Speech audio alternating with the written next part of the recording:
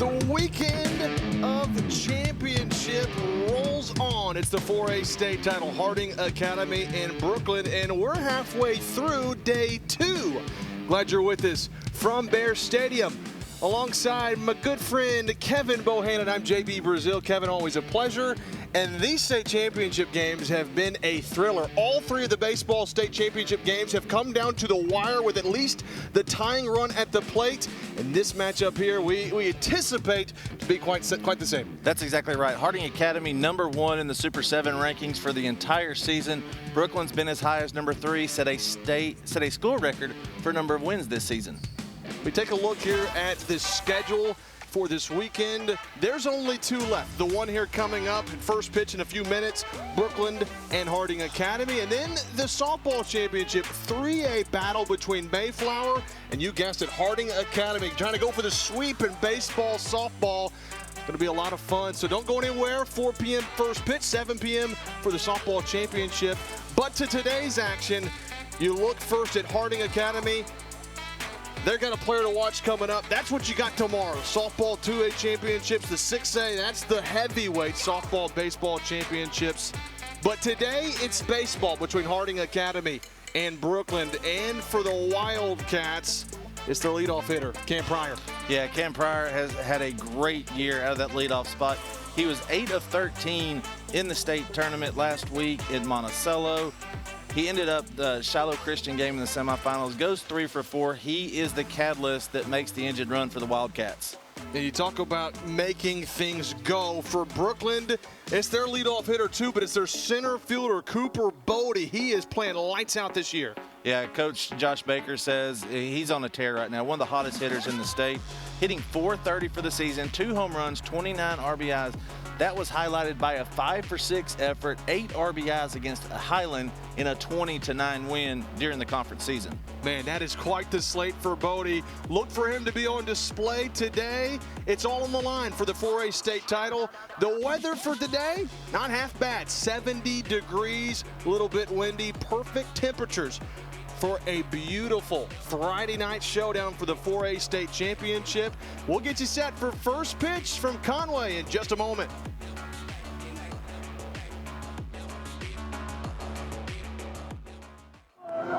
Broadcast of this championship game is made possible by. Since 1937, the electric cooperatives of Arkansas have been providing power to homes, farms, and businesses across our state. The cooperatives are member-owned and work together to serve Arkansans. The electric cooperatives of Arkansas proudly support high school students and athletics in Arkansas and hope you enjoy watching the state championship games on Arkansas PBS Sports. Better connected together. The electric cooperatives of Arkansas. UAMS is a proud supporter of Arkansas PBS Sports. UAMS Health provides orthopedic and sports medicine care across Arkansas, supporting athletes and teams throughout the state. Find out more at UAMShealth.com. Winrock Automotive supports Arkansas athletes as a sponsor of the Arkansas PBS Sports broadcast of the high school state championship games, with 7 dealerships across the state serving Little Rock, Conway, and Jonesboro. Winrock Automotive is community-focused and provides vehicle sales and service across Arkansas. We're honored to be a part of these unforgettable moments celebrating Arkansas student athletes. Winrock Automotive, connecting communities through service and support.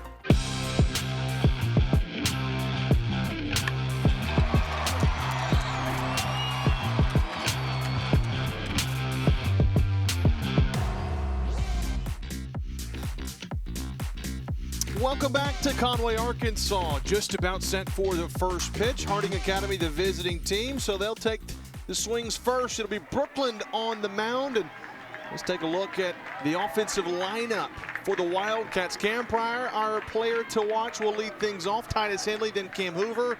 4, 5, 6 is Hawks, Myers, Watson, Corbett, Smith, and Miles to round out the order, the Winrock Automotive batting order. And they're going to face a southpaw on the bump for Brookland. It's Asher Griffin. Love Asher Griffin. He comes over from Greene County Tech, works a low 3/4 slot. Fastball, slider, changeup. If he can work his changeup into the righties, it's going to be a long day for Harding Academy. Asher Griffin on the season, 49 innings pitched. He's got a 1.86 ERA, 94 strikeouts, 35 walks. Teams hitting under $120 against him. He's looking in the game of his life, trying to face a very good Harding Academy team that is going for their 8th state title in school history. Brookland's going for their 1st. And here we go. The sign's been given. The pitch is coming home. We're underway from Conway, Arkansas. 4:05 official start time. Missed down and in, and it's 1 ball, no strikes to the leadoff hitter, Cam Pryor. Yeah, one thing you'll see out of Asher Griffin, he's going to work fast, JB. He's going to work real fast, kind of set the momentum for the game. You can see right quick he's getting 2 pitches real quick. Sure enough, and finds the strike zone this time. Got swing and miss stuff the pitch previous. Gets ahead of a good hitter, 1 ball, 2 strikes. And the southpaw trying to get things rolling for the Bearcats. Just a hair above the zone. Good take from Pryor, maybe too close to take. Yeah, that's one of those that's borderline. It's a 50-50 pitch. Harding Academy has to do a good job of staying up the middle today on Griffin. And the off-speed pitch, too. Good layoff. Well, I think we've seen a ton of 3 ball, 2 strike counts in these baseball state championships to begin from these leadoff hitters. Yeah, and like we talked about yesterday, pitching off of turf is a lot different than dirt. See how these guys acclimate. Adjustment wasn't there. 3 passes to begin the ball game. Cam Pryor, he fell behind a ball and 2 strikes. Excellent job to work the walk. One of the things you'll see from this Harding Academy lineup is they are very disciplined. Shane Fullerton has taught the same hitting philosophy for the last 15 years, and you'll see the same approach just from about every hitter, but they'll have their own unique flair. Coach Fullerton has 5 of those state titles. Big swing and a miss from Titus Henley, the right fielder for the Wildcats, due up now. Cam Hoover's in the on-deck circle. He'll get a crack here in a moment. But a leadoff walk begins the ball game. 0-1's right down Grand Central for strike 2. Worked the fastball down in the zone against the righties. Henley has had a very good state tournament. The semifinals against Shiloh Christian, 3 for 4 with 3 RBIs. Gonna have to protect this time, though. Been a good postseason. 0-2, upstairs a little bit. Yeah, you talked about his postseason. That's kind of the case with a lot of these players, right? To get here, you got to have guys string it together. For Harding Academy, it seems like 1 through 9, that's been the case. 1-2 pitch, busted him inside, but missed the inside corner. Yeah, Griffin right there really trying to command to the glove side, and that's going to bust in on the righties. If they're using wooden bats, that's where you kind of want to break those bats. Runners on the move, 2-2's inside. They test the arm of the catcher, and they got him. What a throw from Rogan Tyler, the hose from the sophomore, and that's the game's first out. Great transition right there, you'll see it. Went on first movement. Great transition by Tyler behind the plate. Good job by the shortstop right there. That is our man Ethan Bales. And there's the defensive lineup right there for you, JB. That's right. Bales there at short, you see. Gabe Carter's to his left at third base. Ripken Tucker's at second. Jake Reese at first. Another free pass, though. Gabe Carter, Cooper Bodie, Eli Foster left to right in the outfield. Rogan Tyler, the catcher, that made an excellent play to gun down the runner. Titus Henley's on base now. Harding Academy likes to apply pressure. It's your Winrock Automotive defensive lineups. Yeah, next up you got Cam Hoover, who moved over from second base to shortstop. His older brother, Kyler Hoover, graduated last year for the Wildcats. So a family of Hoovers. A big strike to begin. So Pryor's done a good job. All 3 hitters, it seems like he's gotten ahead. Yeah, Griffin, that's the thing. If he gets ahead of batters, it's going to be a long day for the Wildcats. Inside corner, snapback throw behind the runner at first. A diving save by Jake Reese, the senior, over at first. Tell you what, JB, I've been a fan of Jake Reese since he was a freshman. He's played all 4 years, made All-State. Now he's in the middle of the lineup. It's his year. Get to a state title game after coming so close the last couple of years. A part of a Brookland team that's only got 3 seniors. 0-2 curveballs popped up. Center field, Bodie's there, plenty of room. And just like that, 2 are gone. Nice work from the starter, Asher Griffin. Not out of the woods yet, though. Runner aboard, 2 gone for Bentley Hawks. Yeah, love the curveball right there. After you establish the zone with the fastball, good command. Then he comes back with the curveball. It's got more of a slider shape to it as well, so we'll call it a slurve throughout the game. It's got more horizontal movement than a curveball does. They got that pop fly to center field. Lefty, clipped him inside. Hit by pitch. All 3 base runners for Harding Academy have reached. 2 with a free pass, 1 the hit by pitch. That's one thing you'll notice. If there are any inside pitches from Griffin, Harding Academy will take them. They do not bail. That's one thing that Shane Fullerton teaches. Take advantage of everything the pitcher gives you. So now the 5-hole hitter, Brody Myers, will step in. The senior, well, he was not going to be their everyday catcher. Isaac Baker went down with injury before the season started. Coach said Myers didn't really want to play catcher, but knew he had to step up. Went to coach and stepped into the office, and he told him, Coach, catcher's mine. I'll step up and be a teammate. He's been that and much more. Yeah, and Isaac Baker could be a college catcher. He played football, of course, tore his ACL, but Brody Myers has been awesome. Hit a home run in the quarterfinal win over Arkadelphia. And he'll have a hitter's count to try to do some damage. You see the sophomore Rogan Tyler trying to calm down his pitcher. Take a deep breath, try to find the zone. The deal with Griffin is he's got the stuff, really good stuff. Control can be an issue at times. Yeah, in command, control, he's going to dial in. He's got the stuff. That's the thing. 2-0 from Myers, strike on the outer portion. That's a good located pitch. You see, take that deep breath. Sometimes that's all it takes for a good pitcher. Just settle in. You would never know that Rogan Tyler's a sophomore behind the plate, the way he has reacted to his pitcher, the way he controls the running game so far. Well, Coach Baker said about his sophomore catcher, he's going to be a D1 prospect. He really shined early in the year in that Houston, Tennessee tournament. Yeah. They went and played some of the top programs in Tennessee, and Rogan Tyler stepped up to the occasion. Yeah, that was after going down to Florida and playing for during spring break that week. He came back, and they just stopped off in Memphis and played Houston High School. That was the first time that they've gone on a spring break trip, but right now it's Griffin location problems. Bases are juiced. All of them have come via the free pass or a hit by pitch. And Rhett Watson will get to bat with the bases loaded. Yeah, don't be surprised to see Coach Bobby Joe Watson, the pitching coach, or another assistant coach come out and make a mound visit right here, and that looks exactly what we got. Looks like Coach Baker's headed out there to talk to a star pitcher.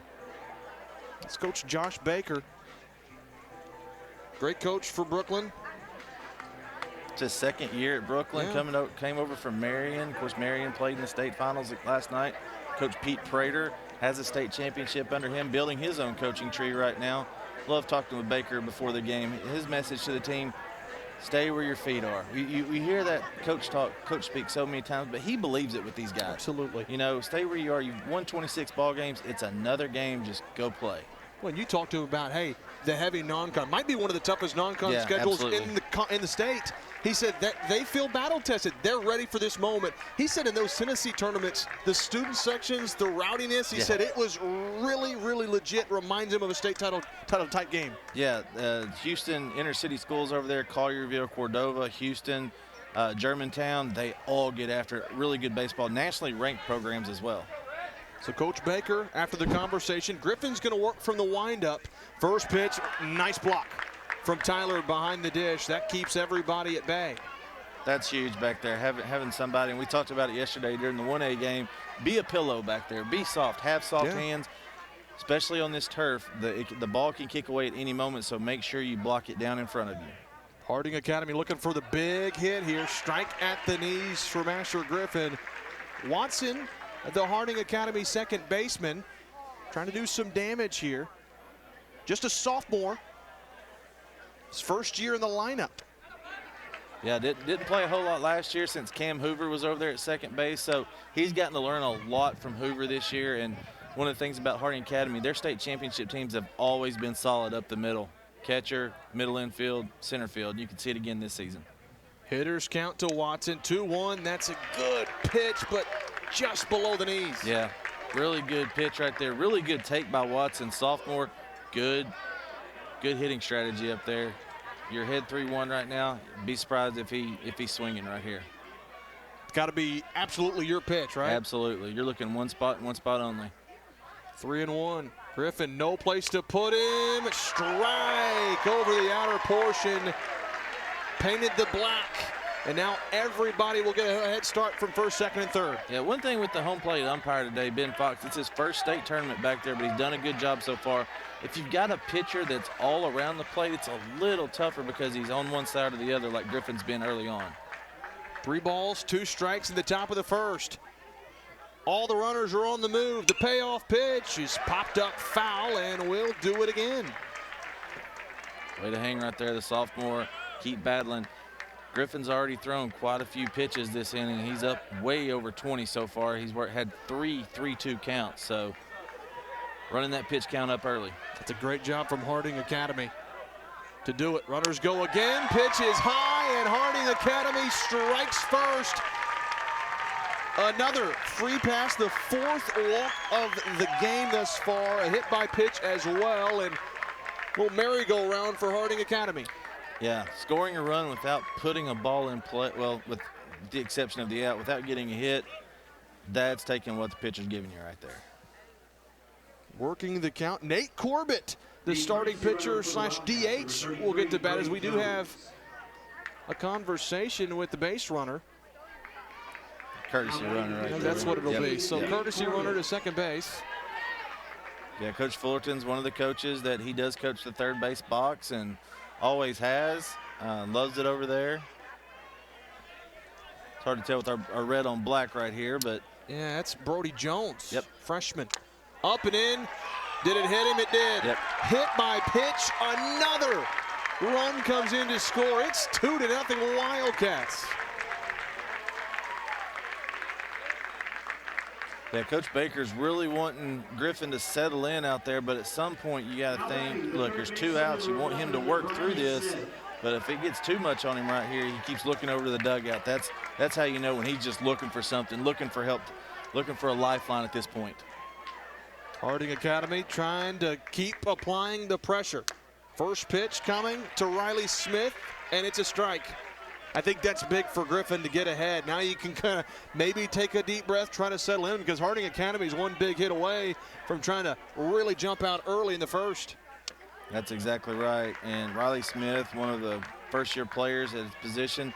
This Harding Academy team, 7 of the 8 players in the starting lineup today, it's their first year at a new position. Smith hitting a .284 average, fouls it back into the netting. Griffin's ahead, a ball and 2 strikes. If you saw, whenever Griffin had looked over, Baker gave him a thumbs up. Said, hey, you got this. Yeah. You got the stuff. Just settle down. And That's exactly ever since right. then, he's come back and looked good. Yeah, we've seen it so far in the first 3 state tournaments. Pitchers have had a hard time just kind of settling in early out there. 1 ball, 2 strikes. Fouled back again. Smith straight back into the netting. Well, Griffin took just a little bit off that. Yeah, and at this point, Griffin, he's not trusting anything. But if he can go back to that curveball that he got Hoover to fly out on earlier, if he can command that, he can get an out right here. 1 ball, 2 strikes to Riley Smith. Griffin swinging a chopper right side. Second baseman Tucker bobbles the ball, and everybody's safe. 3-0 Harding Academy, and boy, that's a big blow to the defense. Yeah, it's like when it rains, it pours right there, JB. Put the ball in play, good things happen. It was a slow roller. The thing that he could have done right there better, and that's number 8, Ripken Tucker. Come get that ball. Come get it and get it to first base. That's all he had to do. I think it almost was like deciding, do I kind of glove and flip to second, or I backhand plant, throw to first? Didn't make up his mind. Now the 9th batter of the inning will be standing in, Joe Miles.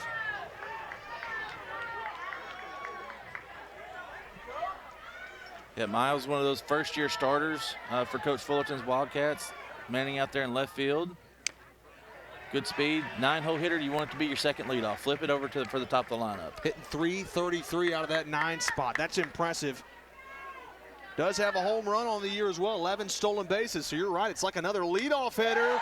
Uh-oh. Comes too far inside. Griffin, another hit by pitch.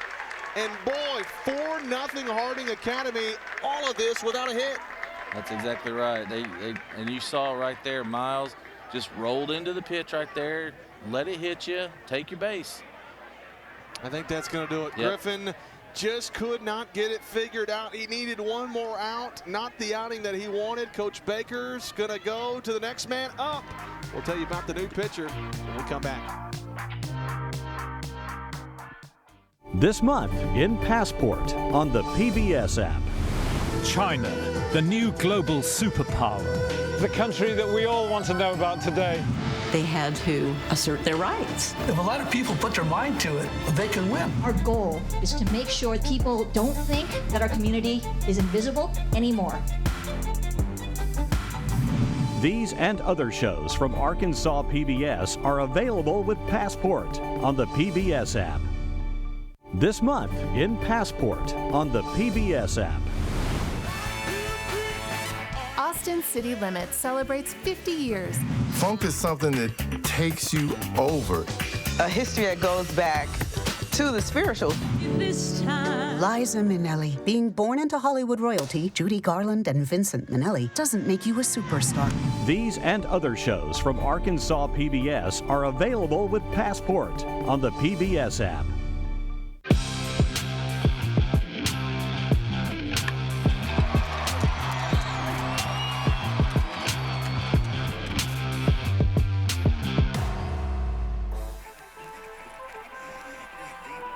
Well, the new pitcher for Brookland out of the pen, not as quick as they wanted to go to him. Cooper Stallings is coming into the game, and he's not a guy that's in the lineup defensively. He's been on the bench, out in the bullpen warming up, and they call on the right-hander. That's right, and this was Coach Baker. They were hoping, look, if Griffin could carry us. He had struggled a little bit in his previous 2 outings, but that was Griffin's first time in a state tournament. Look, now you're down 4-0 to a team that's won 7 state championships, so go to Stallings. They have pitching depth. They're just hoping they didn't have to use it so early in the game. Well, here's the deal. Asher Griffin, just a freshman. Yeah. And throwing 85, 86 from that left side. That's impressive. Cooper Stallings, though, going to sit more in the low 80s, 79, 80 mile an hour, but he's got good location, 38 2/3 innings pitched, just above a 1 ERA, about 1.09. And he'll face back to the top of the lineup now. Cam Pryor, who started all this with a walk. You know, he got caught stealing. Man, this inning could be even worse if they didn't get him out at second. Yeah, we could have a 5-0 game right here. If there was a definition of a crafty righty, this would be it right here. Cooper Stallings is a crafty righty. He's going to fill up the zone, low ERA like you mentioned. That one's driven to right field. Long run for the right fielder. Down the line and foul. Man, that could have been disastrous for Brookland. That would have cleared the bases likely. That would have cleared the bases right there. Great job by first base umpire Paul Cates. He was right on top of it. You can see it right there. Fly ball down the line. Great positioning right there by our umpire. Foul ball by a good couple feet. Great job by our replay booth once again. Sure enough. So it's 1 ball, 1 strike now to Pryor in the inning. 4 walks, 3 hit by pitches has led to 4 runs. Man, bases are still loaded. If that had clipped him, another one would have came in. Yeah, that's really the only time Harding has gotten out of the way, when it's come at their head today. So you see it right there. Pryor ahead in the count. Stallings got to be careful. Harding's 1 big hit away from busting it open early. Pop fly into right field. Battling the sun. Second baseman calling off the right fielder. That's dangerous. Tucker makes the catch, though, and ends the inning, but not before Harding Academy scores 4 runs without a hit. Bearcats got to get the bats out in the bottom of the first. I think it's important for Arkansas PBS to have sports because it provides sports on a greater platform to the entire community. And it also gives people in various other communities an opportunity to see other schools and other athletes, and to have a greater appreciation for not just their own community, but the sports that are available across the state of Arkansas. There are so many lessons that sports provides, and it's one of the reasons why it's so important to the next generation of athletes coming up. This broadcast is underwritten in part by Centennial Bank supports communities across Arkansas and is a proud supporter of the Arkansas Activities Association and Arkansas PBS Sports, providing financial services since 1999. Member FDIC. More at my100bank.com.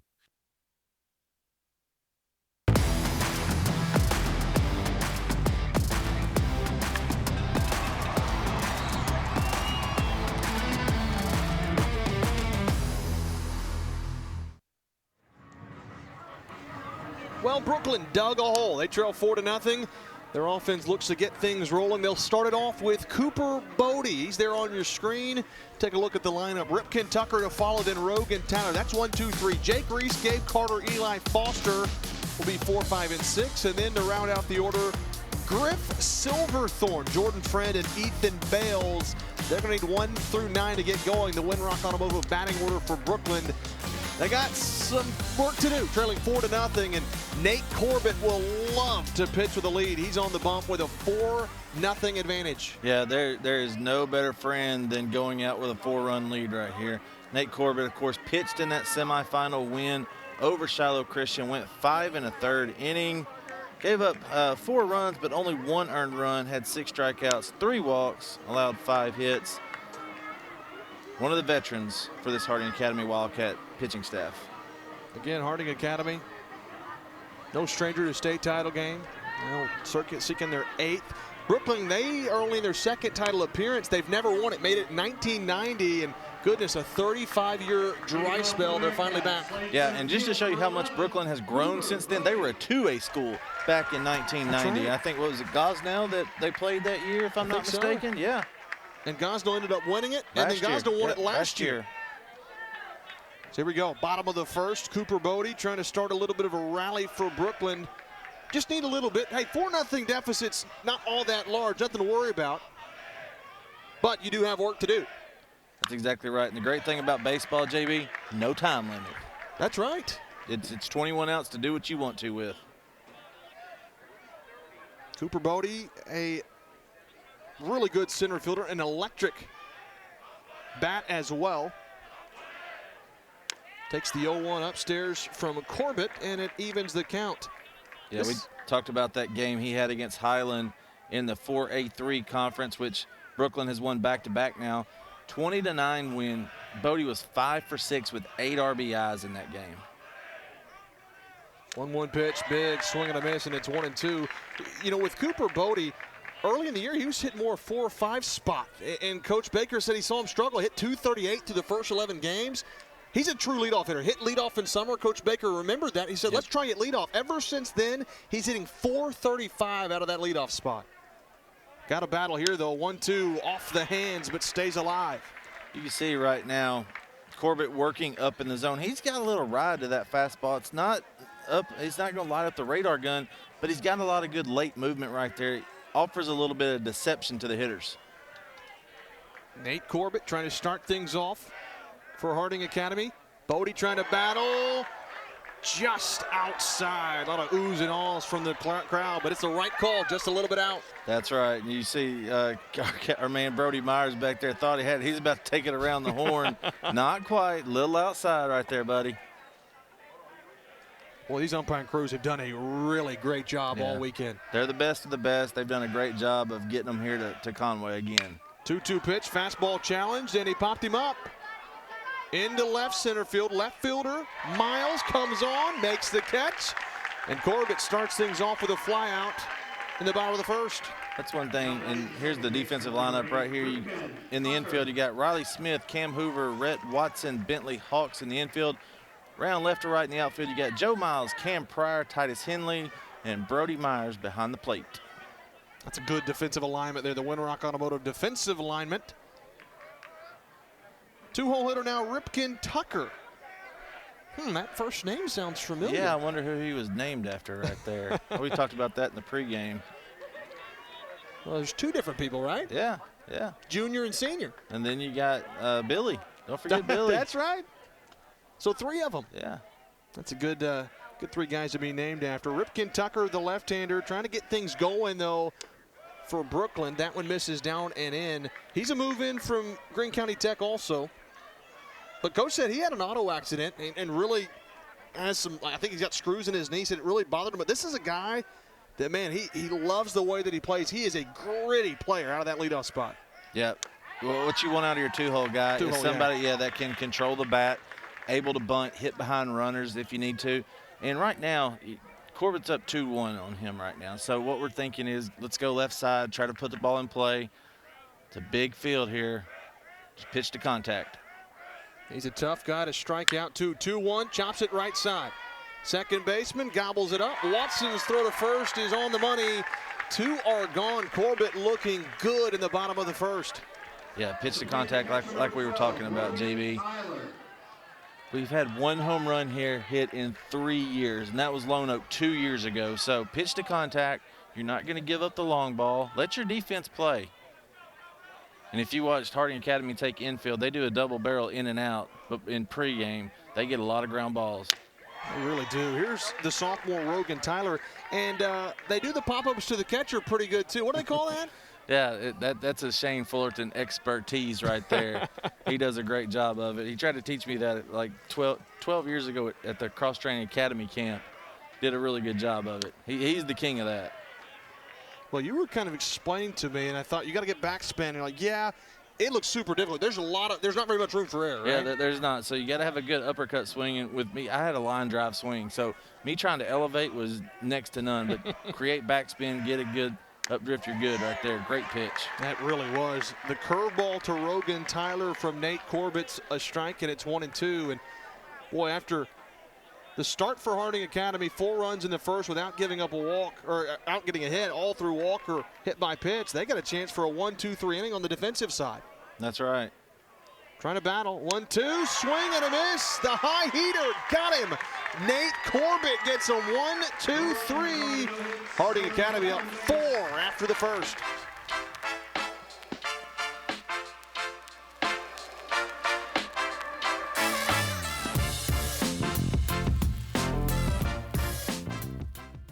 This month on Arkansas PBS.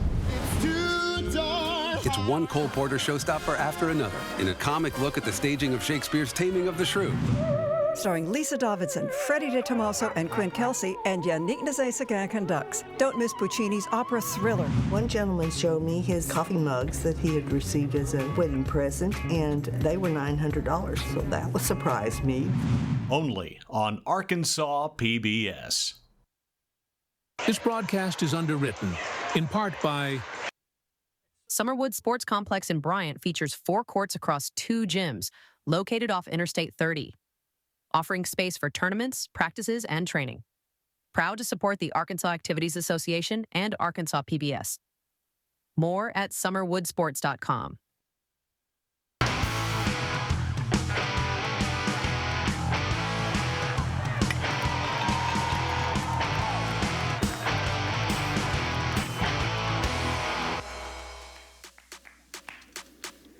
Arkansas PBS Sports is supported by Wendy's. One of the menu choices is the Salted Caramel Frosty. Availability may vary by location. Hey, JB, you had mushroom bacon cheeseburger yesterday, salted caramel Frosty today. We may have to get out of here quick. Well, you can't go wrong. That's right. At all. Top of the second for Harding Academy. They'll have 2, 3, and 4 due up. It'll be the first full inning of work for Cooper Stallings. He came in with the bases loaded and 2 out, did his job. Got the pop out of Cam Pryor. So now he'll face Henley, Hoover, and Hawks to begin the top of the second. And again, just looking to settle in, keep them at bay, because Harding Academy didn't really get anything going offensively with their bats. It was the good takes. They worked the count. First pitch swing and chop to that left side. Shortstop Bales charges, throws on the run, and they got him. Nice play defensively to get the first out. Henley can fly too. A quick throw for the shortstop. Yeah, that's exactly what you want. We talked about Henley, on the season. Runs pretty well out of that 2-hole. He's got double-digit stolen bases on the season. Really good play right here by your shortstop. Coming through the ball, make a good, accurate throw on the run. Right-left throw, that's exactly what you want. Now a curveball strike to Cam Hoover, the 3-hole hitter. Hoover flew out to center field his first time up. One of 2 hitters in the lineup. I guess only 1 hitter that hit out against Griffin, the starter. The other one got caught stealing.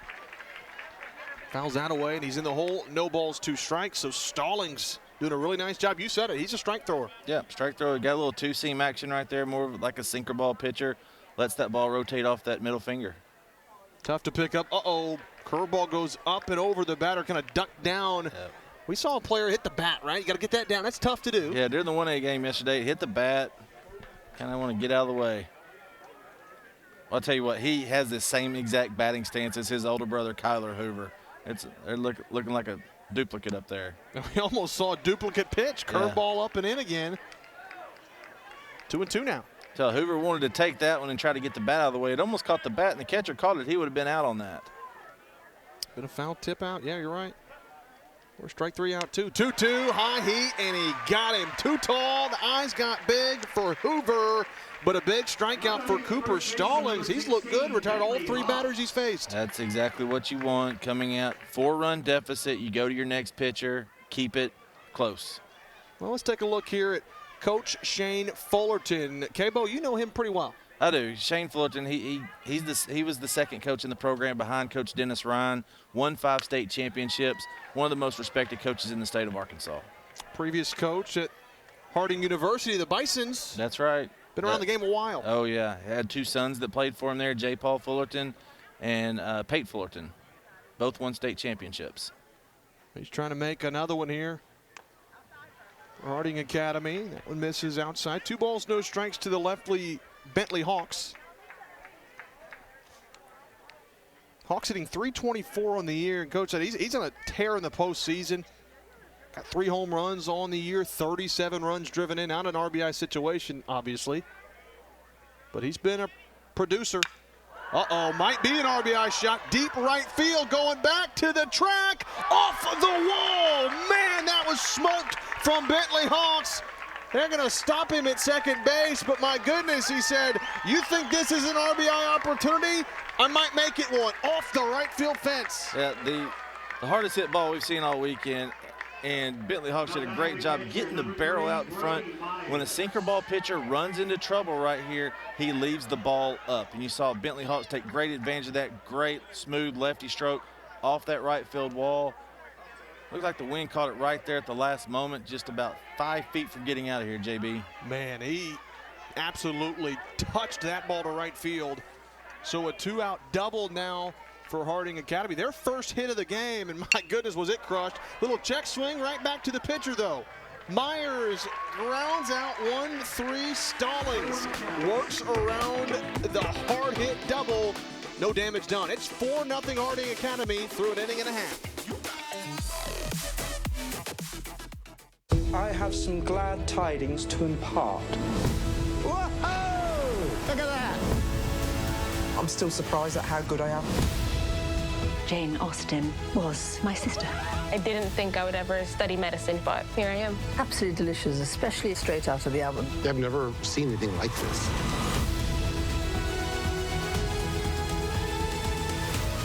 I think we have sufficient cause for celebration.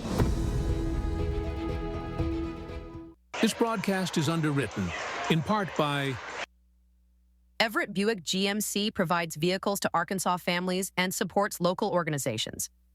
Community involvement has been part of our story for generations. Proud to support the Arkansas Activities Association and Arkansas PBS Sports. More at everettbgmc.com.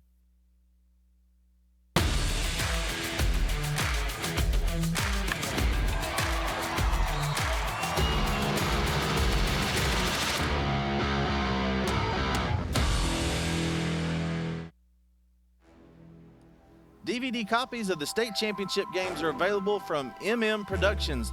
For more information, go to mmproductions.net. Well, we roll on here in the bottom of the second inning. 4, 5, and 6 due up for Brookland after they went in order in the bottom half of the first. And Harding Academy, the story of the game thus far, though, is in that top first, bringing 4 runs across, all without a hit against the freshman starter Asher Griffin. And boy, they applied the pressure, took some pitches, but I think Griffin some self-inflicted wounds. And then there's a defensive miscue as well that just didn't help. Yeah, it's just an unfortunate series of events for the Bearcats to start the game, but settled down that inning. Stallings gave them exactly what they need right there. Just a little bit of composure, came in and did a great job. Yeah, because all things considered, down 4-0, that's not half bad. That's exactly right. Jake Reese will start things off. The senior first baseman for the Bearcats takes it down and away. He's been around the game a while. Yep, 4-year starter. Jake Reese has some pop from that right side. 30 RBIs on the season. 3 home runs, I believe. Coach said he embodies Brookland baseball. Gets a big swing and a miss, though, that time. Corbett came right over the heart of the plate. Yep, Reese hitting .368 on the year. Good big body. He was committed earlier on this season. He's opened up his recruiting right now. He'll be a good get for somebody. Takes that just off the plate outside. Corbett, he wanted the strike but didn't get it. Looks to the dugout. You can see. Like, where am I missing? That's exactly what he's saying. Where am I missing at? And Shane Fullerton will ask. He'll ask the umpire, hey, Blue, they want to make adjustments. Sure. And I respect that. Not complaining, just want to know what they got to work with. That one misses down and away. Good take for Jake Reese. Brookland's looking for their first base runner of the game after falling behind early 4-0. Yeah, Hitters count. Reese being a good leadoff hitter right here out of the 4-hole. 3-1 pitch, swing and a miss again. That one a little bit higher in the zone, but now the count's full. Yeah, we've seen Corbett so far establish his fastball in the upper part of the zone. Brookland hasn't been able to do anything with it, so you can imagine that he'll stay right there. Plus, his breaking ball tunnels better off of that. It makes it hard for the Brookland hitters to pick up what is coming next. Payoff pitch to Reese, up and away, chop to that right side. Watson gobbles it up. His throw to first is pure, and the leadoff batter's gone in the second. It might have been out of the zone, a little up and out. Yeah, Reese is going to kick himself from that one. That was ball 4 for sure. So now Gabe Carter, the left fielder for Brookland, will step in. Here's that ground ball to the second baseman. Nice job from Watson. Fundamental, stays down on it, not trying to be too fancy. Good, quick transition. Little heel-toe action right there that Coach Fullerton teaches for his infielders. Little instep action, little V-cut. Gabe Carter takes a strike to begin. Coach Baker says this is big play Gabe. He hit a double in the 10th against Robinson. Huge. That's a really good Robinson team that they knocked off. A team that made it here last year. Lost to Prairie Grove. Yeah, that Robinson team looking to get back to the state championship game this year. They ran into the Brookland squad. Brookland, great resiliency that game. The bottom of the 7th, the bottom of the 9th inning, I believe. Yeah. Robinson had bases loaded, their leadoff hitter up, and were able to get out of it. Coach Delaney, though, for Robinson, man, he's done a great job with the program. He was. You know, I talked to him the other day, and I was like, Coach, just remember, in 2020, you guys had only made one state tournament. That was 2019. So now you're expected to get to the state championship game every year. That's great expectations. Yeah, now he's like, my expectations have always been that way. There's a chopper to left side, foul. And that's what you want. You want your kids to be able to believe you can get to a state championship game, and nothing's too big. And those guys have started believing, and you see it. We had more parity and balance in high school baseball this year, JB, than we have in the last few years. And it's been evident this weekend with all the close ball games. Sure has. All 3 games previous in the baseball championships have come down to the wire. 4-0 though here in the top of the second. Harding Academy scored all 4 of the runs in the first inning without a hit. Pitch to Carter. That ball's touched. Deep left field. On the run is Miles, and he makes the catch in the gap. He's fired up. Miles, nice job. Gets a great jump and tracks it down. Yeah, that was the key on that one, was the jump from the get-go. He saw it was going to be in the gap, didn't overrun it. We saw yesterday guys were overrunning fly balls out there in left field, but a great job by Miles to run that one down. See, good stroke right there. Short to the ball. That's tough. When you're covering the power alley, yeah, great job by Miles. Really pumped up. He got a little fist pump in there, a little Tiger Woods fist pump. He's excited. State title game, why not, right? Yes, he did go around. Eli Foster, the right fielder for Brookland, batting. All 5 batters have been retired by Nate Corbett. He's done a nice job. Yep, and our home plate umpire, Ben Fox, called the strike on the swing on that one. He wanted to establish he did swing at it. 0-1 pitch. Good Just a little bit up. Yeah, good changeup right there. That's first changeup we've seen from Corbett. I really like that. It had a little good fade, a little up in the zone right there. Corbett getting a little fired up. And where's it missing? I got to know. But it's not where the catcher receives it, right? It's where it crosses the zone. It's where it crosses. And these guys are calling about belly button to knees. That's what you want to call. But right above the belt buckle. Foster turns on one inside, into right field, past the diving second baseman. The first base runner of the game for Brookland, and it's a base knock to right. Really good job by Eli Foster right there. Corbett made a good pitch. That ball was on the inside part on the black. Foster got the barrel out in front. Great job of hitting right there. And here's a guy who would make it on the all-name team, right? Yep. Griff Silverthorne, love it. The DH due up. Yeah, we had Cutter Dollarhide this morning for Ashdown. That's right. That's one of the best ones in the state. But yeah, Griff Silverthorne right here hitting .307 on the year, 18 RBIs. That's one thing about this Brookland lineup. They're all double-digit RBIs, anywhere from 18 to 30. They can do damage up and down this lineup. And that's what you expect from a team hitting .329. This is a guy, too, that also has baseball in his blood. Dad played at Arkansas State. He actually, talking about Griff here, drove in the winning run against Robinson. He's hitting .450 early portion of the year, and it's really not cooled off a ton. Yep, Corbett just missed on the outside corner right there. Really wanted that pitch. Really good execution so far by the junior from Harding Academy. 1-0 pitch, chop left side. Foul ball. Third baseman was charging, and anytime it's hit softly, when you got speed, it can always be an adventure. That's exactly right. And, you know, played on this turf, it's a little different. We talked with Coach Baker about how they practiced, and they got on the football field this week. Then they went to the indoor, so no surprises. Harding Academy, they do have an indoor facility there to where they can take off turf. They've played on turf this season, of course. Nate Corbett delivers 1-1, trying to go outside, misses the zone. Hitters count for Silverthorne.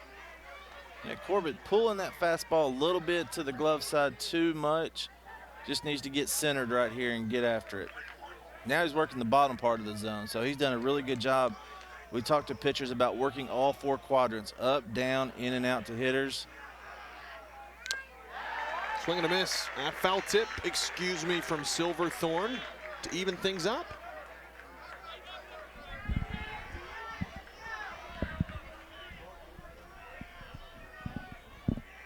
Brookland just got their first base runner of the ball game. A nice piece of hit.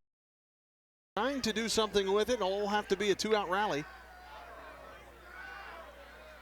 But Nate Corbett trying to put an end to that. Yep, see if the runner gets going here. Ooh, up and in.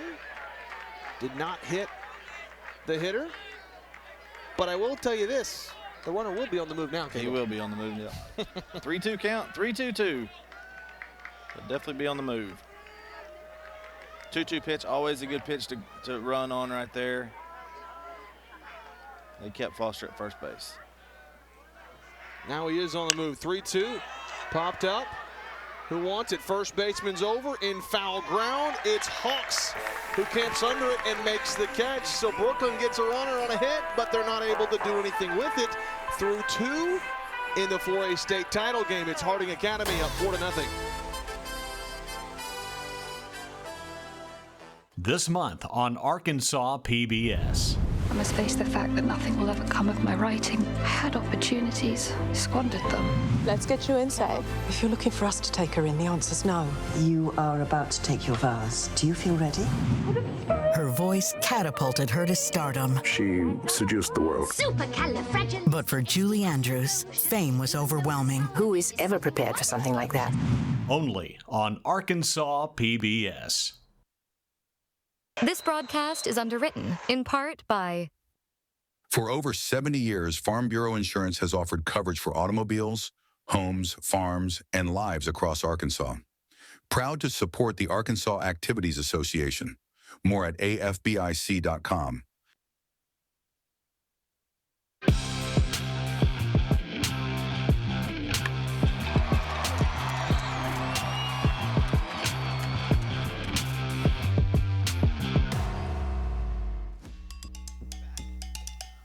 All right, it's trivia time. Who holds the record for most state championship game appearances without a loss?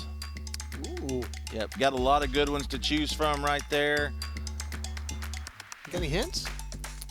No, I don't have any hints on this one, okay. But I got some schools I'm mulling over with right here. Interesting. Okay, yeah. we'll get that answer from you. And we've got a lot of state champions that have appeared, but who has the most appearances without a loss? That'll be a good one. Well, we head to the top of the third. Cooper Stallings out for his second full inning of work. Pretty nice job. It'll be Red Watson, Nate Corbett, Riley Smith due up for Harding Academy. All three of these hitters reached in the first inning without a hit. A walk, hit by pitch, and an error. Stallings misses with both pitches to begin the third, and it's 2-0 to Rhett Watson. Yeah, Watson kind of slowing Stallings down right here. Let's see. They want the momentum on their side. It's the game within the game. Coach Fullerton will slow him down.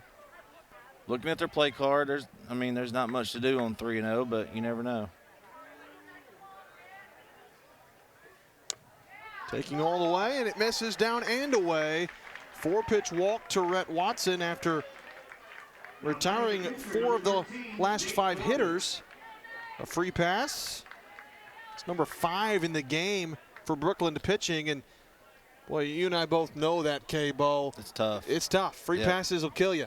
Talk about the one he didn't retire, Bentley Hawks with the double off the right field wall. Jackson Engel 2 years ago from Lone Oak, the only home run in 3 years so far, or 2.5 years at UCA Bear Stadium. What do you know? He's stayed close by. Yeah, he did. Had an injury this year. One of my favorite young men to cover over the last 4 years of covering high school baseball. Great competitor, outfielder, pitcher. He's going to be on the mound for the Bears next year. So here's the pitcher, Nate Corbett, was hit by a pitch in the first inning. Now his second at-bat of the game. And it comes inside, gets away from the catcher. Watson moves to second base, and Harding Academy will have 3 chances to knock him in. That's right. Get the runner over any way possible. Bottom part of the lineup. Coach Fullerton likes to play opportunistic baseball. We'll see if they start taking advantage here. 6 straight balls for Stallings. Green light for Corbett on a 2-0 fastball, and it's fouled away. That's the one pitch you wanted right there. If he was going to swing, it was going to be right at that one, about thigh high, middle third of the plate. Jump on it. Because you know the pitcher's got to come into the zone. I like that approach. Still a hitter's count for Nate Corbett. Riley Smith waiting in the on-deck circle. Now Corbett squaring, offering, fouling away. Tell you what, I used to teach bunting at Shane Fullerton's baseball camps, and that was one of the things that they really want. They get their nose out over the ball. Everybody 1 through 9 can bunt. You got to be ready for anything. That's one of the things when you play a Harding Academy team, they can lay down a bunt 1 through 9 in the lineup. Corbett trying to do a job. 2 balls, 2 strikes. Likely not bunting. He's not. Comes inside. He was not going to move out of the way. It just dipped below the elbow, and the count's full now. Yeah, a little inside right there. Good 12-6 curveball from Stallings. I'd like to see him throw that a little bit more because it bends a different way into left-handed hitters. He's got a 4-seamer, a 2-seamer, that 12-6 curve, and then a changeup. Little 4-pitch repertoire. A little gamesmanship going on right here. Both teams like to use the wristband instead of giving signals to the catcher. One thing we've seen that's very prevalent in high school baseball these days.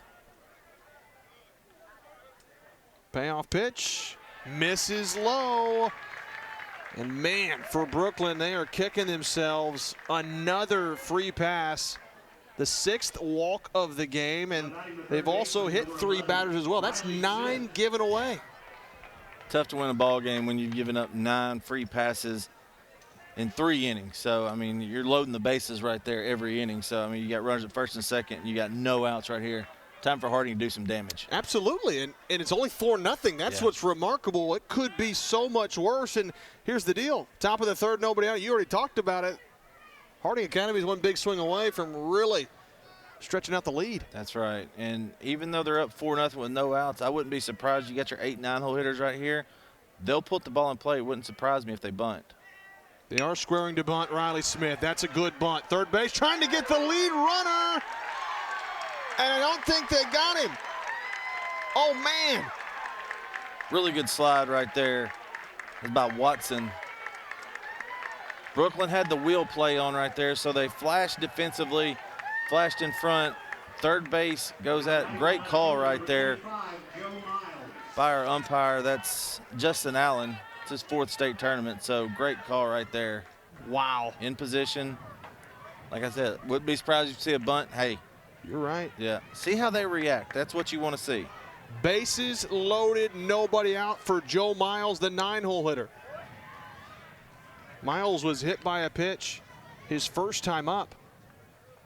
Miles made that great running catch last inning. Left field. See if he puts his speed on display right here. Cam Pryor in the on-deck circle. Oh, boy, that one is driven to right field. Should be deep enough to get a run home. Foster makes the catch.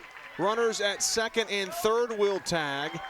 A run comes in. Sacrifice fly for Joe Miles, and it's 5-0 Harding Academy. There's a really good job by Miles right there. Get the ball in play. Don't do anything much. But I'll give Eli Foster credit right here. He didn't try to throw through to third base. He got the ball into his cutoff man. That allows to keep the man at first, the runner at first base, and still keep the double play in check. Now top of the lineup. Cam Pryor in the 3rd inning, now with his 3rd at bat of the game. This was the hitter that Stallings faced back in the 1st with the bases loaded and 2 out. Got him to pop up into shallow right. But there you see it, the walks allowed, 6 for the Bearcats. 3 hit by pitches that they've issued, so 9 given out on a silver platter. Oh, nice job by the catcher to get down and block that one. Rogan Tyler keeping it in front. Still runners at the corners with 1 out for Harding Academy. Yeah, Rogan Tyler doing a great job behind the plate. His pitchers aren't doing much to help him right now, and Tyler's really keeping him behind in the game. Keeping the positive attitude out there as well. That's what you need. Pryor hoping that he comes in to the wheelhouse. Chopper there. Nice play. Backhand stab. They throw home, and they got him. What a play at third. Friend with a diving stop on a backhand pick, and he guns him down at the plate. That's a big out. Yeah. Situation like that, you could be thinking 5-4-3 double play, but you know Pryor can run.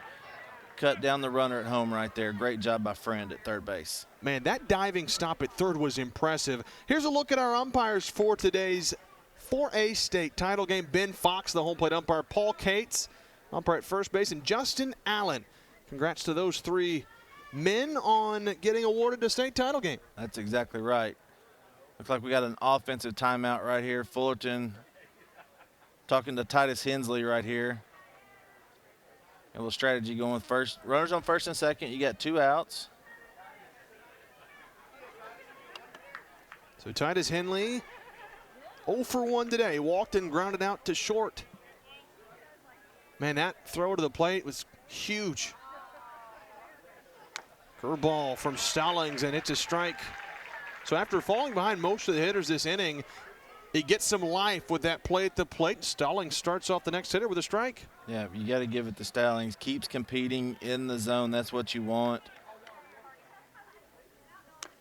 Curveball misses away to Henley, and that'll even the count at a ball and a strike. Yep, kind of jerked that one a little bit. That he is most effective when he starts that thing right over the middle of the plate and let it drop down.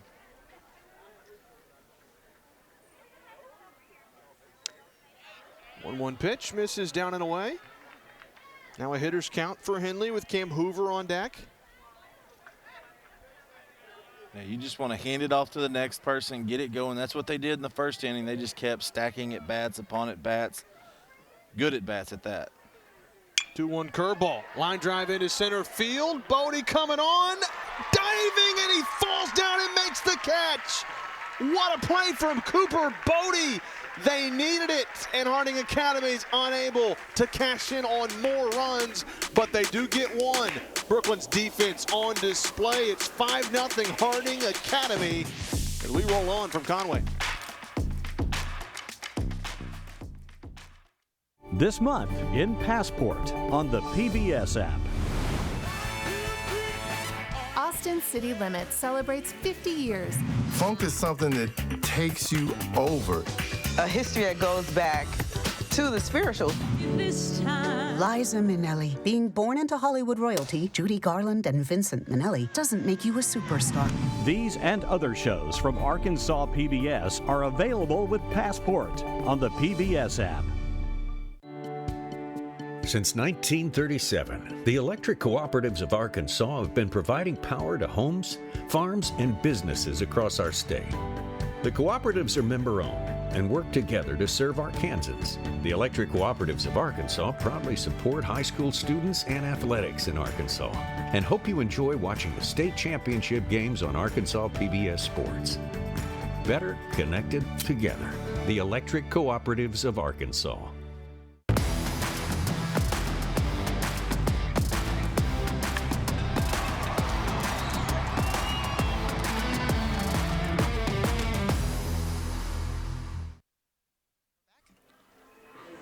Go back to our trivia question. Who holds the record for the most state championship game appearances without a loss?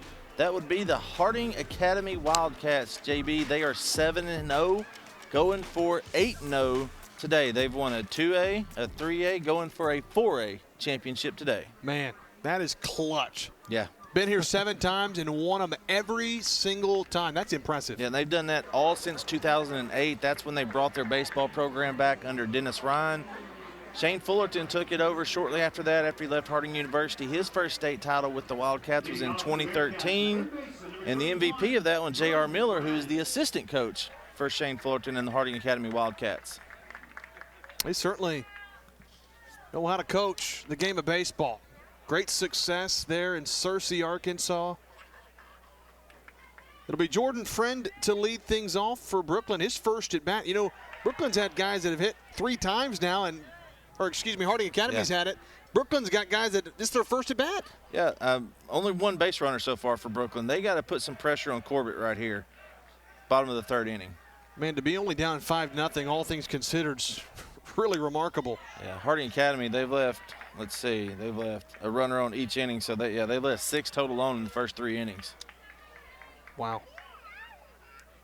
Brookland's only left 1 on, and they're looking to try to start something. Friend, the Brookland 3rd baseman. Bales will follow, and then back to the top of the order. And Bodie, as that 2-0 pitch misses up and away. 3-0 to the leadoff hitter for Brookland. Corbett has shown in the past, like we mentioned in the semifinals against Shiloh Christian, he can lose command a little bit at times. He had 3 walks and 5 1/3 innings in that game. So, you know, so far he's had really good command. Just need to get back in the zone right here. Taking all the way as Corbett comes home. 3-0 pitch. There's his strike. Right down the middle. Now you can see he had 33 pitches through the first 2 innings. Our production staff doing a great job. The pitch counting is up there. He's at 37 right now. If he can get out of this with, 45, he'd be doing good. 3-1's fouled away. Back into the grandstand. Hits the roofing. You heard the loud thud. Full count. Yep. Jordan Friend, he's hitting .272, the only starter in Brookland's lineup under 300, but has done a good job. 15 RBIs, 12 stolen bases on the year. He's one of 5 with double-digit stolen bases for the Bearcats. The payoff pitch from Corbett, fouled back into the netting from Jordan Friend. He is hanging tough at the dish. Yeah, Corbett doing a really good job. He started out 3-0. Now he's battled back, got the full count. Threw another strike. He looks like he's taking a little bit off that fastball, just kind of being nice and fluid with his motion right here. Just taking off to locate. I like that. That's all you need. You're up 5-0. Just throw strikes. 3-2 though, misses up and out. A leadoff free pass. The 2nd base run of the game for Brookland. The first via the base on balls, and now Ethan Bales, the 9-hole hitting shortstop, will step in. Yeah, sophomore Ethan Bales has done a great job so far this season. He's hitting .311, 21 stolen bases. He does have a home run, 17 RBIs. Let's see if Brookland gets anything going right here, gets him in motion. They need to put pressure on Corbett right here. Try to start inching back, clawing back a little bit. First pitch from Bales down the left field line, smokes it. It's going to go all the way to the wall. Second to third. They're going to wave home friend. The throw to the plate is cut off. How about it? Out of the 9 spot, it's Ethan Bales delivering. We talked about it, JB. First pitch swinging, put pressure on Corbett and the Wildcats. That's exactly what he does. Down there in no man's land in that left field corner. Great job by Friend to come around from first and score. Boy, that pitch was elevated, and Bales crushed it down into the left field corner. And Coach said he's the fastest kid on the team. He can fly. He got to second in a hurry. It wouldn't have mattered. It was his bag all the way. Absolutely. He's the first Bearcat that's been able to get on that high fastball from Corbett. So let's see if Cooper Bodie follows it up with right here. Man, Bearcats got something working. Yeah, your 9-hole guy to start that, hoping to kickstart the offense with the right guys coming up. Cooper Bodie, a .430 average coming into the state title game. RBI opportunity. Here's something to think about. Bodie out of the top of the lineup has 29 RBIs. That means the bottom portion of the lineup has been producing for Coach Baker. That's exactly right. And when you have a leadoff hitter, you look at the University of Arkansas with Charles Davalon, you know, having over 50 RBIs this season. That's what you want to see. The caboose gang, is like they like to call them in Fayetteville. The Brookland Bearcat lineup has done it well at the bottom also. There's a look at the head skipper for Brookland, the head coach Josh Baker, good friend of mine, as a matter of fact. He has had a great coaching career. Played under Frank Lee at Williams Baptist and then got into coaching. He loves the game, loves to coach, giving back. He was coached at Fieldhouse, volunteered there at the high school level, summer ball stuff, and then led to some coaching stints, Nemo Vista, before he was the assistant at Marion, and then now on as second-year head coach at Brookland. He's done great things. Moving his way up. Of course, Brookland was under coach, one of the legends, Bill Taylor. Now they've got some consistency with Baker there at the helm. The 1-0 pitch to Cooper Bodie misses down and away. 2-0 hitters count. This is the first bit of adversity that Corbett has faced, and that walk coming back to bite him. That's exactly right. Giving up free passes. You get leadoff hitters on that go around from walk. A lot of times they come around to score. Yeah, the numbers are staggering. Yeah. Pickoff move to second base. It's close, but he's back in ahead of the tag. I don't know it off the top of my head, but it's above 70% of the time, it seems. It's 72, 73%. Yeah. You give up a leadoff walk, they come around to score, especially in high school baseball. On that pickoff play right there, you want to see Cam Hoover be a little quick to flash. He kind of just walked in back there. If you flash quicker, may get that pick. Because you'll have him off a little bit further. He doesn't realize it, 3 balls, no strikes to Cooper Bodie. That's one of the things where there's communication going by the third base coach, which is head coach Josh Baker. He's letting Bales know where Hoover is at in his back pocket. Got to come with a strike. First base is open, and Corbett throws it right down the middle for a strike. You want to be very careful right here. It could be 5-3. I'm going to be honest with you. Cooper Bodie can get on one right here. So Corbett has to be a little fine. You got a four-run lead. Just be a little careful. We've already seen a deep fly to right field. Time is called before the pitch from Cooper Bodie. That fastball is a little bit elevated. Yeah. Good job right there by Corbett to finish the pitch. You don't want to stop mid-motion. That's when injuries occur. We saw Bentley Hawks bang one off the right field fence for Harding Academy back in the second inning. Got to be careful to Cooper Bodie. 3-1 fastball, too tall. And Brookland's got runners at first and second with nobody out, and Ripken Tucker due up. Yeah, no harm done right there. If you want to have a walk, that's a good walk. Now you got a double play situation set up. So all Corbett has to do is settle back down. He's already up in his pitch count this inning. He's struggling with the command a little bit. Just need to settle back down, but now you got Ripken Tucker 2-hole up. The senior hitting .398 on the season. And you got speed on the base paths with Bales at second, and then Cooper Bodie, the straw that stirs the drink. Go behind the runner at second. They got him in a rundown, throw to third, and he didn't get him. He takes third base. They caught him in a rundown. Wow. Risky move, but it pays off for Brookland. Yeah, Bales, like we talked, got hung out on the extended lead, on the secondary lead right there. Brody Myers threw behind him. Great job by the young Bales to take off instead of getting in a rundown. It was bang, bang at third, but I think they got it right. The hand absolutely just touched the bag before the tag. There it was. It was close. Yeah, the tag was on the back. He was already through. He almost slid through the bag. That would have been closer right there. So now you got runners at the corner. Bearcats looking to do more damage right here. Tucker showed bunt, pulled it back, looked like he was swinging, and takes the fastball low. And now the Brookland faithful, for what seems like the first time today, getting a little bit more energetic, getting right back in this thing. That's right. Everybody coming down from the Jonesboro area to Conway. Got a really good crowd once again. There's a conversation piece. Cam Hoover, coming in from short. Yeah, Hoover doing a great job. One of the team captains on this team coming in, settling his pitcher down. Look, just go after him. Still got a double play intact. Hitters count to Ripken Tucker. He shows bunt, not bunting, inside, and the 3 balls and no strikes. Corbett struggling to find the zone now. The pressure was applied, and I think that big double from the 9-hole spot really sparked things for Brookland. Yeah, they've definitely flustered Corbett. You can see the body language is not as positive as it was the first 2 innings, so now Brookland ready to attack. 3-0 pitch, taking all the way. It's a high strike. Toss to the back from Ripken Tucker, and the long walk back to pick up the bat. Yeah, that's one of those where you apologize to the umpire, or the next pitch that anything's close might be a strike again. That was a definite strike. That was down the middle, about belt high. Trying to steal one, but it needs to be a little bit more borderline. Right. That's right. 3-1 pitch, swinging away, right field charge. That's a base hit into right field. RBI single for Ripken Tucker, and Cooper Bodie moves from first to third. Got that fastball up in the zone. The velo was not there on that one, and Bodie does a great job getting on top of it.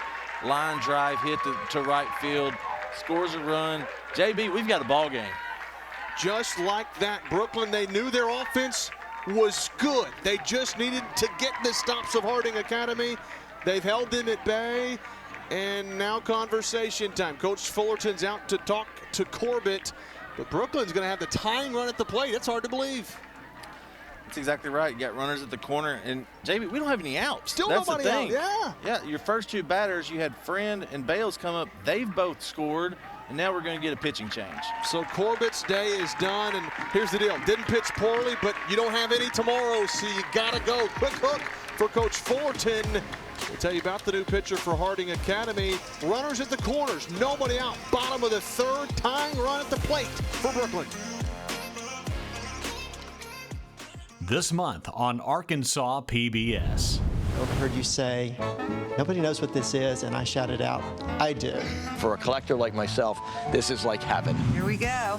I'm home. The party is just getting started. They're so romantic.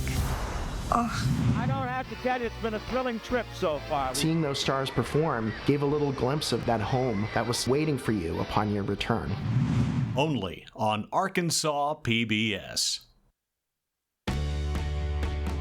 You know, I think sports are really big to a lot of people, and because it's an important part of our fabric in our community. And the one good thing about what I've seen is it's high quality production. You know, you think of the small communities all over Arkansas, it's a big deal that they can turn on the TV or DVR or whatever and know they're going to get a quality product. And so I think it just expands the focus of what PBS is doing. You know, Arkansas PBS is doing a great job, and I think it's part of education. I have some glad tidings to impart. Whoa! Look at that! I'm still surprised at how good I am. Jane Austen was my sister. I didn't think I would ever study medicine, but here I am. Absolutely delicious, especially straight out of the oven. I've never seen anything like this.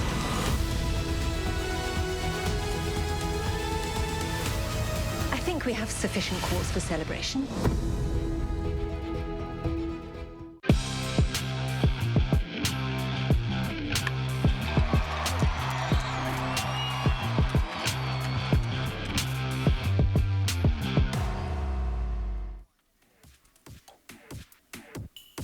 Well, as to be expected, Brookland Coming back, we felt like they weren't going to lay down. Harding Academy jumping out 5-0, but 2 runs home in the inning for the Bearcats. And they've got the tying run up to the plate. It's who expected to be on the bump after Corbett's day was done. Cam Pryor coming out of the pen. He's 9-0 on the year. They move him in from center field. And he comes into a bit of a jam. Runners at the corners, but a man at the plate. Yeah, Cam Pryor, the do-everything junior for the Wildcats, leadoff hitter, center fielder, but he's been their clutch guy on the mound late in the season, especially in the regional and state tournament. Come in and see if he can limit the bleeding right here. Cam Pryor, a tight situation, but 9-0 on the mound this year. That tells you he can throw the baseball. Yep, that's exactly right.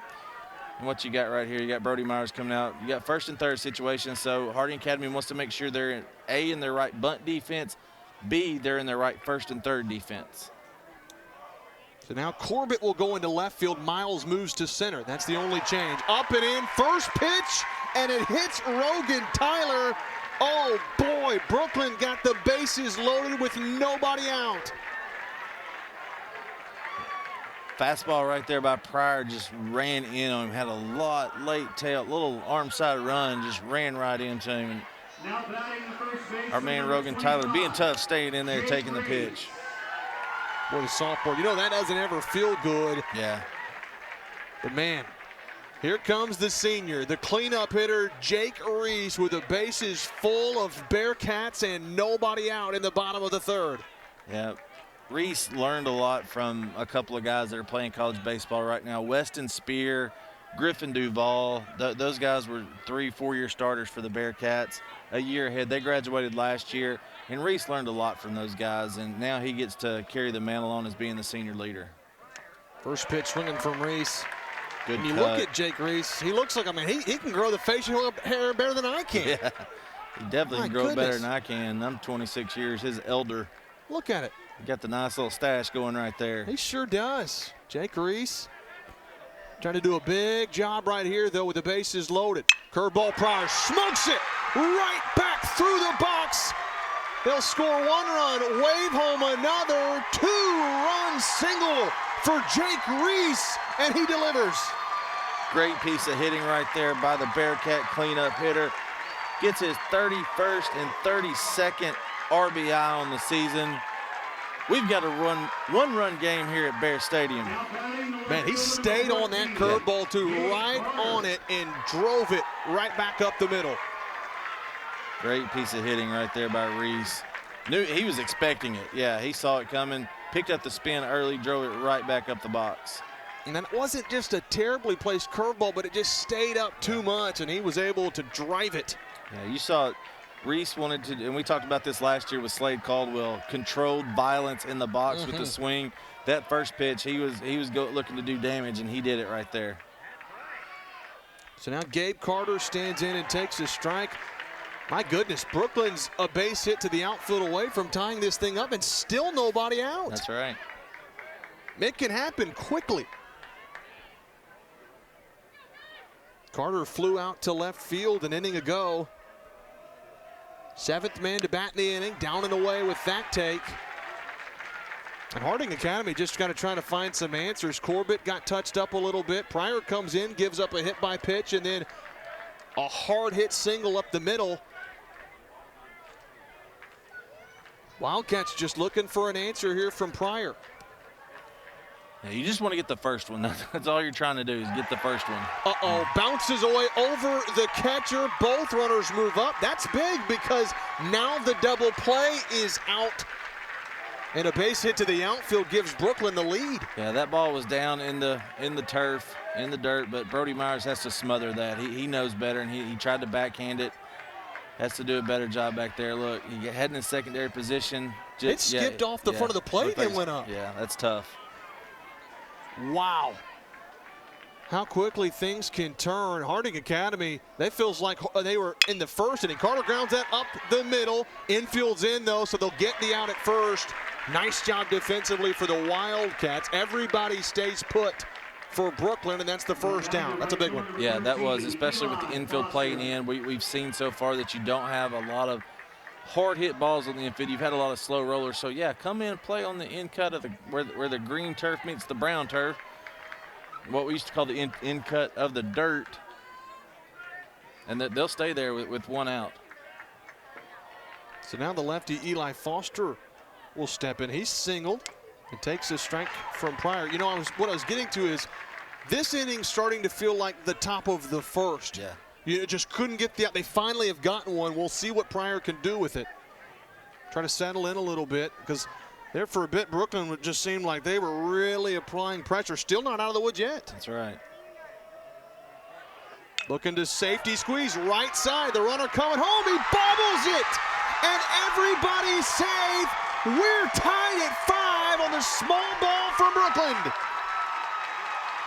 Brookland taking advantage of the opportunities right there.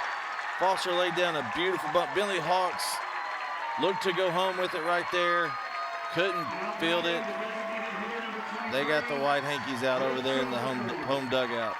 It was going to be close. He had to field and throw quickly. It was going to be bang, bang. Took his eyes off the ball, and man, now that I'm looking back, I don't know that he could have had him. It's going to be too close. Yeah, and that's one of the things that we talked about, JB, in the onset of the game. This is Hawk's first year at first base. Yeah. It's different, so I don't care how many reps you've taken. He's an outfielder by trade, and it's just a little bit different situation. You got a little pressure on you right there. Now you got a tie ball game. You got the go-ahead run at third base. It's crazy. Yeah. And here's what's tough, too, for Hawks coming in. The lefty, he charges in. He's going to have a tough play at first either way because of him charging in. That's a really well-executed bunt attempt by Brookland, and they did it flawlessly. You want to go to the first base side right there because that gives you a little clearance because the third baseman is taught to go with the runner. And if it's down the third baseline, you can only go as far as that fielder can. So great job of execution right there by Coach Baker and the Bearcats. And a smart job from Foster, too. While that ball was bobbled, he took second base. So second and third for Brookland now. And man, oh man, the 9th hitter due up in the inning, Griff Silverthorne. He's got a chance to give the Bearcats their first lead of the night. That's right. He popped up to first in foul ground his first time up. Drills this. Base hit to left field. Brookland's got the lead. A 2-run single for Griff Silverthorne. And Brookland's bringing out the bats. 7 runs in the third inning by the Bearcats, and we've only got 1 out. Great job of hitting right there. First pitch swinging.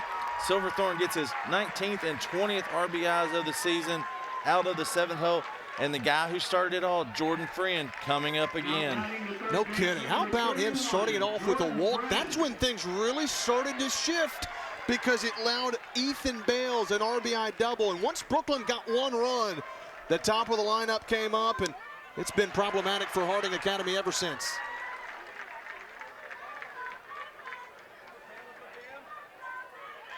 They limited Silverthorne to first right there on that one. I actually thought he was coming out of the box with a double. It was well hit down the left field line. Miles did a great job of getting the ball in.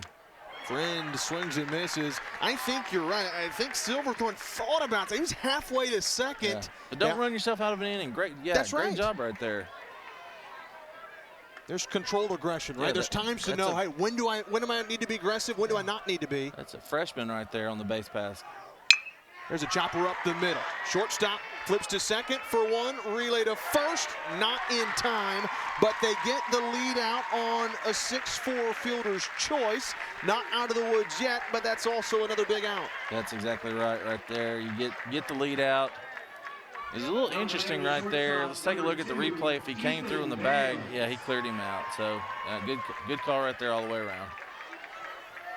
So 2 outs in the inning, and here's the guy who, man, he had the biggest hit of the inning, really kick-started this whole thing with an RBI double down the left field line. And up to that point, Corbett was almost unhittable. He offers to bunt at the first one. It's a strike. And that was a pitch that was elevated fastball. You talked about it. They hadn't been able to hit the elevated fastball. Well, Bell said, hey, guys, I'm going to show you how to do it. Did a great job. And now you got a little different profile. Pryor comes more over the top. He's going to have more sink than what Corbett did. So see how they adjust. Curveball to chase, fouled back behind the catcher. Harding Academy got lucky right there because that's a pass ball. They got another runner in scoring position. No balls, 2 strikes. Runner at first is Jordan Friend. The 11th batter of the inning. 7 runs for Brookland. 0-2 curveball. Through towards the 6th hole, and a nice play from Hoover. Backhand stab ends the inning, but not before the damage is done. Brookland bringing out the sticks. They take a 7-5 lead heading to the 4th.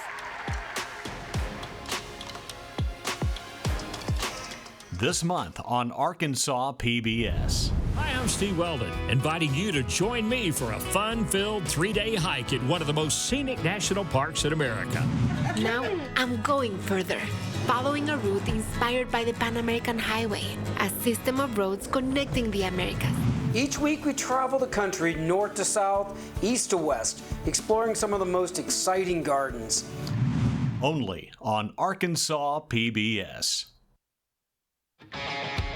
UANS is a proud supporter of Arkansas PBS Sports. UANS Health provides orthopedic and sports medicine care across Arkansas, supporting athletes and teams throughout the state. Find out more at uanshealth.com.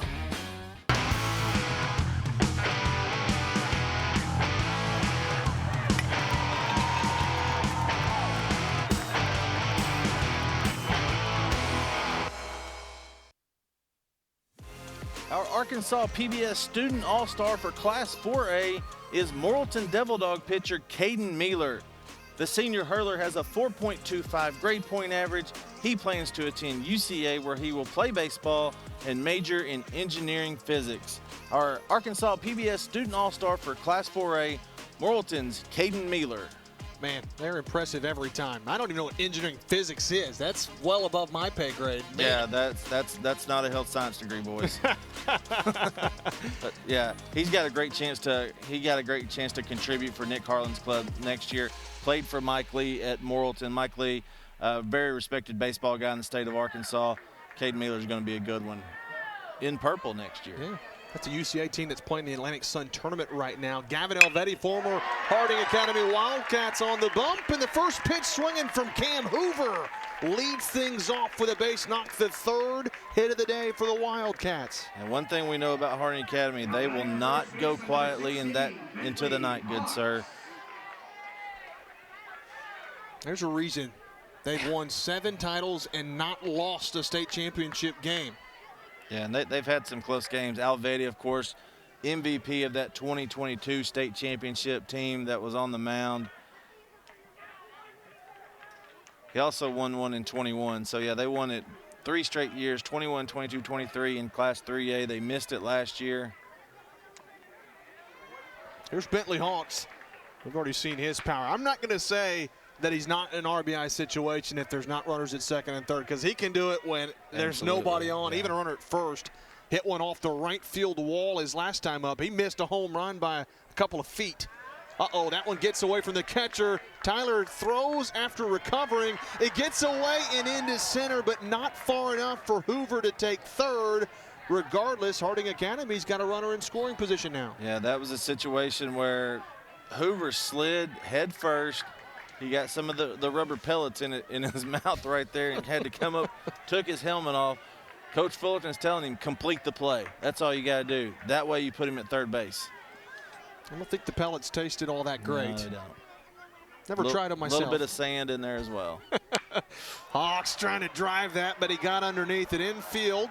Who wants it? Second baseman Tucker does. Calls everybody off. That's the first out of the inning, but boy, Hawks just got underneath it. Yeah, that's what you want. Sinker ball pitcher right there. Stallings gets the ball down in the zone. Just got a fly ball right there. So now Brody Myers, the Harding Academy catcher, is due up 0 for 1 with a walk and a ground out. Yeah, Myers has got some power as well, as we mentioned earlier in that quarterfinal win over Arkadelphia. 3 for 4 with the home run, 2 RBIs. Swinging away at the first pitch, fouls it off the end of the bat. Stallings doing a really good job right now of keeping the Harding hitters off balance. Like we mentioned, he's got a 4-pitch mix, so he went first pitch off-speed breaking ball right there. Had Myers a little out in front. Myers trying to do a job here.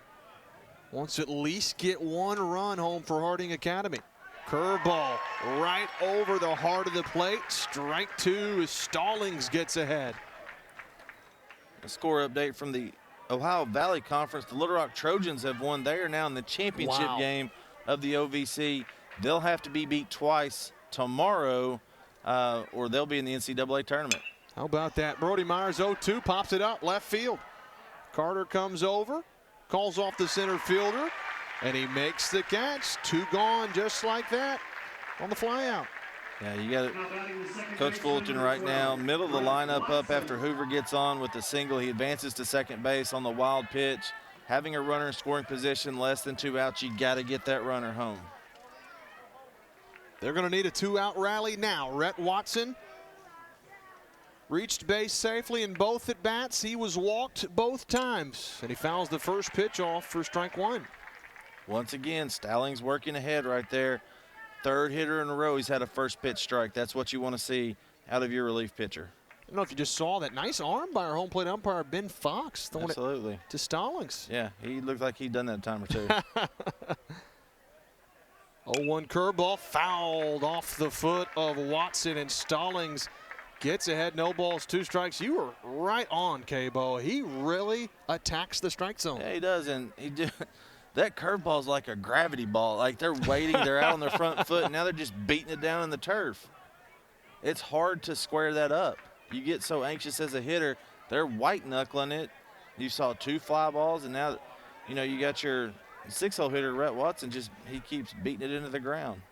Trying to battle at the plate. 0-2 curveball, stay down on it, smokes it to left field. It gets past the left fielder. Uh-oh. Heading to second base. They're going to wave him to third. The throw will be late. Watson with the RBI. He takes third on the error. And oh my, Harding Academy's got the tying run at third base. Great 2-out hitting right there. We had just talked about making great adjustments in the box. 2-strike hitting approach right there. Coach Fullerton teaches up, and up in the box, up on the plate, up on the bat. Drop the barrel head for a great double right there, and then the error gets him to third base.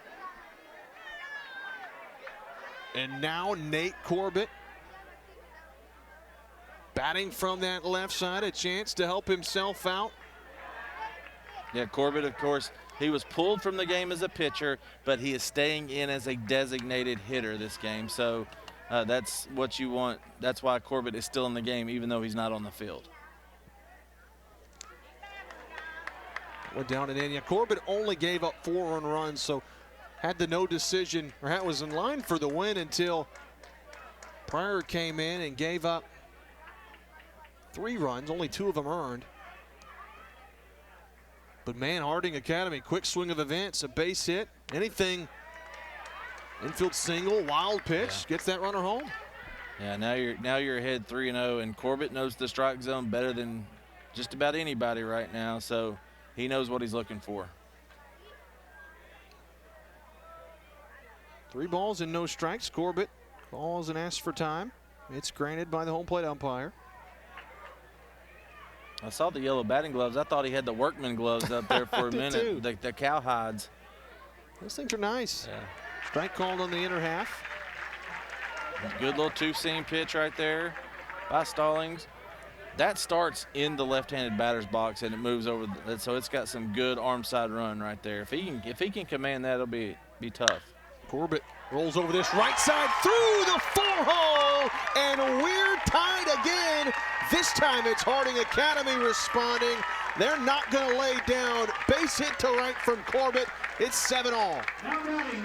Being aggressive in the zone, 3-1 count. Our man Corbett does a great job. Rolled over it a little bit, but got it right past Jake Reese, diving right there. Great effort by the senior. Tie ball game again. We're in for a thriller, JB. We might get a couple touchdowns out of this one. By the time it's all said and done, it would not surprise me.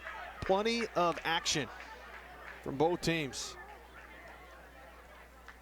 Harding Academy jumped out early, 4-0 in the first. They got another run in the third, made it 5-0. But back a half inning ago, it was a 7 spot for Brookland, and they didn't have the lead all that long. Harding Academy already got 2 home in the inning to tie things up.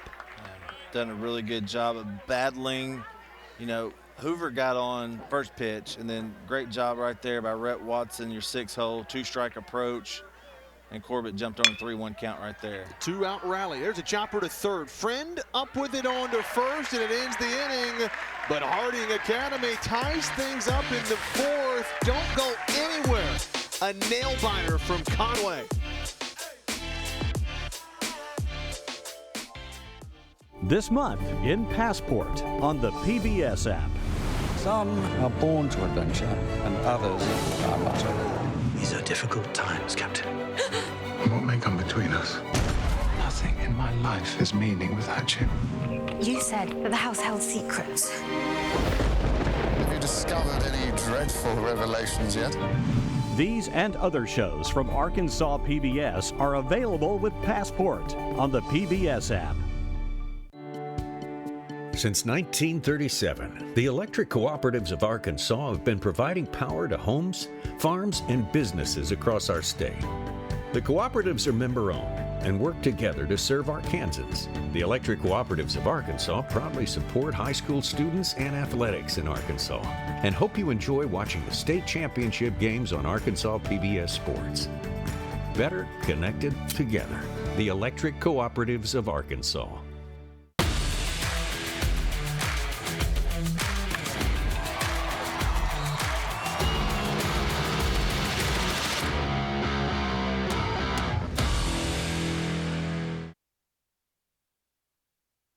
Scaffolding support for this broadcast is provided in kind by Legion Scaffolding. For more information, visit legionscaffolding.com. Great work by our camera crews this weekend. You can see the scaffolding out there. Production crew is always top-notch by our Arkansas PBS sports staff, JB. Man, it's about as good as it gets. I'm telling you, excellent to work with. Gosh, the fact that they have me coming back, that says a lot, right? I know. This is the third year they brought me back, so, you know, we're just trying to keep up with them at the end of the day. Let's take a look at the scoring for both sides. 5-1 is the line score for Harding Academy. 7-5-2 for Brookland. It's not usually what you see in those scored lines. I know. We're going to the bottom of the fourth. It's fun keeping a scorebook on this one, too, let me tell you. Marking out stuff. Did a pretty good job, I think. It's top of the lineup for Brookland, if my lineup card does not fail me. Cooper Bodie, Ripken Tucker, Rogan Tyler. And Brookland brought 11 batters to the plate back in the third. They scored 7 times, and it took 3 different innings for Harding Academy to scratch across 7. 2-0 to Bodie. Nice high strike call. Good delivery from Pryor. Pryor just has to work ahead, and he's feeling a little bit of pressure right now, but it's a tie ball game. It's just, you're just starting over at this point. That's all you got to do. Hitters count for Bodie. Might have helped him out. Fastball swing. Couldn't connect. Yeah. Pryor's got a lot of really good run on that fastball. We saw it when he came in earlier, hit the first batter. That's just got a lot of good late run to it right there. It looks like it's going to be on the outside corner. Next thing you know, it's in the batter's box. Yeah. Now he's going to have to protect. 2-2 pitch. Got him. Swing and a miss from Cooper Bodie, and that's the first out of the inning for a guy that doesn't strike out very often. No, he does not. Great job getting back in the zone. He fell behind right there and then pumped it back 3 straight fastballs. Good morning, good afternoon, good night. Ripken Tucker now due up. 1 for 2 today, grounded out to second, but also has an RBI single today. Takes the first pitch upstairs for Brookland. Got first 2 hitters, left-handed hitters. And here's a look at the wind blowing in. That's a great look.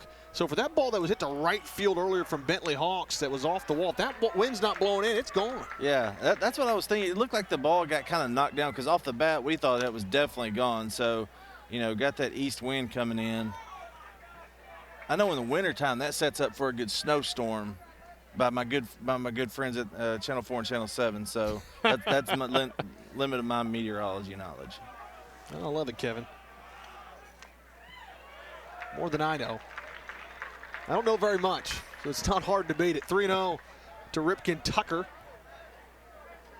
So Pryor, though, you know, he fell behind Bode. He was able to come back and get him, but 3-0 to the two-hole hitter. Luckily taking all the way is Tucker. Can't find the zone. 4-pitch walk to the two-hole hitter. Now Rogan Tyler will stand in. Yeah, we talked about this yesterday. These right-handed pitchers just have a mental block of pitching the lefties. And with Brookland stacking their lefties 1-2 in the lineup, and they've got another one later on down the order, it's one thing that you just got to work past. And that's the mental part of the game. Rogan Tyler stands in. 0 for 1 today. First pitch, pops it up. In foul ground, third baseman called off by the shortstop Hoover, and he makes the catch in foul territory. 2 are gone after the free pass. Great job by Cam Hoover taking over. Your third baseman right there really kind of lost it, and Hoover did a great job. That was Riley Smith, the third baseman. He got to where the ball was coming down. He found it, but Hoover, doing his job as the shortstop, captain of the infield, called him off. That's overcall right there. That's what we talk about. Shortstop has overcall over everybody in the infield. Got the higher number. Fastball busted inside to Jake Reese, who is 1 for 2 today, and his big swing, clutch hitting last time up, a 2-run single. Got a little bit of a conversation. I had to get rid of some of your Barry Bonds gear over there at first base, I think.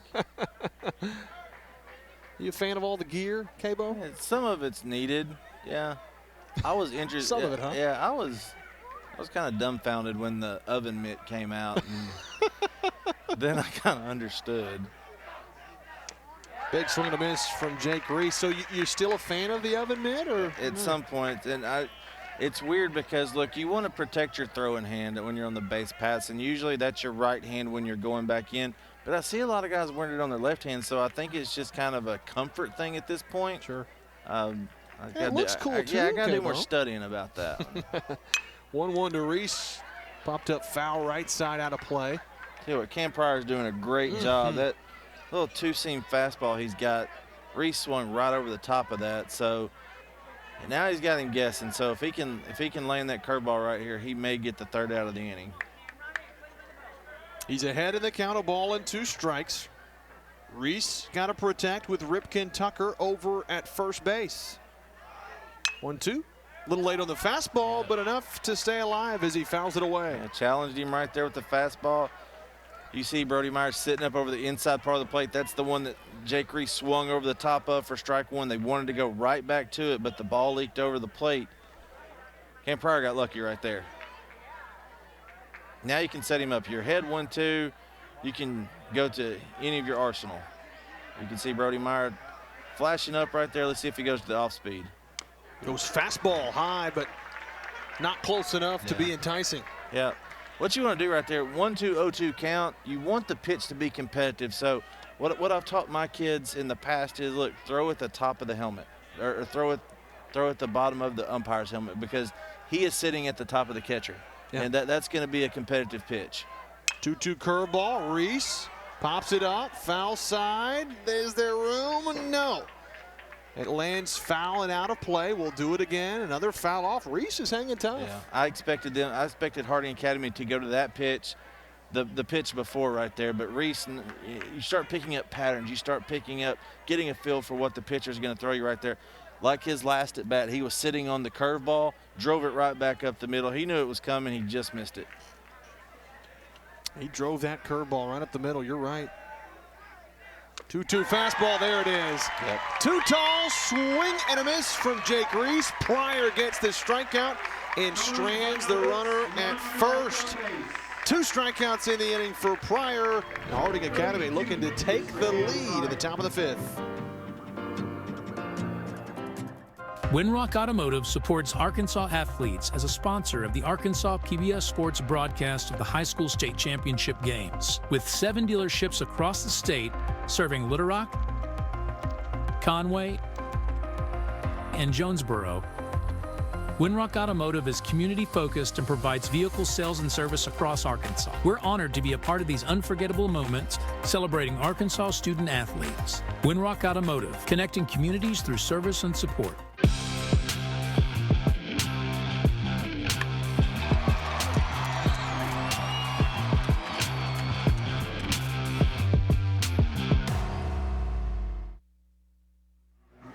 Man, this has been a thriller from Conway. J.B. Brazil alongside Kevin Bohannon. It was the first inning problems for Brookland.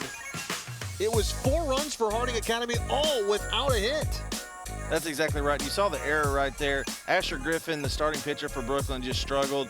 He did not get out of the inning. Then the second inning, coming up right here, Jake Reese smokes it back up the middle. That gets Brookland going. That was the only hit right there. Going into the third inning, that's when Brookland put on their 7-run frame, sent 11 players to the plate. You got the single to left field right there. That brought home 2, one of them being Eli Foster. That made the game 5-4, cut the game to 1. And you keep rolling in the 4th inning. Harding Academy strikes back, down 2 runs. Big hit, scores a run. Then you had 1 score. Gets past the left fielder, tie ball game going into the top of the 5th, JB. This game has fit the billing. Looked like Harding Academy early was going to try to extend this game out. They jumped out 5-0, and they were a couple of big hits away from really breaking it open, but Brookland did not lay down. They took the lead. As you talked about, 2 runs back for Harding Academy. They've scored in every inning but the second, have the Wildcats, and they look to start things off with their 9-hole hitter, Joe Miles, who was hit by a pitch, and he has a sacrifice fly and an RBI, so a good day for the 9-hole hitting outfielder. Yeah, that's exactly right. That's what you want out of your 9-hole hitter, be able to turn it back over to the top of the lineup. And Cam Pryor, tough day for Cam Pryor so far. He had that walk, then a caught stealing. Let's see if Miles can get on base and let Pryor do some damage. Oh, he helps him out, extends the zone. Stallings goes off speed down and away, and Miles swings over the top. Tell you what, JB, each team only has 5 hits, so the key point in the game has been the free passes. Brookland has allowed 9 that we know so far, and then that was by Asher Griffin, and one of those is his Stallings. Swing and a miss in the turf. Tyler corrals it and throws down to first. 3 pitches, retires Miles, and that's a big strikeout to begin the 5th. That's right. Get the first out. Last inning, Cam Hoover led off with that single and then advanced to second base. Harding Academy did with 2 outs last inning. Great job by Stallings to get that first batter of the inning. Well, the only inning that Harding Academy has not scored a run in was in the second, and that's the only inning they did not put the leadoff runner aboard. That's exactly right. So, you know, if you 60-70% of the time during the game, if you can get your leadoff runner on, you know, they're going to come around and score. Harding Academy with Cam Pryor now pops this one up. Right to the left fielder. Carter is there underneath it. Quickly, 2 are gone in the 5th. Yep. And going back to my point, you know, 9 free passes by Brookland left Harding Academy in this game. You know, Stallings has done a great job of calming this Harding Academy offense and has done a great job so far in his 4th inning of work. He came in a really tough spot. Bases loaded, 2 outs. The top of the 1st, got Cam Pryor to pop out. He's got 2 outs here. Check swing, he did not go around, says the first base umpire, so Henley's ahead, 1-0. Yep. Doing a really good job of going off speed right there, keeping them off balance. Missing again, now it's 2-0. You got to think Stallings can go a little bit. He doesn't have a lot of velocity, so he's out there. He can go the distance if they need him. There's a chopper to the left side. Going to have to be a tough run. Nice scoop. Shortstop. Throw to first. And he kept his foot on the back. Able to get it back down. Bails to Reese. A 6-3 put out. And Brookland gets a 1-2-3 in the 5th. This month in Passport on the PBS app. We'll see how the Romans created beauty in both intimate and monumental ways. The biggest lesson I've learned is that every destination, from a big city to a small village, has a soul. Why are there goats on this town hall? There's got to be a connection. When did a king have dinner with imaginary friends? Wow. These and other shows from Arkansas PBS are available with Passport on the PBS app. This broadcast is underwritten in part by Centennial Bank supports communities across Arkansas and is a proud supporter of the Arkansas Activities Association and Arkansas PBS Sports, providing financial services since 1999. Member FDIC. More at my100bank.com.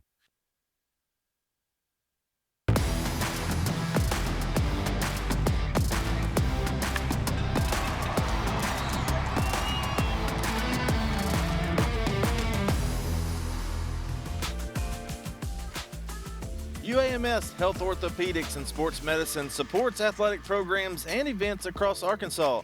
Clinics are located throughout Central and Northwest Arkansas. Learn more at uamshealth.com. We're glad you're with us here from Conway, Arkansas. JB Brazil alongside Kevin Bohanna. It's been a fun championship weekend. The Centennial Bank State Baseball and Softball Championships. Hard to believe we're halfway through it. Yeah, we're over halfway through it right now. Baseball side of things, we've got Class 2A. Both of those schools are looking for their first state title. And then we got the 6A West battle, the big boys, Rogers and Fayetteville tomorrow night in prime time.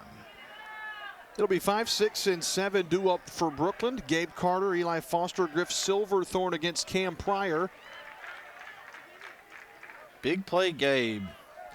That's right. 0 for 2 so far. Flew out to left field in the second inning, and then he led off the third inning. 6-3. Well, he didn't lead off. He was in the middle of that, made the first out of the third inning. Grounded out to Hoover at shortstop. Yeah. Hoover's a good shortstop. Yeah, he is. He's made some plays. There's a chopper foul outside third. Hit it on the barrel, but on the ground foul. Yeah, Carter's fourth on the team with 27 RBIs. Looking to do some damage right here as the leadoff hitter. A lot of baseball left to play. Sure is. Still in just the bottom of the fifth. Hard to believe. 1 for Pryor, gets up and away from him. And Pryor, you know, at times he's settled in, right? So he's done a good job, but there's still a couple of pitches where he's trying to get ahead and pitches get away from him a little bit. It looks like he's just trying to do too much out there. He's got good stuff. He's just got to let it work for him right here. Be confident in your stuff. He's got a little crossfire motion. He's got a little deception to him. There's a nice curveball. That's really, really good stuff to even it up. Yeah, and for a right-hand hitter, that's tough to pick up because we talk about the crossfire motion. He hides that ball very well back there. Next thing you know, it's dropping out right in front of you. 2-2 to Carter. Curveball, hit him on the fist. Hoover coming in. Scoops, throws on the money. What a play from short by Cam Hoover. That is a collegiate level fielding right there. Let me tell you, JB, he fields that off the left, throws it on the right. That's a 1-2 step. Look at the replay here. It's fielded on the left, right, boom. Great play by Cam Hoover at shortstop. That's tough. That's plays that these guys make it look easy at the highest levels of baseball. That's what you want to see out of your shortstop. That was an impressive transfer. Yeah. Glove to hand and then release. Yeah, when you can do it in 2 steps, that's when you know you've got a really good fielding shortstop. Eli Foster stepping in now, the left-hander. And how big is that in a game like this? I mean, you have a shortstop like Hoover. You know how it is. This game's a game of inches. You have an error or maybe just a long throw where you don't get him, bat runner safe. It could lead to being the winning run. Yeah, and we've seen some really good shortstop play. Walt Jones of Ashdown looked really good earlier today as well. Made some big plays going on the hill. He helped Ashdown win their first ever state title in school history. Yeah, it was fun to watch. Coach Jordan O'Bannon, his first year at Ashdown, and you know, for them to win their 24th game and C.J. Harris, what would have been his senior year, that's big time. That's right. Yeah, I know Cedric Harris Sr. He played at LSU, a couple years older than me, and when that happened, you know, C.J. was a good young ball player coming up. This would have been his senior year, so that was a big moment for the town of Ashdown and that community to get their first state championship. And win it for C.J. Yep. 24 for number 24. It's 1-2 to Foster. Hit it to short. You don't want to do that. Hoover gloves, throws, and they got him. 2 are gone. Really good changeup right there by Pryor. Gets Foster out on his front foot. All Foster can do is beat it into the ground, and they hit it to the wrong spot. The Hoover vacuum cleaner at shortstop. Cam Hoover. I used to use that with his brother too, so I finally got to use it for him. They're going to patent that, aren't they? Yeah, they take such great angles, and you know, Kyler did a great job of teaching his younger brother. So you know, he was a sophomore when they played in it 2 years ago. And Cam Pryor is starting to dial in. First pitch curveball to Silverthorne is a dandy, and it's 0-1. Yeah, but going back to the point, Cam Hoover started as a second baseman as a sophomore 2 years ago, so he's very well battle tested. This is a team they know what it's like to play at the highest level. They've been in these state title games quite a few times. Some of these players, it's been 2 or 3 times. Yeah, and for Brookland, they won their first regional championship this year, but going back to the last 3 or 4 years, they played some of the best competition in the state. Lone Oak Valley View. There's one off to the right side. Second baseman Watson gets it. 3 up, 3 outs on ground balls. Pryor's dialed in. We're still tied at 7 through 5 in the 4A state title game. This month in Passport on the PBS app. 2 stab wounds. First one's deep. Most likely the fatal blow. We're assuming that whoever killed Glover raised the platform. So who in Brokenwood had a motive for murder? Oh, nearly everyone. I'm a woman alone, newly arrived in a dangerous town. These and other shows from Arkansas PBS are available with Passport on the PBS app. This broadcast is underwritten, in part by... Summerwood Sports Complex in Bryant features 4 courts across 2 gyms, located off Interstate 30, offering space for tournaments, practices, and training. Proud to support the Arkansas Activities Association and Arkansas PBS. More at summerwoodsports.com.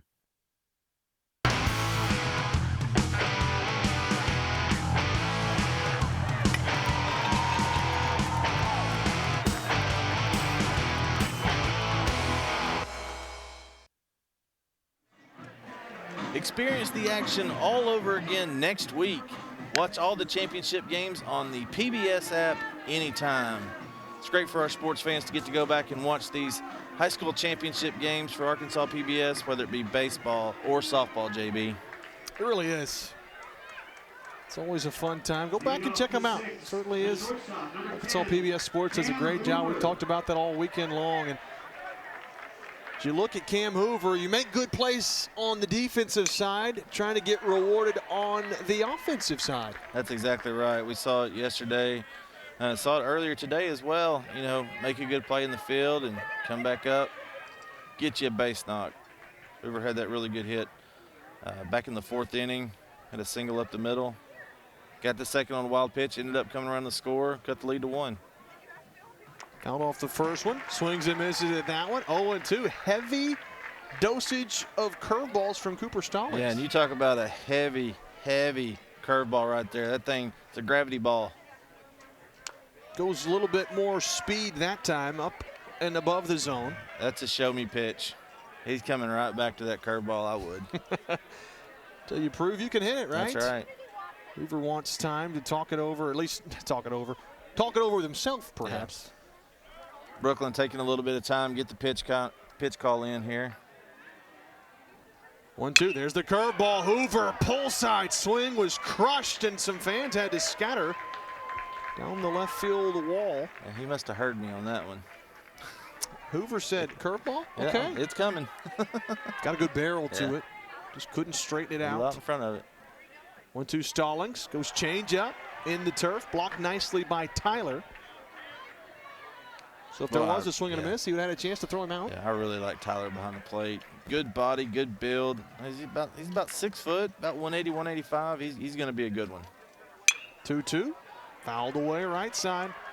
And regardless of the result here for Hoover, these are the kind of at-bats that you want. You want to work that pitch count up later in the game against pitchers who are dialed in. Yeah, and Stallings, I think he came into this inning with 60 pitches, so he's starting to get up there a little bit. 2-2, popped it up. This one will be in the field of play. Shallow center field. Bodie on the run. Hat flying off. Makes the catch. And that's the first out of the inning. And that's what speed will do for you. Great catch right there. So here's what is at stake. It'll be the 4th title in 5 seasons. If Harding Academy's to win, be their 8th overall. And for Brookland, this is just their 2nd ever appearance. If they win it, they'll be bringing back the hardware to the northeast portion of the state in Brookland for the very first time. That's exactly right. The northeast corner of the state, great baseball. First pitch swinging, caught by the second baseman, Tucker. Elevate, young man, and he snags that one out of the air. Yeah, Bentley Hawks has gotten the barrel to the ball a couple of times this game so far. Just a great play. Goes to his right. Nice little vertical bunny hop right there. Now we're at 2 outs. For all the scoring that we've had earlier in the game, Pryor and Stallings have done a great job of settling down, giving their team a chance to get back to back. Brody Myers stepping in, big swing and a miss. You know, all things considered, Cable, we've kind of had 2 shifts of the game, right? Early inning problems for Asher Griffin. Corbett kind of had some problems, so offense, and now it's almost a pitcher's duel between Stallings and Pryor. That's right. Who's going to be the first to break? That's where we're at in the game. 6th and 7th inning. We saw it last night with Marion and Valley View. Who can keep the pressure on the most right here? It's almost as if it's a 0-0 game. Stallings versus Pryor. Both pitchers are in a groove. And it's 0-2 to Brody Myers. Stallings trying to work. Yeah, and you see Brookland having a little trouble with their pitch comm right there. This is the first year for electronics that can be used in-game for player communication on the field. 0-2 from Stallings. Pops him up. Left field. Right to Carter, makes the catch. 7 in a row, retired by Cooper Stallings. We roll on. You're watching the Centennial Bank State Baseball and Softball Championships on Arkansas PBS Sports. This month in Passport on the PBS app. China, the new global superpower. The country that we all want to know about today. They had to assert their rights. If a lot of people put their mind to it, they can win. Our goal is to make sure people don't think that our community is invisible anymore.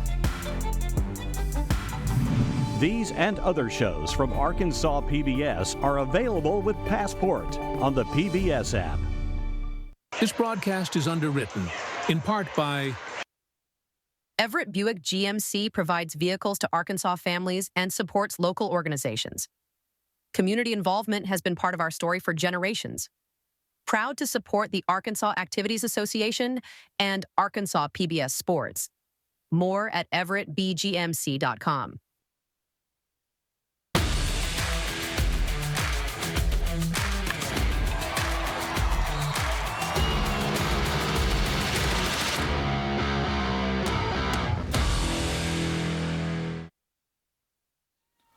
Sports fans, get your free live action photos from the game at myarpbs.org/photos. These are great championship keepsakes for your student athletes.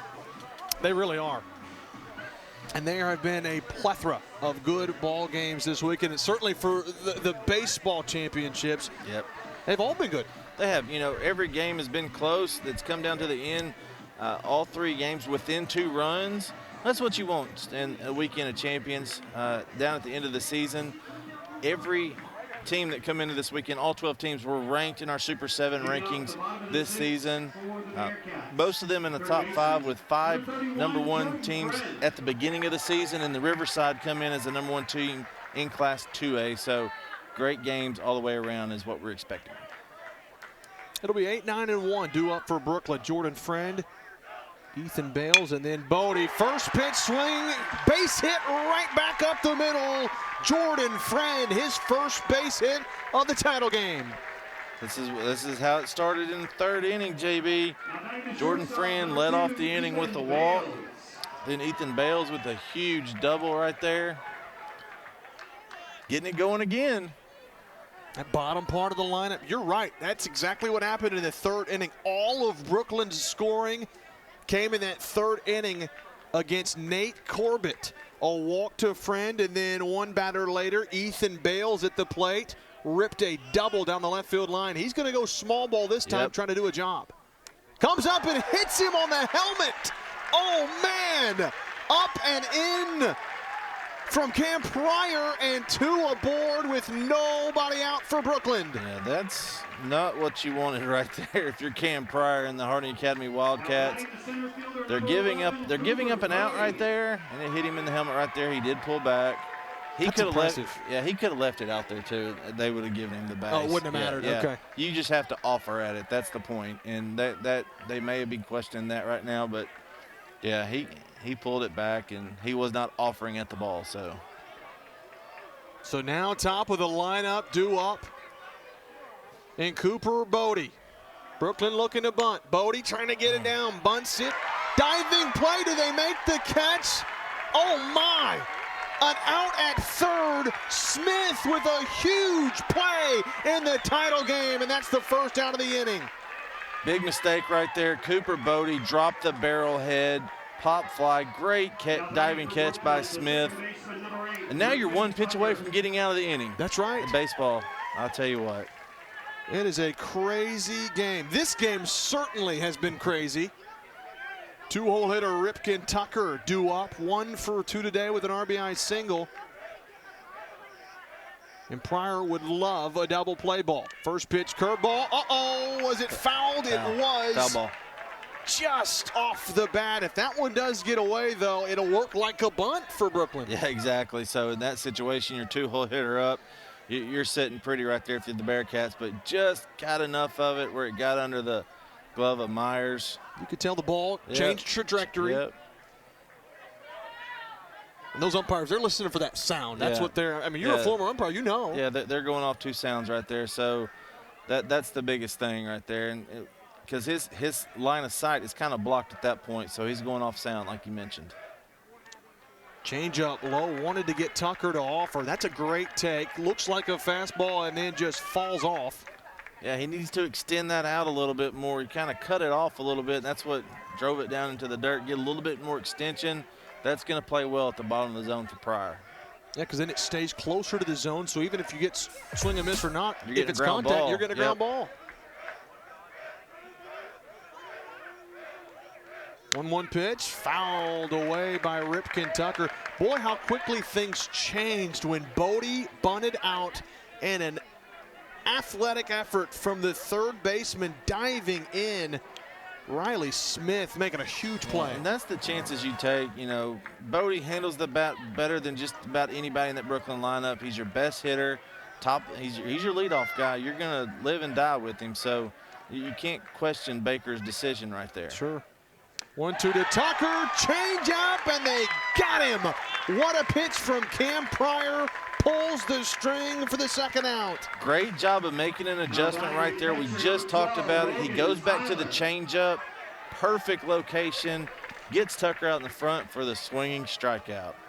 Man, I tell you, K-Ball, he must be listening to you. He's made all the adjustments necessary. We got pitch comm going on right here in UCA Bear Stadium. Rogan Tyler now due up, 2 gone just like that. Brookland had first and second, nobody out. But a bunt out to third and then a strikeout for Pryor. Brookland's going to need a big 2-out hit if they're going to take the lead here in the bottom of the 6th. First pitch, curveball, great take from Rogan Tyler. Yeah, and Pryor really wanted that one. That's where Myers, he let that ball go out of the zone. If he gets under that ball, he's got a better chance of getting a strike right there. But great call by our home plate umpire, Ben Fox. The sophomore catcher at the plate, Rogan Tyler, he's got a bright future. Trying to deliver for Brookland, takes another curveball out of the zone. He'll have a hitter's count now, 2 balls, no strikes. That's right. Tyler hitting .363 coming into this game. Struck out his first at bat, then was hit by a pitch, grounded out the shortstop back in the 4th inning. So looking for his first hit of the day. He's got the 2nd most RBIs on the season for the team with 29. Takes it high, 3-0, and now Pryor, 1 bad pitch away from loading him up for Jake Treese, the senior. Yeah, now you just need to settle down, get back in the zone. His off-speed's been working for him today when he's extended out front, whether it be his curveball or his changeup. Just get back in the zone right here, settle in. 3-0 pitch from Pryor. He gets the strike. 3-1 to Tyler. Reese in the on-deck circle. We've seen Brookland be very aggressive on 3-1 counts today. They have 3 hits on 3-1 counts so far today. So Ripken Tucker was one earlier in the game that really blew this game open. So let's see if they're aggressive right here. Tyler digging in, 3-1. High chopper to third. He makes the play. Smith will beat him to the bag. It ends the inning. Brookland threatens, but Harding Academy evades any damage. We're still tied at 7, heading to the 7th. A nail-biter from Conway when we come back.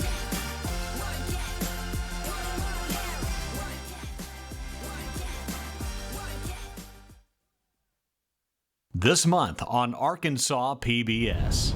When you see how vulnerable and helpless they are, you wonder how any of them make it. It's okay, you're safe. After achieving a remotely controlled pileup, everybody is safe. We will now investigate. What can be learned from the chaos? Oh my God. 1 out of every 4 animals is a beetle. Insects with armor. Only on Arkansas PBS. This broadcast is underwritten in part by... For over 70 years, Farm Bureau Insurance has offered coverage for automobiles, homes, farms, and lives across Arkansas. Proud to support the Arkansas Activities Association. More at afbic.com.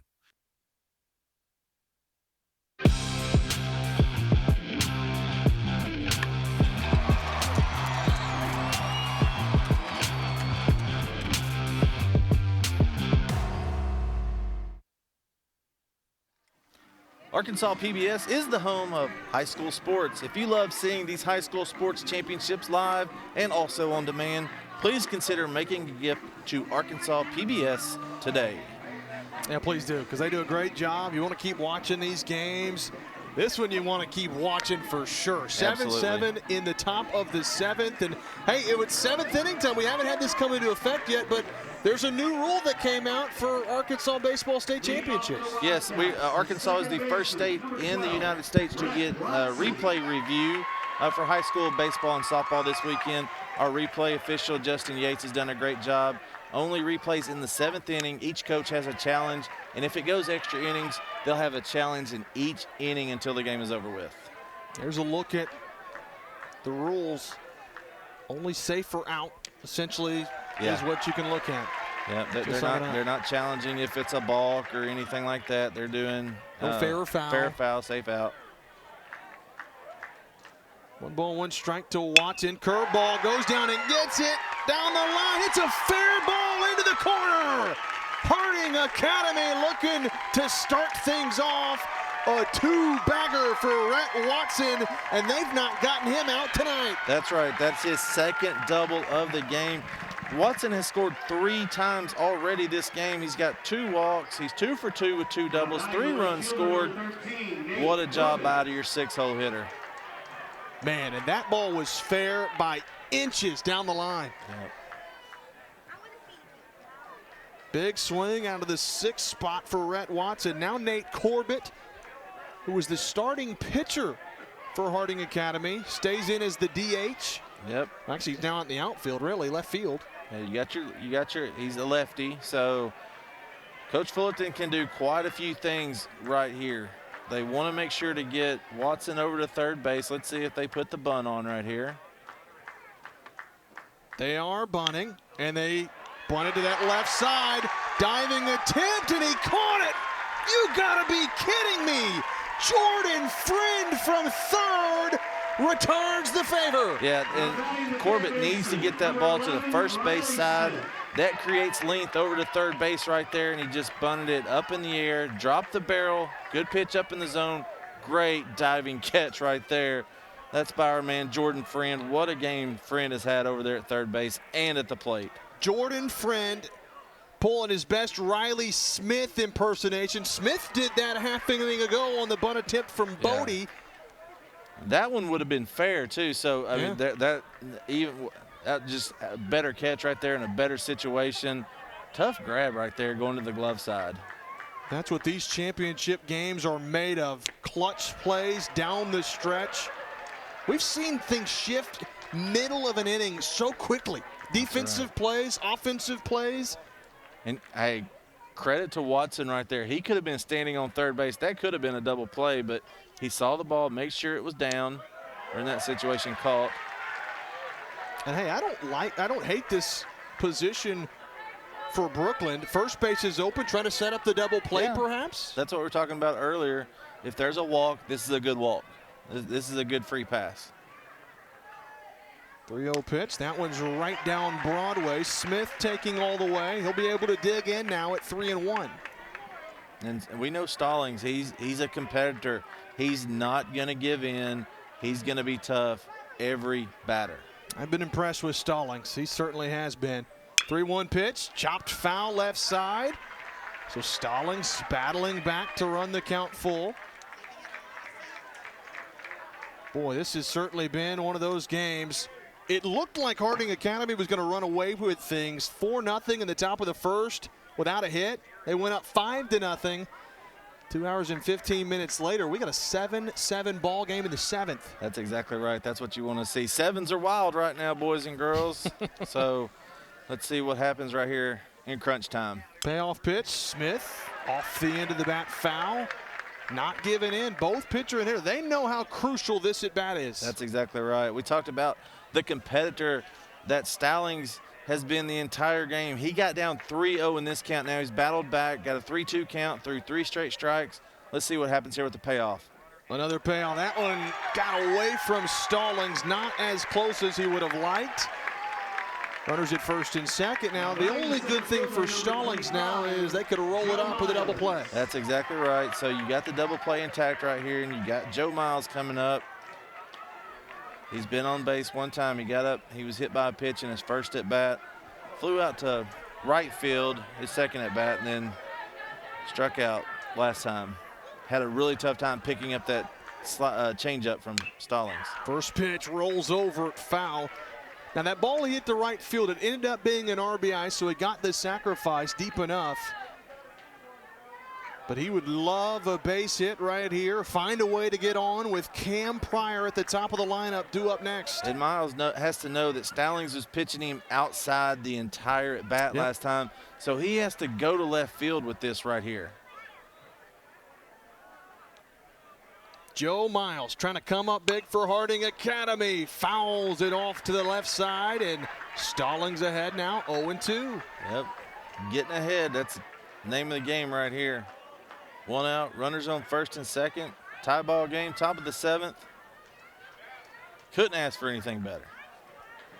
Miles chokes up on the bat, but he'll have to wait as Stallings steps off the back of the rubber. You're right. I mean, this, you could not ask for a better ball game. 0-2 to Miles. Uh-oh, that one gets away from the catcher. Both runners move up. And now you've got a little bit more of a luxury if you're Harding Academy. That's right. Now, what you want to make sure of right here, you got a 1-2 count on Miles. You can be a little fine right here if you're a pitcher. If you're Stallings, work around the plate. Do not leave anything in the middle. The changeup just gets a little outside of our man Tyler right there at the plate. Just could not get around that ball, and it kicked off away from him. Harding Academy looking for the big hit. Miles back to the pitcher. What a play. They'll get him at first. 2 gone. That ball was destined for center field, but Cooper Stallings said not today. That's exactly right. If that ball gets up the middle, we know they're scoring. They're probably going to get an out at first base, but great jobs. Cooper Stallings right there helping his cause. Watch the replay right here. I thought it went in between his legs. Nope, looked him back. Great job right there. We talked about PFP, pitcher fielding practice. Great job of looking the runner back, then going to first base. With the infield in all the way around, man, that one could have been problematic for Brookland. The reflexes from Stallings, they're not out of the woods yet as Cam Pryor is due up. But, man, that was a big play at a very large juncture of the ball game. That's right. Coach Josh Baker coming out right now, just resetting your infield, going over the situation. This is where you want to over-communicate as a coach. All right, guys, you got 2 outs. Let's make sure we know our game plan going up against Pryor. the toughest hitter in the Harding Academy lineup. So let's know what how they're going to attack him right here. Prior today, he's 0 for 3 with the walk, so he is due. First pitch, curveball, turns on it, rips it to third. Nice play from Friend, and they throw him out at first. Wow! Harding Academy threatened, but Brookland shuts the door. We're still tied at 7, and Brookland going for the walk-off in the bottom of the 7th. We go to the bottom of the 7th, tied at 7. This month in Passport on the PBS app. Meet the groundbreaking author Amy Tan. I am a writer and a tether to the past. I've been photographing Asian Americans in New York City for 50 years.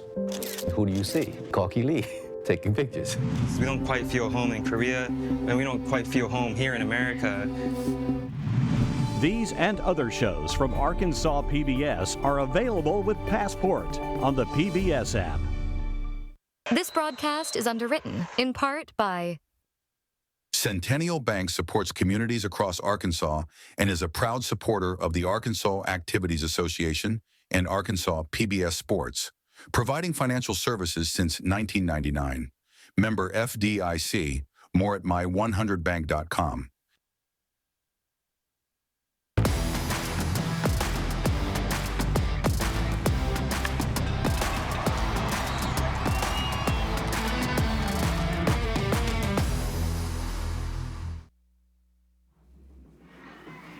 Welcome back to Conway, Arkansas. J.B. Brazil, Kevin Bohannon in one of the tightest contests of the weekend thus far. 7-7 in the bottom of the 7th. Yeah, we've had 2 instances yesterday in the 1A playoff where St. Joe's loaded the bases in the 6th and the 7th inning. Of course, Valley View and Mary in the 5A East final and 5A state title game last night went down to a 1-run game. Valley View getting their back-to-back.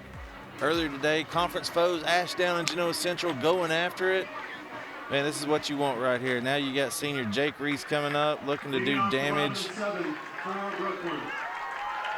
Jake Reese, the cleanup hitter, 1 for 3 today for Brookland. They had 7 runs in that 3rd inning. They've only had 2 base runners since. Cam Pryor has done a really nice job. There's what you're looking at. Jake Reese, Gabe Carter, Eli Foster, 4, 5, and 6. And Brookland's hoping that that's all they need. That's right. Reese represents the winning run. Takes the first pitch up and in. Now, Pryor has been good when he's been able to establish that first pitch strike. Falling behind a senior Reese right there. Key with it right here, you got a senior and 2 juniors right behind Reese. 1-0 pitch, smokes it, fair into left field. Reese heading to second, trying to stretch it to a double. He is safe. A lead-off extra base hit for the senior. Gotta love it right there. Jake Reese came into this game hitting .368 on the year. Already had 2 RBIs in the game to take the team lead at 31. Leads off with a double. Now let's see the strategy that Shane Fullerton decides to take advantage of right here.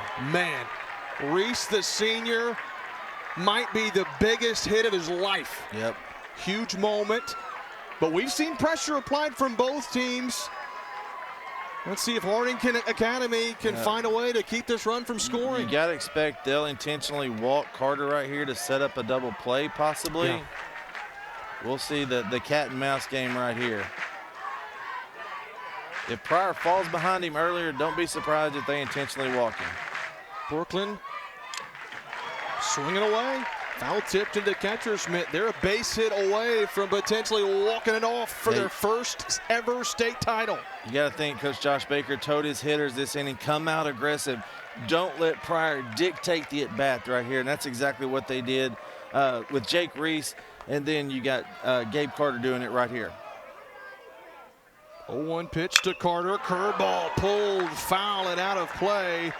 Always in the hole, 0-2. Harding Academy, they started off the top of the 7th with a leadoff double. Weren't able to capitalize, and now Brookland's trying not to run into the same fate. That's exactly right. So 1 batter at a time right here. Now it's a chess match. That's what we're dealing with right here, JB. Carter going to try to battle. Pryor trying to get him. Fouled on the high fastball. Barely got enough to stay alive. Yeah, that was ball one.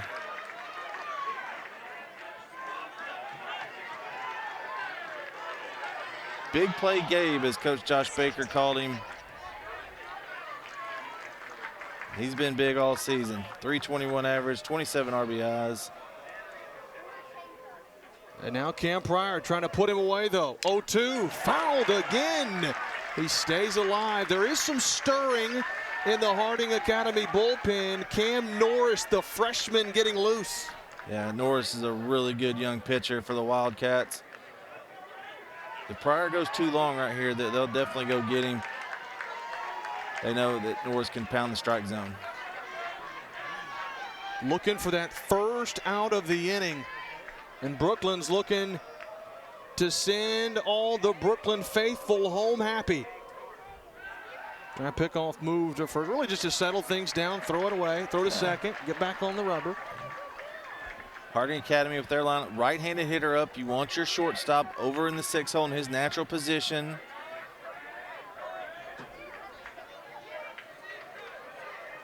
So the second baseman will be holding him.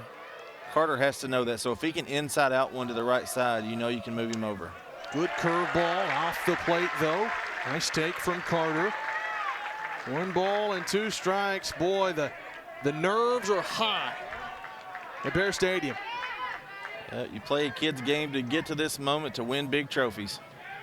Well, you can cut the tension with a knife. I mean, this is such a great game. 1 ball, 2 strikes from Pryor to Carter. Popped up foul right side. Carter is hanging tough. That's right. This has been one heck of a battle right here. Big play, Gabe Carter just hanging in there. Pryor has the advantage, though. He's still got a 1-2 count, so he can go to any pitch in his arsenal right here. Here's again what's at stake. First ever state title for Brookland. 4th in 5 years for Harding Academy, would be their 8th. And these are the moments for these kids, for these high schoolers that they dream of as when they're kids, and these big moments. 1-2 curveball, Carter popped him up. Who wants it? First base side in foul ground. The catch is made by Hawks, and that's a big first out for Harding Academy. Absolutely. Great curveball right there by Pryor. Down in the zone. Not much you can do with that if you're Gabe Carter. He just pops it up. Great job by Bentley Hawks, staying on it. Good communication right there. And now Eli Foster stands into the plate. The winning run at second base for Brookland. Foster is 1 for 2 today, a single. He also had that sacrifice safety squeeze that got the run home. That's exactly right. Swinging away, chops it up the middle to the second baseman. Slow roller. Watson's throw to first is good. It moves the runner 90 feet to third base. And boy, the winning run for Brookland is 90 feet away with 2 outs. That's right. Now you got Griff Silverthorne coming up, the designated hitter. Had a single earlier this game. 1 for 3 on the day. Now anything can happen. That's right. If you're Harding Academy, you got to be careful because you get one away from the catcher. That's the winning run. Smother everything. Just stick to your fundamentals. You don't need to be too fine right here. If I'm Cam Pryor, I'm attacking right here on that inside corner. Pound it in. Get me a ground ball. Get out of the inning. Griff Silverthorne trying to be the hero for Brookland. Already has a 2-run single today. First pitch is a curveball, and it's inside corner for a strike. Pryor's done a great job establishing that inside corner against these right-handed hitters, not letting them get the barrel to the baseball. So great job right there against the Bearcats and their 7-hole hitter. Silverthorne. Yeah, just a freshman. He is a big youngster. Situation. Huge situation. Swings and misses against Pryor, and now he'll have to protect 0-2. How about Cam Pryor settling in after giving up the leadoff double? He's 1 strike away from sending it to extras. That's right. Great job by Brody Myers to go out and get that baseball. He had to backhand that one, so we'll see right here. This is Coach Josh Baker. This is not what he wanted for his hitters this inning. Anytime it's 0-2, 1-2, Cam Pryor can go to any pitch. Silverthorne trying to battle. Pryor trying to send it to the 8th. The buries a curveball and a nice block from Myers behind the dish. Great job by Silverthorne right there. You got the winning run sitting at third base. That wins Brookland their first state championship in school history. Yeah, Silverthorne got a chance to be the most popular man in Brookland. That's right. Got a battle, though, at the plate. Pryor trying to get the big out. The 1-2 pitch. Swing and a miss! Cam Pryor, ice in his veins, and Harding Academy escapes to keep this game alive. We're headed to extras from Conway.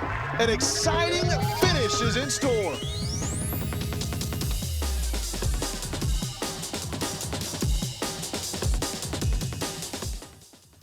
This month on Arkansas PBS. It's one Cole Porter showstopper after another in a comic look at the staging of Shakespeare's Taming of the Shrew. Starring Lisa Davidson, Freddie DeTomaso, and Quinn Kelsey, and Yannick Nazay-Seguin conducts. Don't miss Puccini's opera thriller. One gentleman showed me his coffee mugs that he had received as a wedding present, and they were $900, so that would surprise me. Only on Arkansas PBS. This broadcast is underwritten, in part by... Summerwood Sports Complex in Bryant features 4 courts across 2 gyms, located off Interstate 30, offering space for tournaments, practices, and training. Proud to support the Arkansas Activities Association and Arkansas PBS. More at summerwoodsports.com.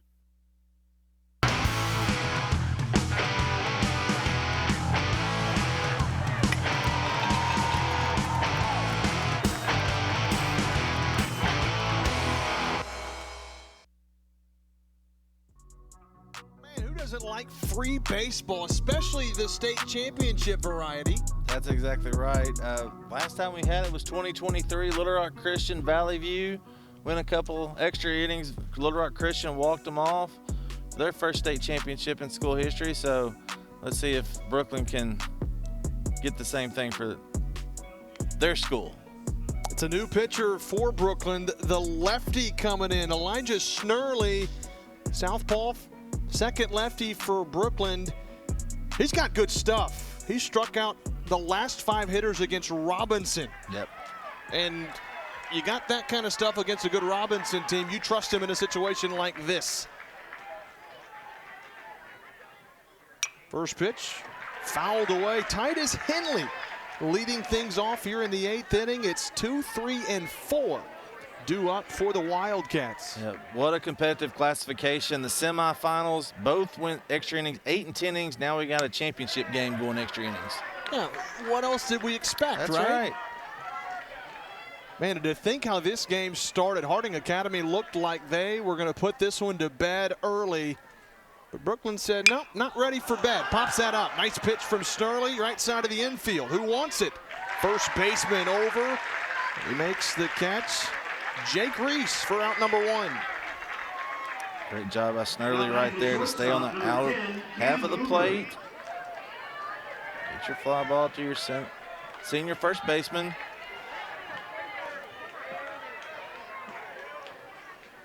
Brookland's one of the few teams that will keep the same defensive alignment, just bring in a new pitcher. Here's the shortstop, Cam Hoover. First pitch swinging, and it fouls it off. And how about the job for Snurley to come in, high pressure situation, and he's just pounding the strike zone. Just get in there and throw strikes, big fella. It's not a big situation or anything. No pressure. Okay, well, you've been in these situations in a lot of different ways. Player. Yeah, player, umpire, coach. Booth. Broadcaster. Snurley, the junior, 0-1 pitch. Just a little bit outside. It was close. Good pitch. Really good pitch right there. Snurley's got to think, okay, minor adjustment right there. He only missed that one by an inch or 2. Bentley Hawks would be due up next. They'd love to have a runner aboard for the hot-hitting left-handed first baseman. Yeah, be interesting to see how Hawks handles a lefty on lefty. You know, he did it in the first inning right there. He was hit by a pitch. That's the only time he saw Asher Griffin. 2-1 to Hoover, just a little outside. Catcher Tyler struggled to corral it. Now it's 3-1. Yeah, outside pitch right there. Tyler just tried to jerk that one a little too quick. It was outside. Hoover looking to dig in. 3-1 from Snurley. Gets away from him. Ball 4. And the go-ahead run will head to first base for Harding Academy. One thing, if we had a runner on base right here, let's see how Snurley does coming out of the bullpen, handling runners on base. Okay, does he have the same move? Does he have a slide step? That's what we need to see right here. We've seen Harding Academy apply pressure. They didn't have the very first base run of the ball game. Cam Pryor caught stealing by the sophomore Rogan Tyler behind the dish. Yep, I guarantee you that's not his A move right there. That's just kind of, I'm going to show you my pick. I'm going to show you my C move. I'm looking at you. I see you over there. That's right. If you can get a lefty pitcher that's straight up, straight down like Snurley is, you can be dangerous. Boy, Bentley Hawks was trying to give Harding Academy a 2-run lead with a 1 swing of the bat. He nearly hit a long ball off the right field wall. Yeah, Hawks just a junior, has a lot of potential on the mound as well.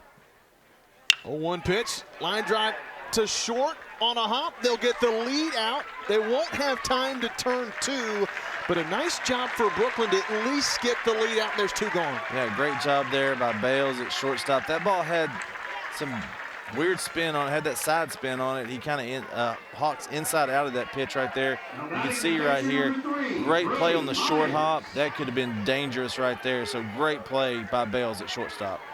No kidding. To be able to adjust middle of the play, because you got a split second to decide, do I come in and try to catch that on a short hop or maybe in the air?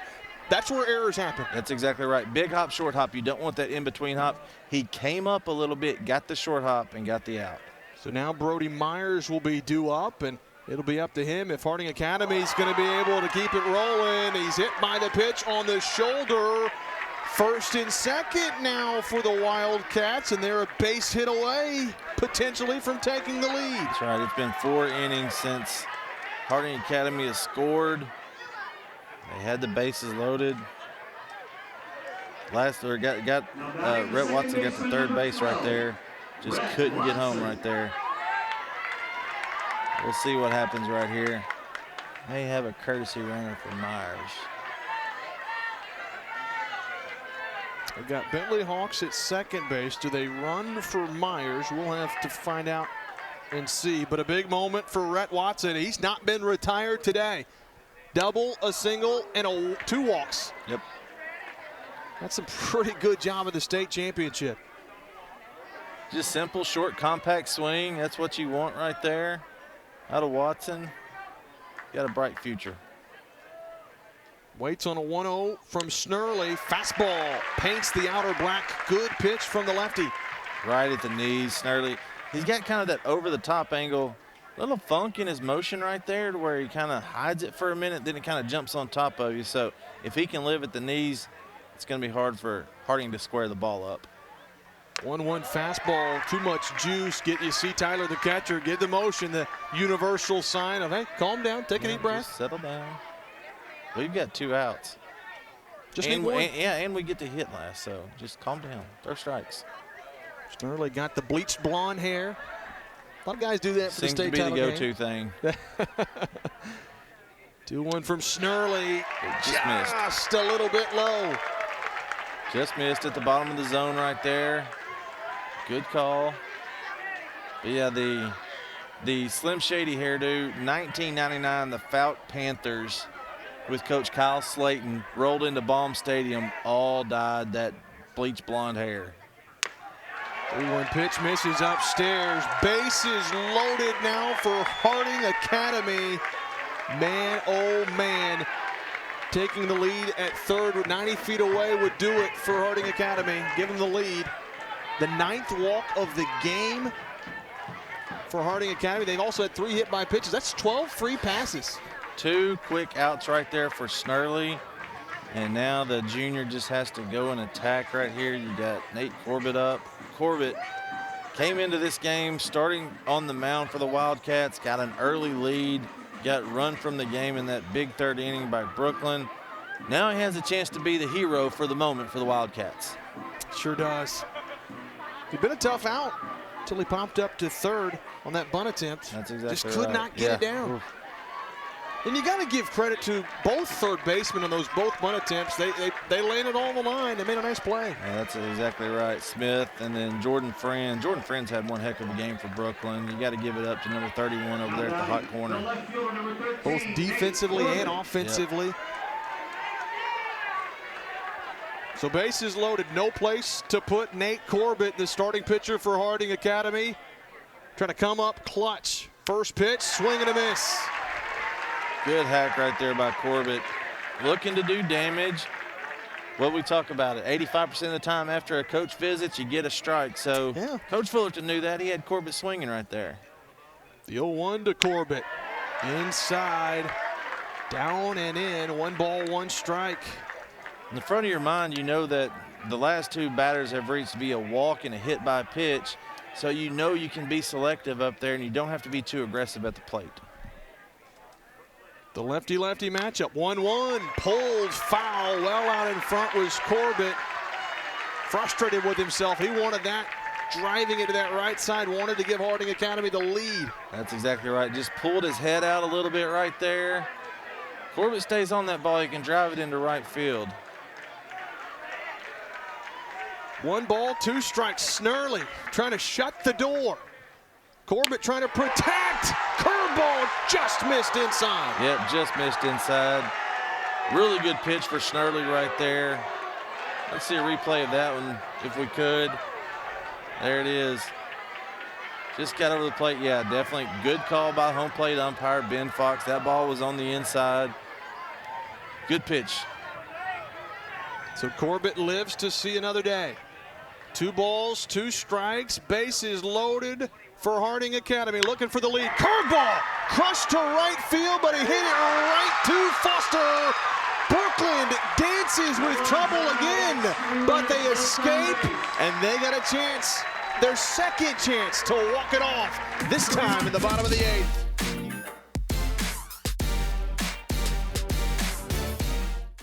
I have some glad tidings to impart. Whoa! Look at that! I'm still surprised at how good I am. Jane Austen was my sister. I didn't think I would ever study medicine, but here I am. Absolutely delicious, especially straight out of the oven. I've never seen anything like this.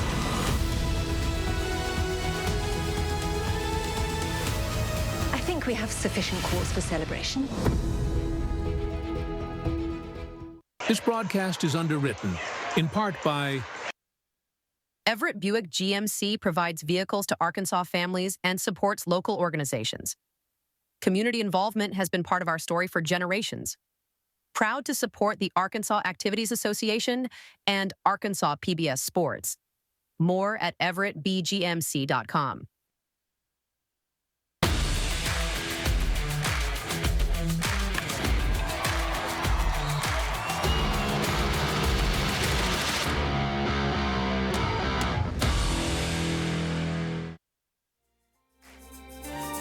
Bottom of the 8th.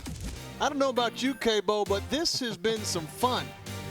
Absolutely, and we talked about it all weekend, how close these games have been. We're into free baseball right here at Bear Stadium. Both communities out loud and proud right now. Brookland with a chance to walk it off for their first state championship in school history.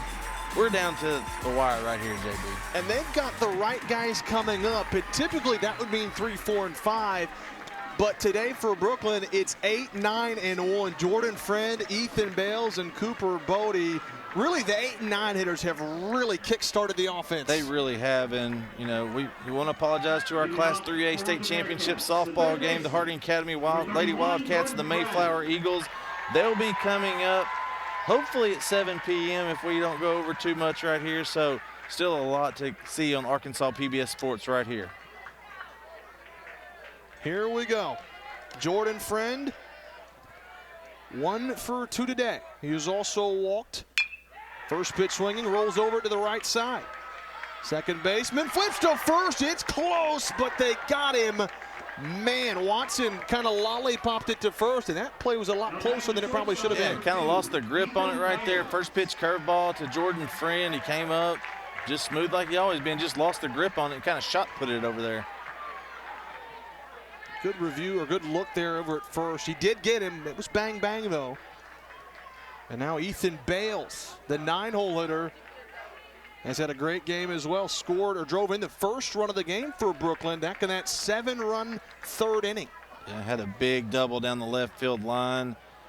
Came into the game hitting .311 on the season. He fastest runner on the team, 21 stolen bases. Let's see if he can get the rally going right here. 1-0 pitch, curveball, swing and a miss. Good pitch there from Cam Pryor. And really tough to pick up. We talked about Pryor with that crossfire action. That slurve just kind of gets on you, and it's tough to pick up unless it's right over the heart of the plate. Cam Pryor trying to mow down through the lineup. Swing and a miss on the curveball, and it's 1-2.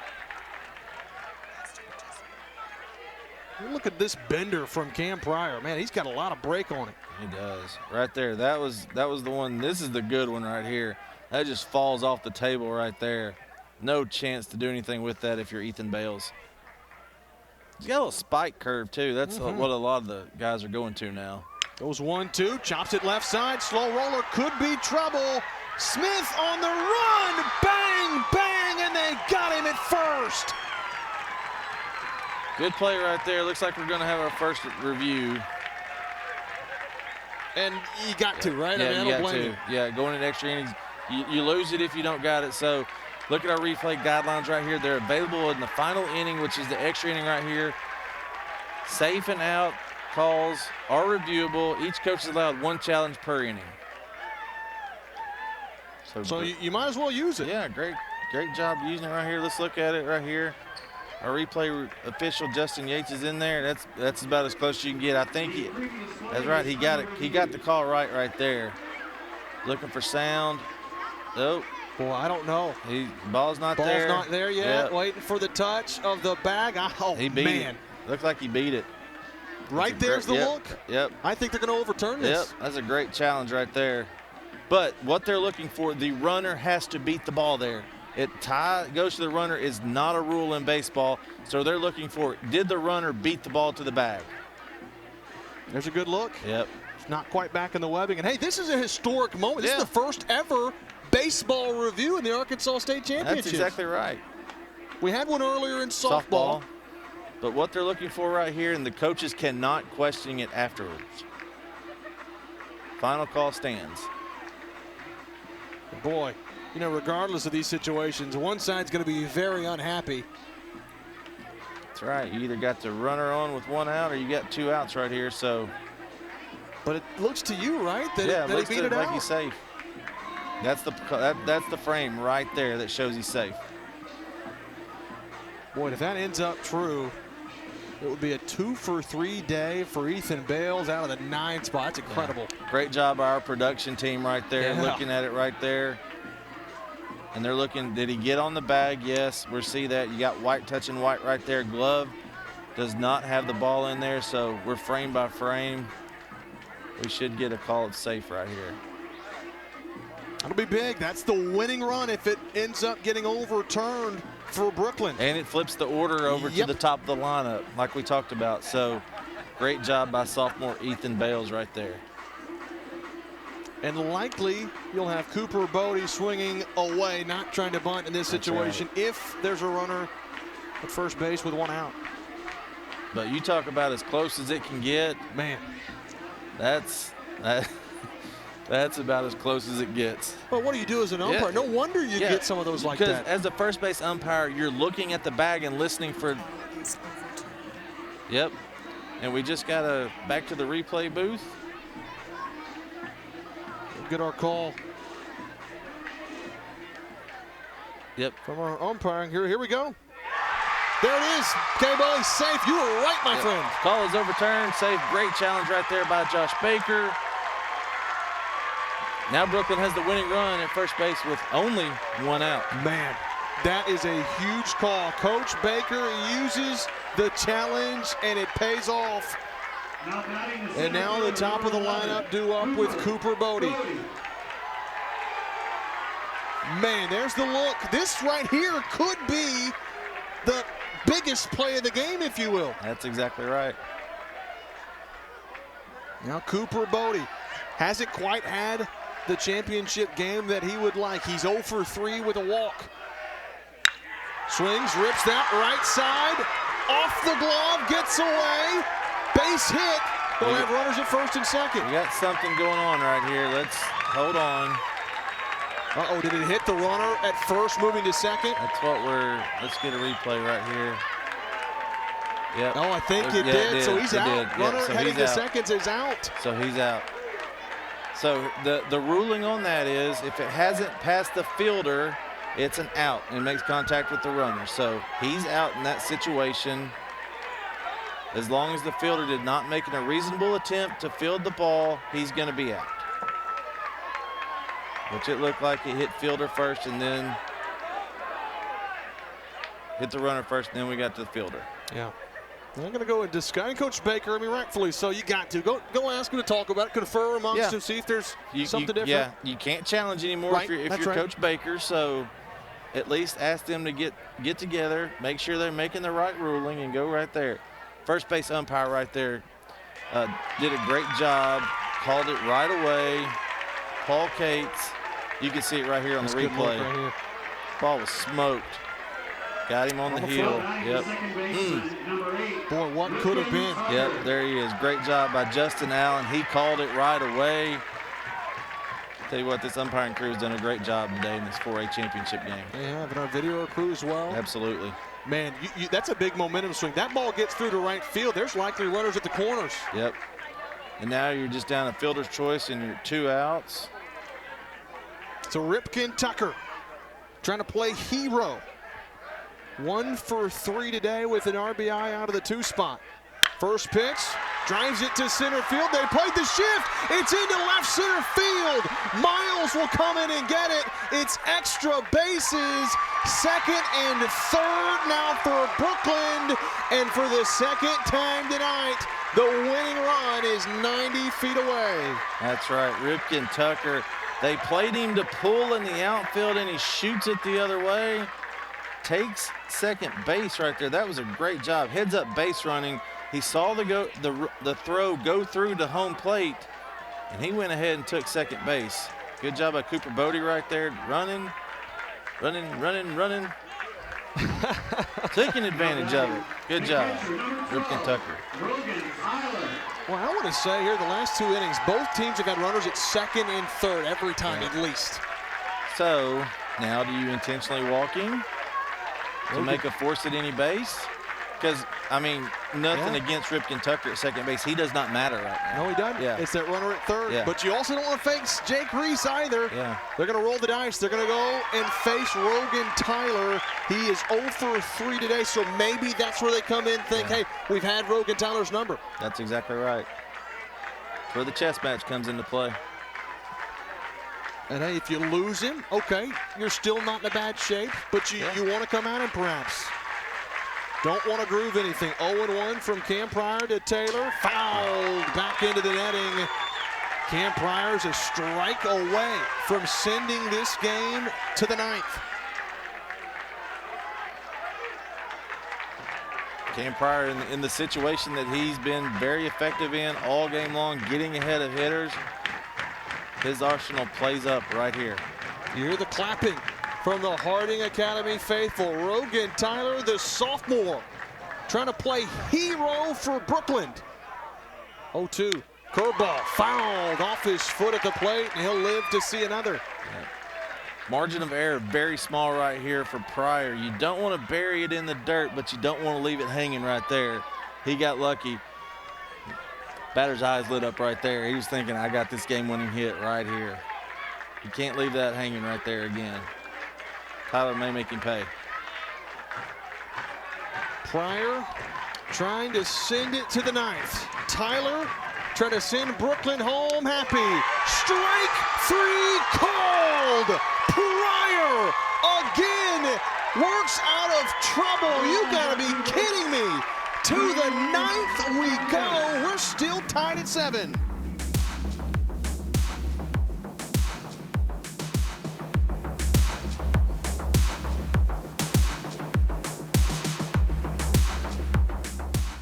this month on Arkansas PBS. I must face the fact that nothing will ever come of my writing. I had opportunities, squandered them. Let's get you inside. If you're looking for us to take her in, the answer's no. You are about to take your vows. Do you feel ready? Her voice catapulted her to stardom. She seduced the world. But for Julie Andrews, fame was overwhelming. Who is ever prepared for something like that? Only on Arkansas PBS. This broadcast is underwritten in part by... For over 70 years, Farm Bureau Insurance has offered coverage for automobiles, homes, farms, and lives across Arkansas. Proud to support the Arkansas Activities Association. More at afbic.com.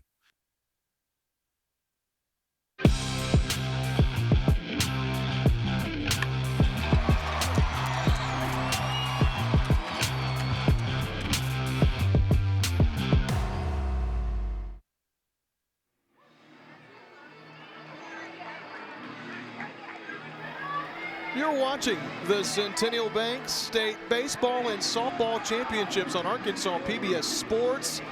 And boy, this has been a good one.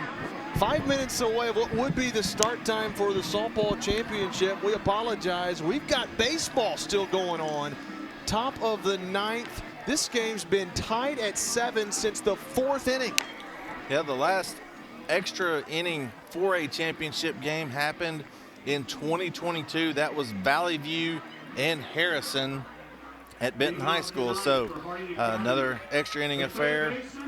This is what you want to see right here. Snarley getting after the Harding Academy lineup right here. Let's see. It's 8-9-1. 8-9-1. Riley Smith, Joe Miles at the top of the lineup. Cam Pryor. Snarley's first pitch is up and away to Riley Smith. 0 for 2 today is Smith. He's reached 3 times, though, an error, a sacrifice. In the walk. Inside this time, nearly hit it, gets out of the way. Something you don't see very much is Harding Academy hitters jumping out of the way of free bases right there. But he is ahead 2-0. Gets a chance to dig in if he'd like. 2-0. Strike over the outer portion. Really good pitch right there. Snarley right on the black on the outside. Good frame job by your catcher right there. 2-1. Swung out of his shoes on that one, did Riley Smith. And you look, boy, it's really been the bottom part of the lineup for both teams that have really kind of produced. It's been the top that's been over. Yeah, even though there's only 1 hit for Harding Academy, they've been tough outs, and Miles has an RBI sac fly so far, so there we go. Swing and a miss. Snarley fell behind 2-0, but he gets the high cheese and the strikeout. Really good competitive pitch right there by Snarley, going up and in. Great pitch. That's a nice job. Absolutely. Of throwing gas, but controlling it, keeping it competitive. Here's Joe Miles, 9-hole hitter. He has reached base in his first plate appearance. He was hit by a pitch, then he had a sacrifice fly, struck out, and then grounded out. Lefty-lefty matchup, 1-0 pitch. Just a little bit outside, another 2-0 count. He used that breaking ball, first pitch right there. I'm surprised if he didn't go back to it right there. That's something that Miles really can't control. Miles has been a little pool happy so far in this game, so let's see if he challenges him a little bit. Now we got a 3-0 count. So now taking likely all the way is Joe Miles, and he's got good speed, so Harding Academy would love to get him on base. Yeah, you got the auto take sign right here. Sometimes it's a 1, sometimes it's a fist, sometimes it's you know what to do. You're not swinging at anything. 3-0, he was taken all the way. 3-1 the strike call.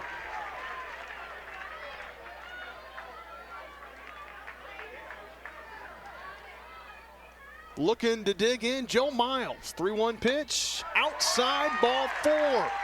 Another free pass. Goodness, that's 13 given away today for Brookland, and they got the go-ahead run at first base. Pitcher number 1, Cam Pryor. You're not going to pinch run or have Curtis running for Miles. That guy can fly. He can fly. Now you got Cam Pryor, who is 0 for 4 this game. with a walk. He's due, isn't he? He is. He is due. Coming into this game hitting .427. He's definitely due. Yeah, you don't keep that guy off. No. For too long. You're flirting with the numbers. 0-1 from Snurley. Got him to pop it up. He's frustrated. Slams the bat down into right field. Right fielder calls everybody off. That's Foster. That's a big out now, and 2 are gone. Good job right there by Snurley.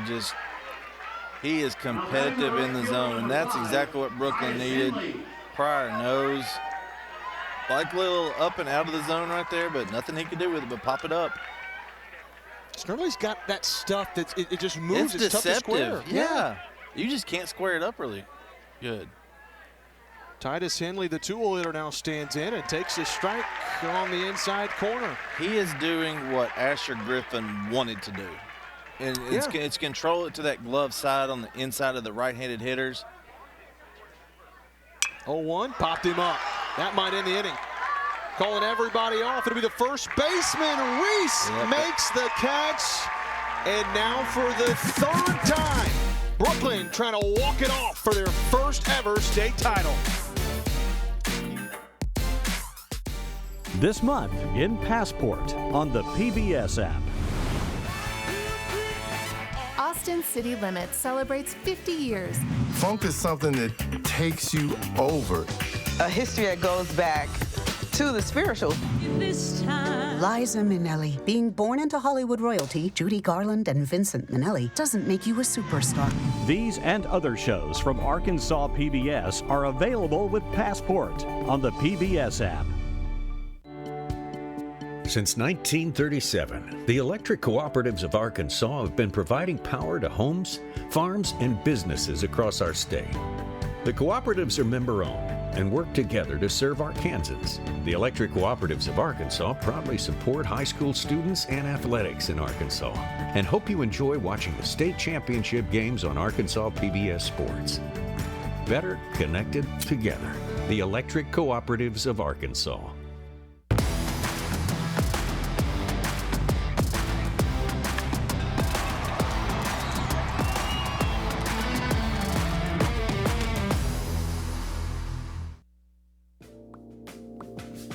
Bottom of the 9th. This is a regulation 7-inning game for those wondering.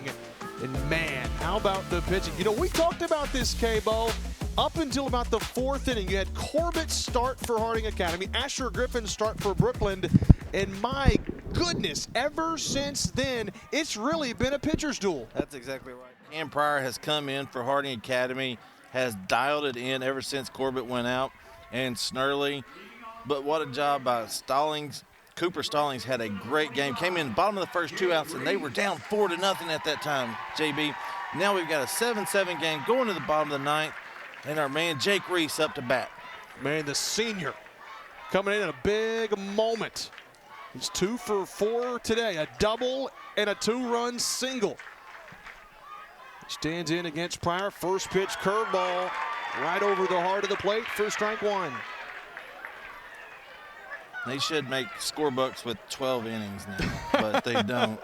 Well, I've got one, but I think it's a little makeshift that I created for myself. Yeah, get creative at this point. No kidding. 0-1 curveball. Man, he was trying to send everybody home with one swing of the bat. Yeah, that's the curveball that, yep. And you can see right there, we got our split screen going from our great production staff. 4A softball getting going right there. 3A softball tonight. The Mayflower Eagles are the home team, and the Harding Academy Wildcats are your visitors tonight. Reese trying to protect against Cam Pryor. 0-2's fouled away, and Pryor's still got a lot left in the tank in terms of pitch. What, 110's the limit? He's at 83 heading into this inning. Yeah, 110's the limit. You can start the last batter at 109 and actually go over that 110, but you can't start a new batter after that. The senior Jake Reese trying to hang tough. 0-2, curveball falls off the table, and Cam Pryor got him. All off speed to Jake Reese right there. Great job of attacking for Cam Pryor. They knew exactly what they wanted to do in that at-bat, to not let the big slugger get his arms extended.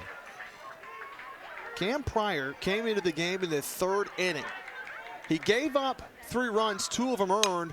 Once he settled in, then Cabo, he has been almost unhittable. That's exactly right. He gave up that 1 run, like you said, but he settled down. He's had a couple of, well, right there, he retired 9 in a row between the 5th, 6th, and 7th inning right there. He gave up the leadoff double in the 7th, but that was it. Yeah, he scattered hits. Yep, scattered hits. 0-1 pitch to Gabe Carter. It evens the count at a ball and a strike as it misses outside.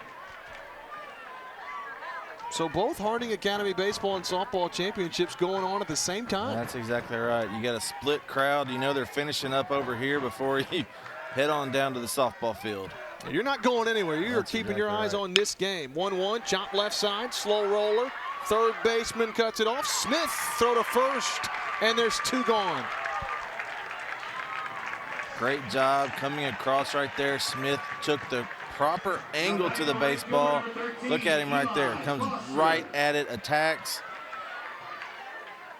Little get me across throw off the right foot. Not too much. Great stretch by Bentley Hawks right there. Not bad for a converted outfielder. Not bad at all. So it'll be all up to Eli Foster if Brookland's going to be able to walk things off in the 9th and win the ball game.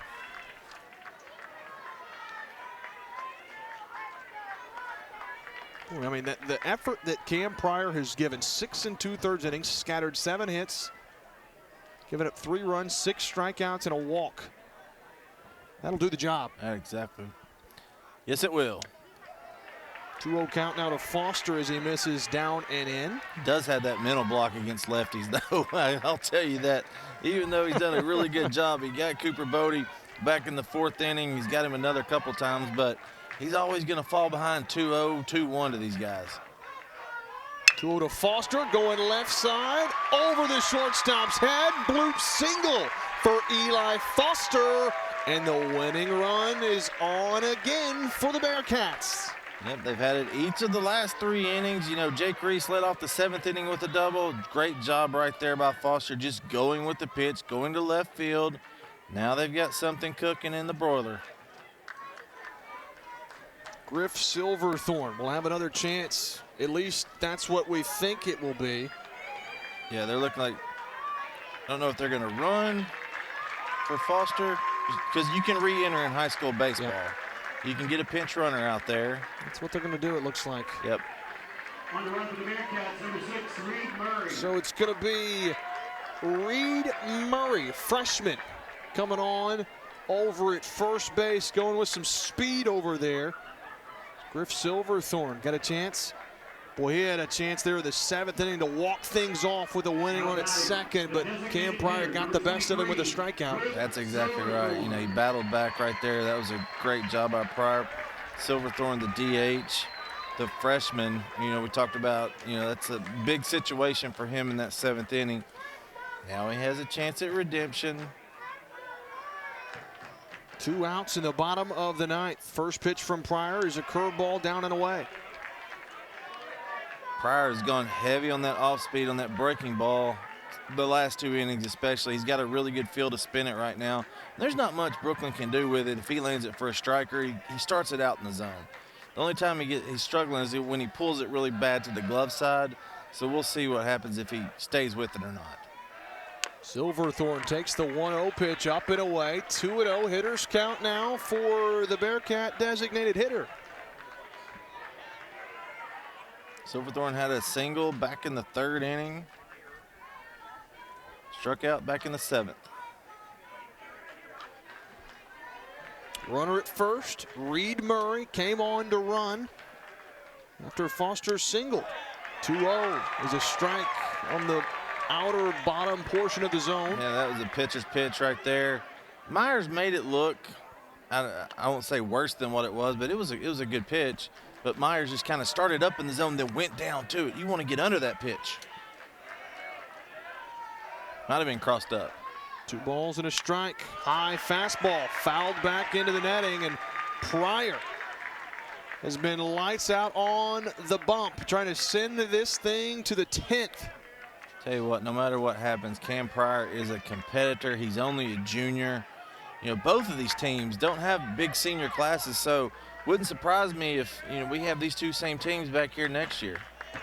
Boy, the way this game has gone, I'd be all for it. That's exactly right. No disrespect to anybody else.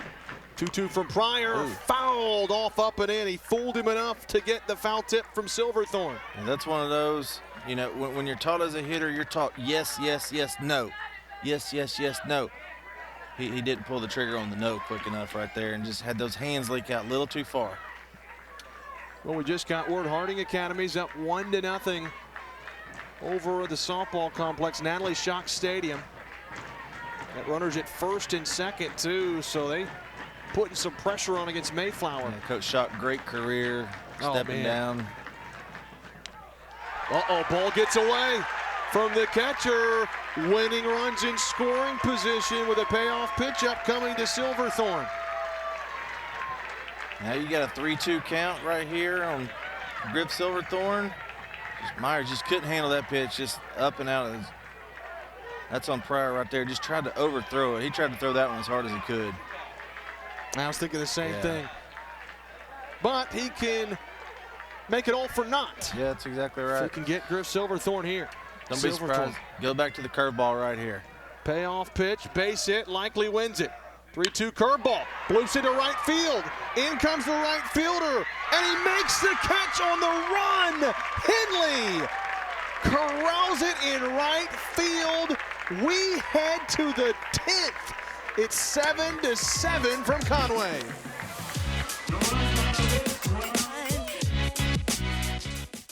This month on Arkansas PBS. Hi, I'm Steve Weldon, inviting you to join me for a fun-filled 3-day hike in one of the most scenic national parks in America. Now I'm going further, following a route inspired by the Pan American Highway, a system of roads connecting the Americas. Each week we travel the country north to south, east to west, exploring some of the most exciting gardens. Only on Arkansas PBS. UAMS is a proud supporter of Arkansas PBS sports. UAMS Health provides orthopedic and sports medicine care across Arkansas, supporting athletes and teams throughout the state. Find out more at UAMShealth.com.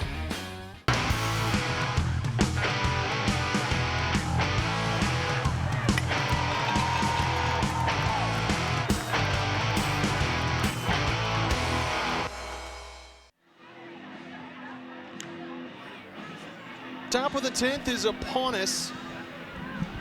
Third extra inning of the ball game now. It'll be 3, 4, and 5 due up for Harding Academy. Cam Hoover, Bentley Hawks, Brody Myers against the lefty Eli Snurley. Man, this has been great. I'm JB Brazil alongside Kevin Bohannon. You're watching the Centennial Bank State Baseball and Softball Championships. They've all been good, it seems, but man, this one takes the cake thus far. Absolutely. Anytime, 4A was always my favorite classification to umpire. I got to be the crew chief for state finals 2017 and 2019, and it was just, and there were only 12 teams at that point made a state tournament. Now this is the first year you got 16, and like we mentioned earlier, both semifinals went to extra innings, and the championship game going to extra innings. That's how you know you got great baseball in Class 4A. This one has fit the billing. Cam Hoover to lead things off.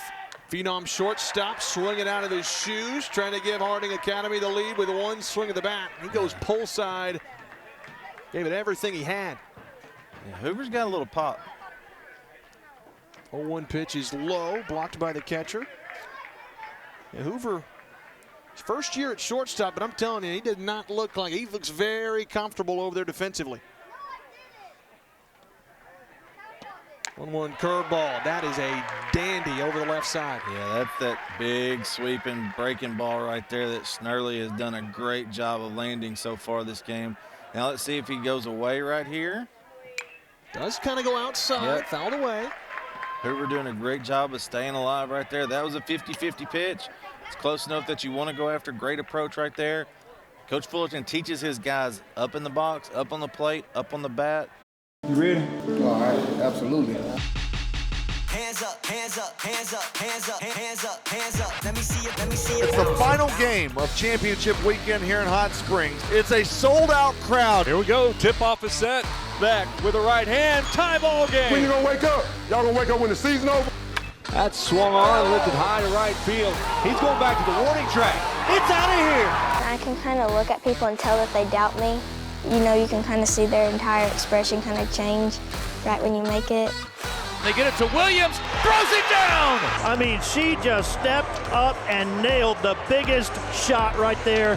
Hazel Walker, she at halftime would challenge anybody from the stands, and I never saw her beat. The sun is setting in Saline County, and we've got 4A baseball. A title's on the line. It's kind of just as simple as like a superhero putting their superhero suit on. Down to 10 seconds. Has stopped. It's ceased to exist right now. So he has allowed 3 free passes, but he's pitching to contact. He's letting his defense work. Now Bentley Hawks stands in. 1 for 4 today. That one hit. Big. Was smoked off the right field wall, a few feet away from being a long ball. He'd take one again, I guarantee you. Waits on the 1-0 from Snurley. Good pitch, but no cigar, just a little bit outside. That's where you want to live with Bentley Hawks. Live away, because if you come into the wheelhouse, it may get deposited into the bleachers over there. I know there's not bleachers out there. But you're not getting it back. Yeah, onto the party deck in right field. Into the bullpen, whatever. 3 balls, no strikes. Hawks trying to reach and give Harding Academy a base runner a chance at the go-ahead run. Taking all the way, takes a strike. Yeah, good pitch right there. Take a little off. I bet Snurley is anywhere from 80 to 82 with his fastball. We don't have a radar gun up, but there's the party deck out Growler's Gap in left field. Foul ball off the bat of Hawks, so Snurley battling from behind 3-0 to push it to a full count. That's what we said. He's been competitive just like Cooper Stallings was. Great pitching depth for both of these clubs. Payoff pitch, popped up foul from Hawks. We'll see another. Now let's see right here. So he's gone fastball, 3 straight pitches, 3-2. Let's see how much he trusts his off speed right here. See if he breaks it off right here. Trying to get the big lefty, 3-2, popped him up. Still fouling out of play. Yep, still staying at the top of the zone right there. You change the eye level, I think off speed could work this time. If you snap it off enough. Hawks trying to battle though. He wants to get on first base. Now the payoff. That one not competitive though. Didn't quite get on top of it. It sails for Snurley and Harding Academy once again. They've got the go-ahead runner at first. Yep. I think we counted 12 runners left on base for Harding Academy in this ball game. You know, ever since, the first inning, they just haven't really been able to get much going. Let's see if they can start rolling right here and get to Snurley. Still hasn't given up a hit in 2 and 3rd innings. Harding Academy has drawn 11 walks and 4 hit by pitches. That's 15 free passes. Wow, what a save by the catcher. It sailed, and man, Rogan Tyler, it's not going to go down as the play of the game, but that's a huge save to keep the runner at first. Tell you what, for a sophomore, that young man got a bright future. That he does. 1-0 from Snurley. That one smoked, but smoked foul off the bat of Brody Myers. Foul by plenty. We talk about Myers and the power he has in that 9-2 quarterfinal win over Arkadelphia. He was 3 for 4, had a 2-run bomb in that game.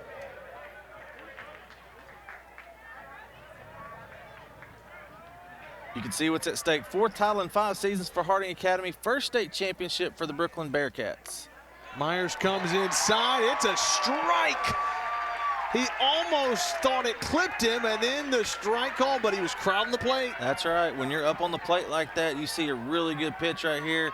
Maybe, but hey, with that crossfire motion that Snurley has, went across the inside edge of the plate. 1-2 now to Myers. Boy, expanding the zone, but he's able to fight it off and stay alive. Yeah, he said go-go gadget boat paddle on that one, went out there and got it. And he got the boat paddle too, because man, that was well out of the zone, but he was fooled enough, and hey, just find a way to fight at the plate and live to see another day. Now the 1-2 up and away. Boy, it always makes you a little nervous if you're a catcher. You see that ball sailing. Tyler does a nice job again. Yeah, and it's anytime Snurley loses it, it's to his arm side, so Tyler has to go across his body on that. 2-2 runner at first. Did it hit him? No. Myers thought it clipped him. This is not a reviewable play, by the way. You can only review safe or out. That's right. Now, he did not sell it like Brian Walker, the former Razorback catcher, sold it against Ole Miss back in the day. So we'll take another look at it right here. Yeah, I don't think it got him. Kind of disappeared. Sure. When the ball's close enough, I mean, you're going to feel something. Sure. 3-2's fouled off. And you can't fault Myers. Yeah, sure, no. Why not try to sell it? If Coach Fullerton thought about it, if he thought he really got hit, they would have asked to, if any of the other umpires saw it. 3 balls, 2 strikes. Go ahead run at first. Snurley and Myers in a battle. 3-2. Foul again. Left side. Hanging tough. Boy, this is a battle. And each at bat is so critical. I know. Game within the game, they just keep going. Every pitch has so much weight on it. That's a great point. Every single pitch has seemed monumental.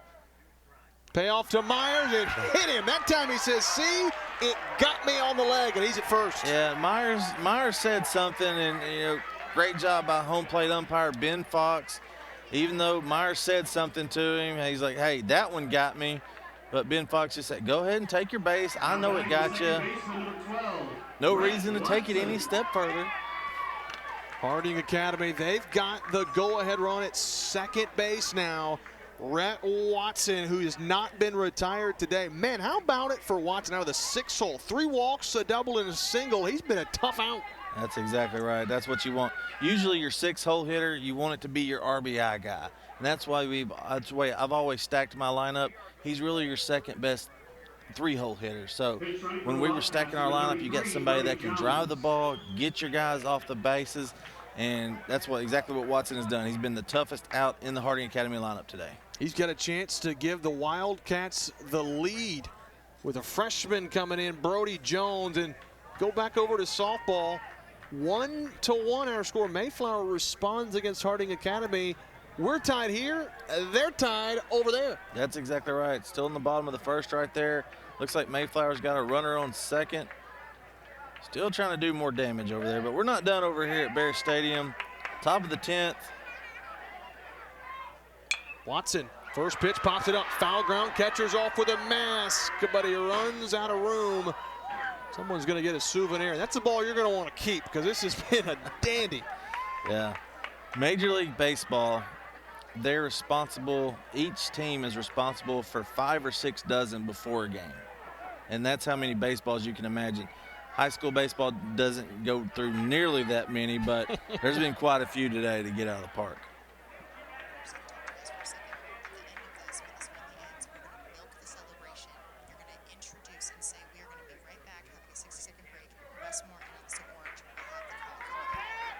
No balls and a strike to Rhett Watson, trying to come through for Harding Academy. Fouled away, and it's 0-2.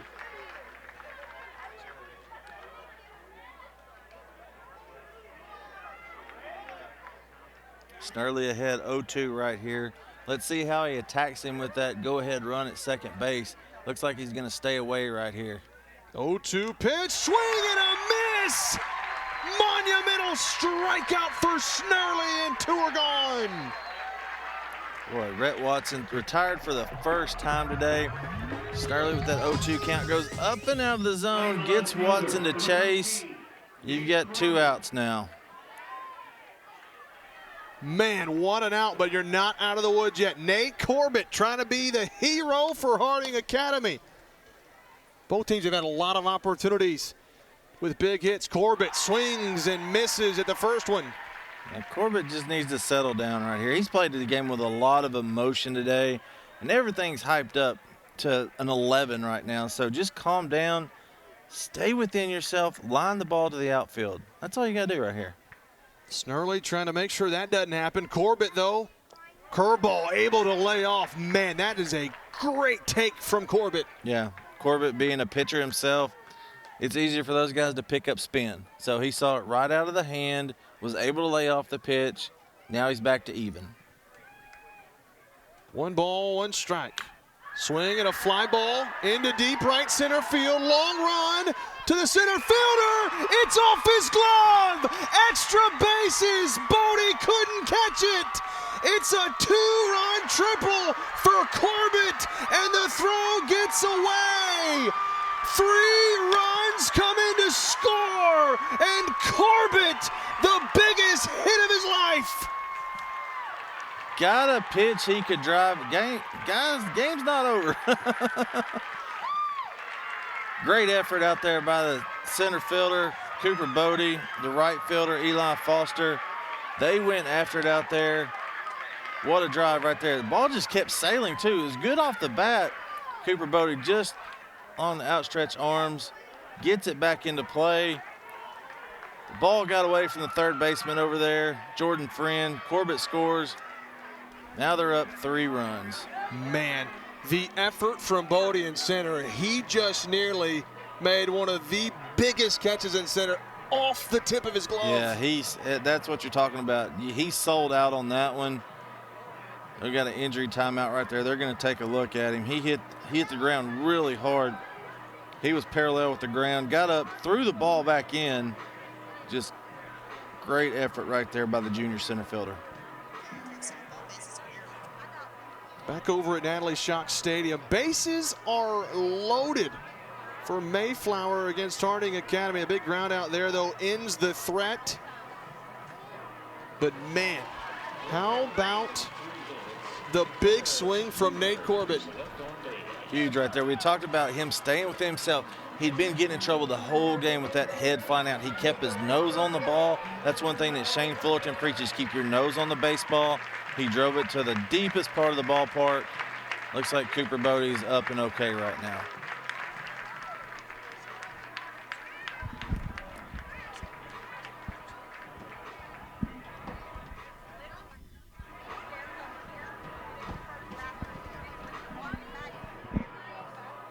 Boy, this game has been incredible.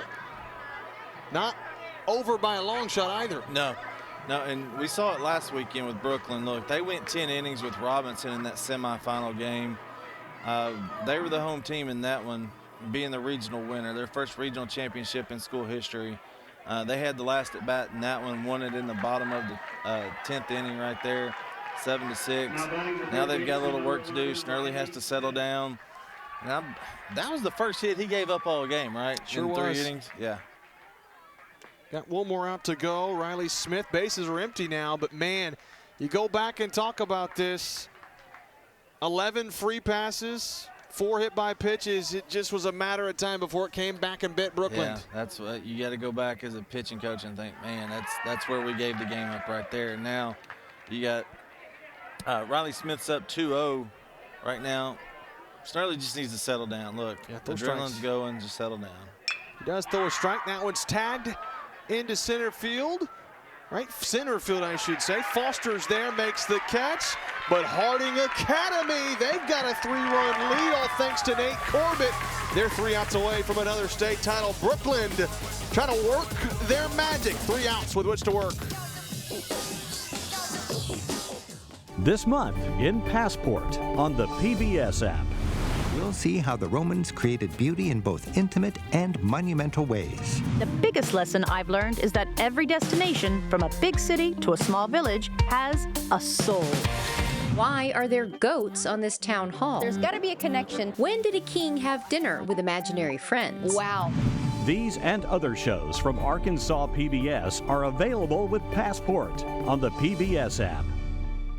This broadcast is underwritten in part by Centennial Bank supports communities across Arkansas and is a proud supporter of the Arkansas Activities Association and Arkansas PBS Sports, providing financial services since 1999. Member FDIC. More at my100bank.com.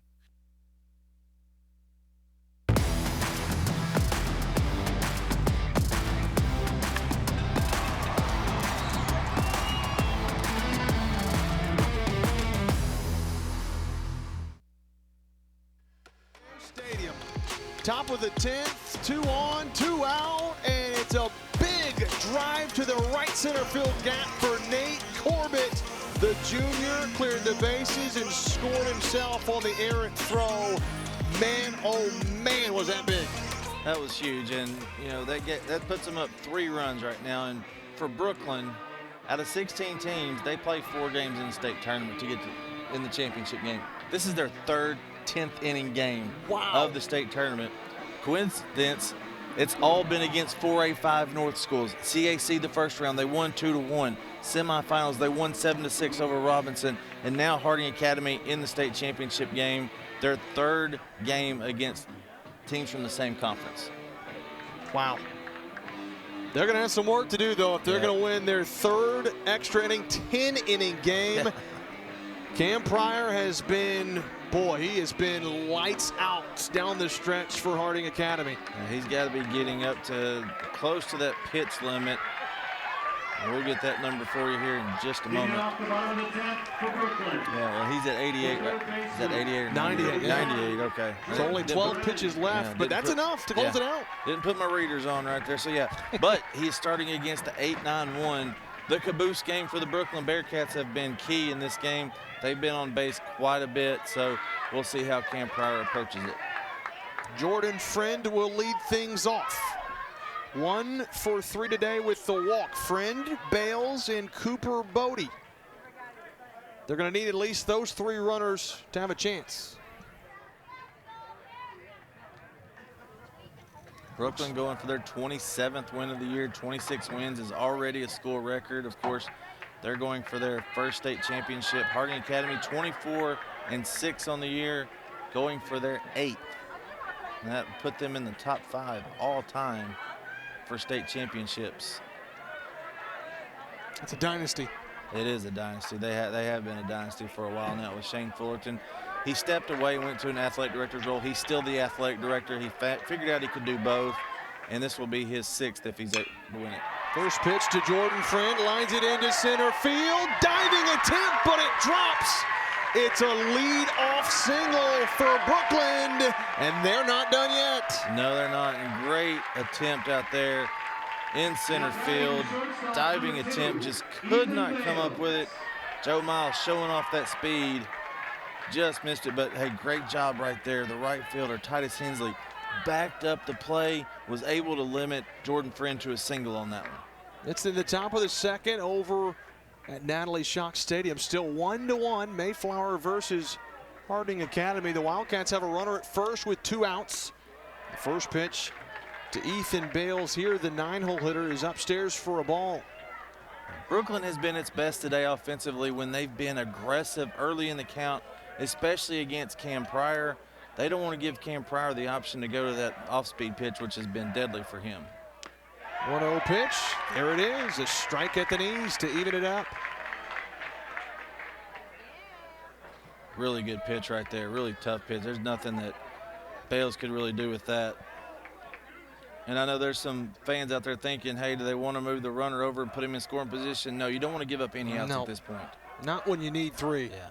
Every run is valuable. He is offering to bunt at it, and that's strike 2. Yeah, maybe he thought he could bunt for a hit with the speed he has. He has 21 stolen bases, but let's see, the sophomore thinking, oh, maybe I can bunt for a hit, because that really didn't look like a sacrifice too much. He started out in hitter stance, then squared the bunt, so we'll see. Third baseman was back too, Way but back. now. Yeah, that's what he saw.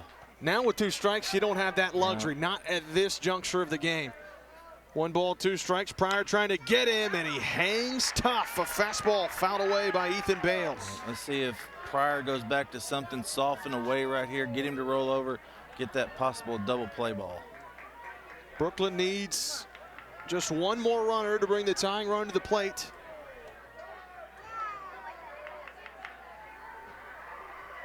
One, 2 again, and it hit him. Wow, Pryor had him 1-2. You gotta be kidding me. Yeah, you've called ball with me before, JB, and you know that my number 1 pet peeve, hitting a guy 0-2. Number 2 pet peeve, walking a guy when you got him 0-2. I never got to 3 because it's not worth it at that point. My guess is it might be 1-2 hit by pitch. Yeah, it's close. Wow. New life for Brookland. They'll have the tying run at the plate, but it's not going to be against Cam Pryor, the third pitcher of the day for Harding Academy, coming into a tight situation. Don't go anywhere. This one's coming down to the wire. We'll take you over to softball, as a matter of fact, while they work on the pitching change. It's 1-1 in the bottom of the second. Is Mayflower due up? He'll be able to bat. Quick inning for Harding Academy right there. A leadoff single for Mayflower. That's Josie Scott over at first base. Miranda Leslie, the catcher for Mayflower. Mayflower coming into this game 25-6 on the year. Harding Academy 22-8-1.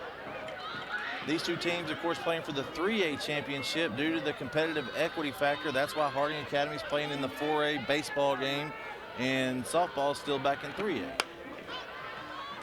That's right. The pop fly out of play from Miranda Leslie. Ace Ellis is the pitcher. She's gone an inning, giving up 4 hits and a run. It was earned, a strikeout and a double. This is Miranda Leslie's first at bat of the game, too.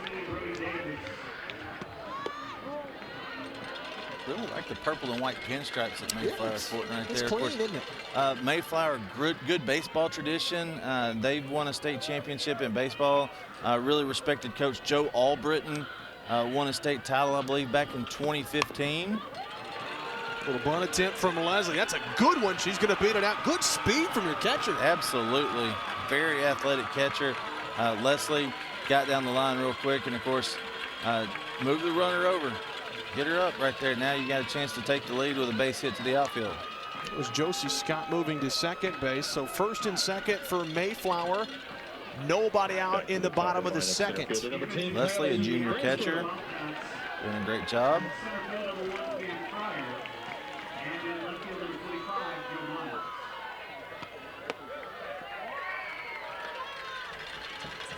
So back to Bear Stadium.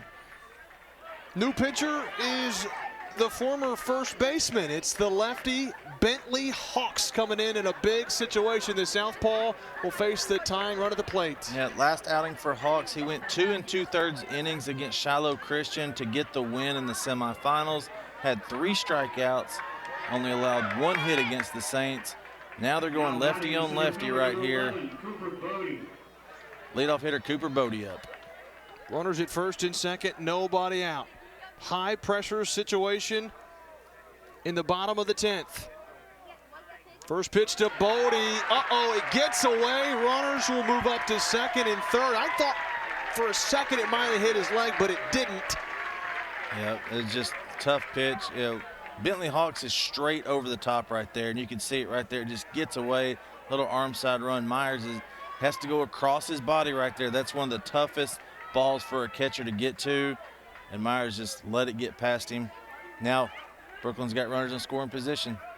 It's always good for a hitter till you feel like you got some confidence. Big swing and a miss there from Cooper Bodie, and it evens the count. Yeah, Bentley Hawks, only a junior right here, going after him. I think he's got a lot of upside. Ripken Tucker would be next. That wild pitch is big because it eliminates the double play ball. Yeah. 1-1 to Bodie. High looping curve, falls off the table. Good take for the Bearcat leadoff hitter. Yeah, if you're Bentley Hawks, you want to start that about 6 inches over to the left. Let it fall right over the middle. Get Bodie to swing over the top of it. 2-1. Smokes that to first. It's knocked down. Oh, it gets through. That's going to score a couple of runs. Cooper Bodie, a 2-run double. A huge hit for the leadoff hitter. You got to think, you know, the change in the defensive alignment right there. You take Bentley Hawks off of first base. It's a hard hit ball. You get a replay right here. Bodie got all of it. Good replay right there. Went right through his legs. We got a 1-run ball game and a tying run on second base. My goodness. And this is a tough situation to put Bentley Hawks. Man, oh man. Ripken Tucker, another lefty due up. This game has been insane, We're just going to camp out here tonight, JB. We might just. Call both games tonight, it seems. Man, oh man. Rogan Tyler waits in the on-deck circle. First pitch fouled back from Ripken Tucker. Alyssa Orange and Wes Moore will be on the call for the softball game if and when we get done with this thriller of a 4A state championship. No kidding. If and when's a great statement. 10-9, tying runs at second. Brookland trying to win their first ever state title in school history, just their second ever trip. Harding Academy is trying to win 4 of the last 5. It'd be their 8th state title in school history. 0-1, curveball, fouled off to the left side from Tucker. That's the one you want right there if you're Bentley Hawks. He left it up a little bit, but still, that's a really good pitcher's pitch right there. Start that one down a little bit more, release it a little bit more out in front. You're swinging over the top of that one. Tucker couldn't make up his mind, it seemed. Fouled it off late. And there's your walks right there. Harding Academy has drawn 11 walks on their offense today. Brookland's only drawn 3. 0-2 pitch. Hawks trying to get him. High fastball. Boy, you don't want that one to get away from you. Yeah, and that was, maybe that's your show me pitch right there. So you can go back to the curveball. Because, I mean, he wasn't on it too well, so Ripken Tucker, but we'll see what he goes back to right here. 3 extra base hits for each team. That's the most we've had so far in the weekend of champions on the baseball side. I agree. For Myers, I think he likes the show me pitch. He's like, just show me a little bit low. Exactly. Don't make it so close. 1-2. High curveball. Stays up. Good take. You got to bring it down, son. Got to be competitive with that pitch. That's an easy take right there for Ripken Tucker. Easy take. We talked about it for Brookland. The 8 and 9 hitters doing their job to get things started. Have they not been a catalyst tonight? Today? They have. Every time they start the inning off, get a run going. That's what you want out of the bottom of your lineup. Just give us a chance. 2-2 pitch, blooped up, shallow left field. In comes the left fielder. It's Miles moved to left. He'll make the catch. The fly out keeps the runner at second, and that's the first out of the inning. Good out right there. Good piece of pitching from Bentley Hawks. Make it easy. Here's Rogan Tyler. The righty due up. Yep, you got the sophomore up. We got Ripken Tucker, the senior, talking to the sophomore about what to look for with Bentley Hawks, giving him a quick scouting report. It's 4-1, Mayflower. Jumping out on Harding Academy over at Natalie Shock Stadium. They're up in the bottom of the second. Rogan Tyler, he's due. He's not really had the state championship game offensively that he'd like. He's 0 for 4 with a hit by a pitch, but he struck out twice. Yep, scored back in the 3rd inning. Came around to score on a hit by pitch. But he can erase all that. That's exactly right. Right here with a base hit to the outfield to tie things up. 2-run bomb would help too. I don't think he turned that down, would he? No, he wouldn't. But he would absolutely have to get a hold of one. Bentley Hawks doing a really good job right here, nibbling on the corners, not leaving anything over the middle of the plate for the Bearcats' 3-hole hitter. 2 balls, no strikes. Tyler represents the winning run at the plate. Down and away. And you don't want to put the winning run aboard if you're Hawks. No, you're not. It's kind of a 50-50 give and take right here because you can get a double play. That's right. Jake Reese is a big pull ball hitter, so we'll see what happens right here. See how Hawks attacks him.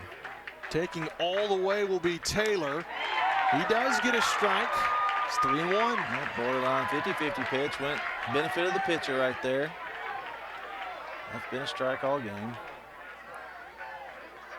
So now, Rogan Tyler, a chance to dig in, but you're not swinging at anything but one pitch. Middle in, fastball, or whatever your pitch is. 3-1, he's swinging, and he fouls it back. Same pitch right there from Bentley Hawks, right over the outside corner of the plate, right about belt high. Now, if you're Rogan Tyler, you want to be thinking right side of the field. Advance the runner. Give him a chance to maybe get a wild pitch or something. Hand it to the next guy. That's what you want right there.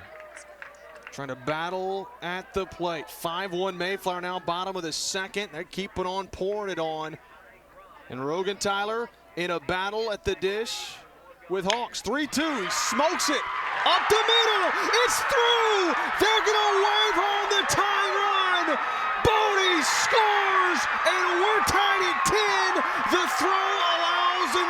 to second. Rogan Tyler, the sophomore, delivers. Huge hit right there for Rogan Tyler, the sophomore catcher. Great diving attempt right there by Cam Hoover at shortstop. Just got past him, and then great read right there by the base runner. That's Cooper Bodie, does a great job. Wow. Man. This game was tied at 7 ever since the 4th inning. And then Harding Academy scores 3 runs in the top of the 10th. They're thinking, we're going to run away with this thing. But Brookland answers, and they've got the winning run at second for the senior Jake Reese. Yep, and if I'm Harding Academy, I'm walking Reese. You want the double play ball? Yep, I want the double, and they did. Yep. There you go, intentional walk to Reese. That's a smart play because he has been red hot at the plate. Now you got the double play ball in order. Gabe Carter, he's known as Big Play Gabe. He's got a chance to be the hero for Brookland. Yeah, live up to your name right here. Harding Academy coming out, talking it over, making sure they've got their plan right here. My goodness, are you as nervous as me? This has been an electric game. Yeah, I feel like I'm playing again. I'm over here. I'm not going to be able to eat tonight. I know that's okay with the wife, but like, look, here's the strategy. Here's what we're going for. Harding Academy looking for their 4th title in 5 years. And with one more run, the Brookland Bearcats could win their 1st in school history. Have not been in the state championship game in 35 years. Wow. That was back in 1990, their only ever trip. They lost to Gosnell in the championship game. Yeah, in the 2A state championship game that year. This shows you how much Northeast Arkansas has grown, and it's become a baseball hotbed. It's one thing that Mike Silva talked about, the new head coach at Arkansas State. You know, what a run they had, finishing tied for 8th in the Sun Belt this year. They got back to the Sun Belt tournament. Gabe Carter, first pitch, swing and a miss against Bentley Hawks. There's your 85% rule, JB. Coach comes out to make a visit 85% of the time. The next pitch is a strike.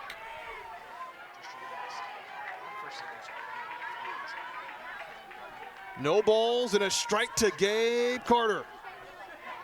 0-1, swinging a pop fly, right side.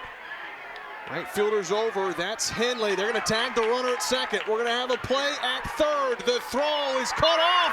They throw behind the runner at second, and they got him. Wow, the throw home, and they got him out. You gotta be kidding me, what just happened? Is that a triple play? Well, there's one out already, so he was out at second base. I think they were thinking maybe if he's not out at second, let's send him home. Yeah. What is going on in Conway? So in that situation, if he's safe, they're letting the play out.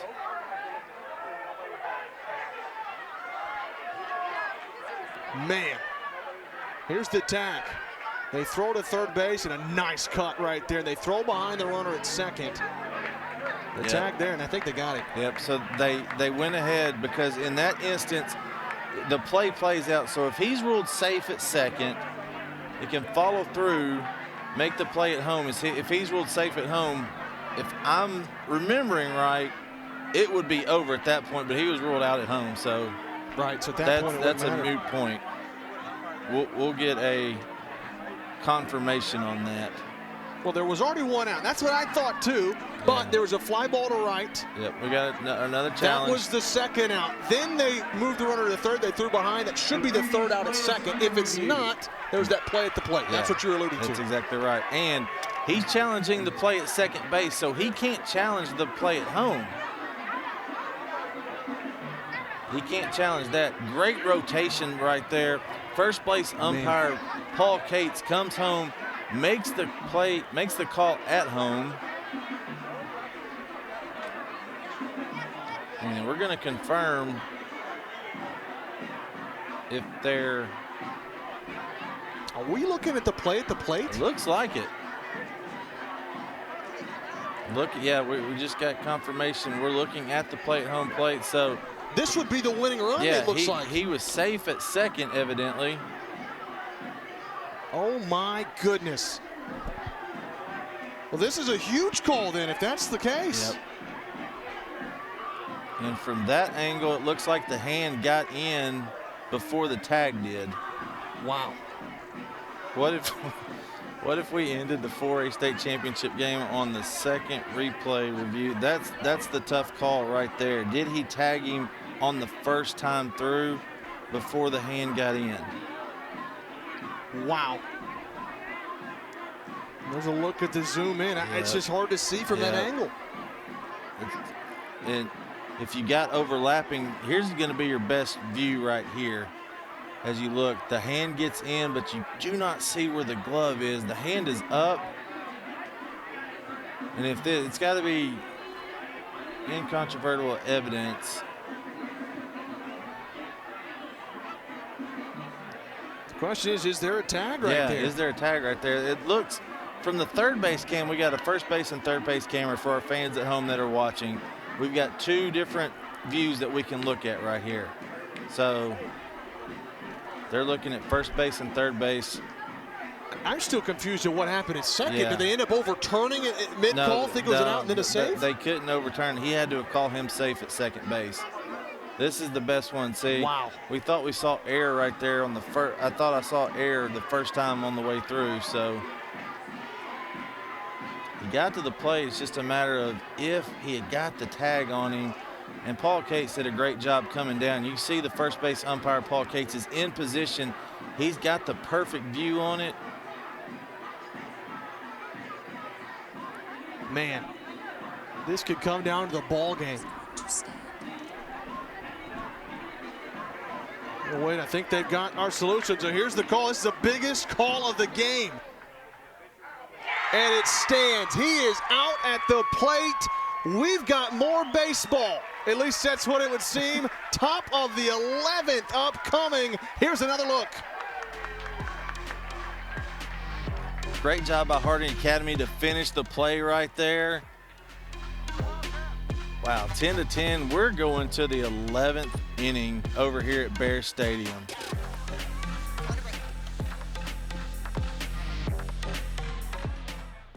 This month in Passport on the PBS app. We'll see how the Romans created beauty in both intimate and monumental ways. The biggest lesson I've learned is that every destination, from a big city to a small village, has a soul. Why are there goats on this town hall? There's got to be a connection. When did a king have dinner with imaginary friends? Wow. These and other shows from Arkansas PBS are available with Passport on the PBS app. This broadcast is underwritten in part by Centennial Bank supports communities across Arkansas and is a proud supporter of the Arkansas Activities Association and Arkansas PBS Sports, providing financial services since 1999. Member FDIC. More at my100bank.com.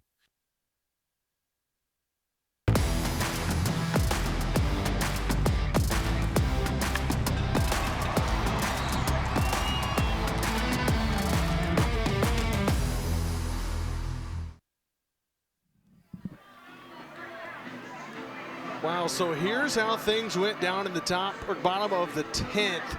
It was a deep fly to right. They did not get the runner at second. They ruled him safe. This was the double play at the plate. It was bang, bang. If he was ruled safe, it would have been a walk-off win, but the call stood. Yeah, there was not enough evidence to overturn the call right there based on the camera angles that we had. We talked to our replay official, Justin Yates, had a great explanation for it.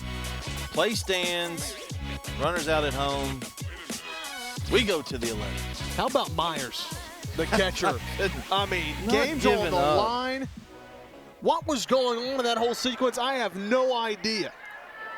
But it came down to the wire. We're tied at 10 in the 11th inning. And Harding Academy will get things rolling with their 9, 1, and 2 hitters. It'll be Miles, Pryor, and Henley due up. 66 pitches thrown, 66. This is going to be the 6th at-bat of the game for Joe Miles, and Pryor on decks already had 6. It'll be his 7th at-bat. Yep. Joe Miles. Top of the 11th. First pitch to Miles, swing and a miss there from Snurley. How about going – we went 6 innings without anybody scoring a run, and then we have six runs in the 10th inning. You can't make this stuff up. I've never been a part – I don't think I've ever watched a game like this. This is incredible. Tell you what, 1998, it was not this, but we were playing Batesville in the 3A state championship that year. Got up 5-0. They got up 13-5. Snurley with the ball right there. It's a 1-2 count. We came back and tied the game up 13-13. Wow. And they won 15-13. And that was in 7 innings in the 3A state title game in 98. So. Damn. 1-2 to Miles. Line drive left field, but he hit it right to Gabe Carter. That's a fly out to begin the top of the 11th, and 1 out to begin.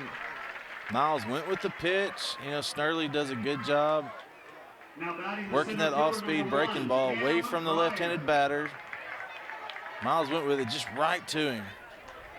Struck it well. And this game's been so good, you really hate to see either team lose. Absolutely. Top of the lineup now, Cam Pryor. Here's the deal. If Harding Academy wins, this is going to be your player of the game. Cam Pryor pitched his tail off to give him a chance. He's now at the dish.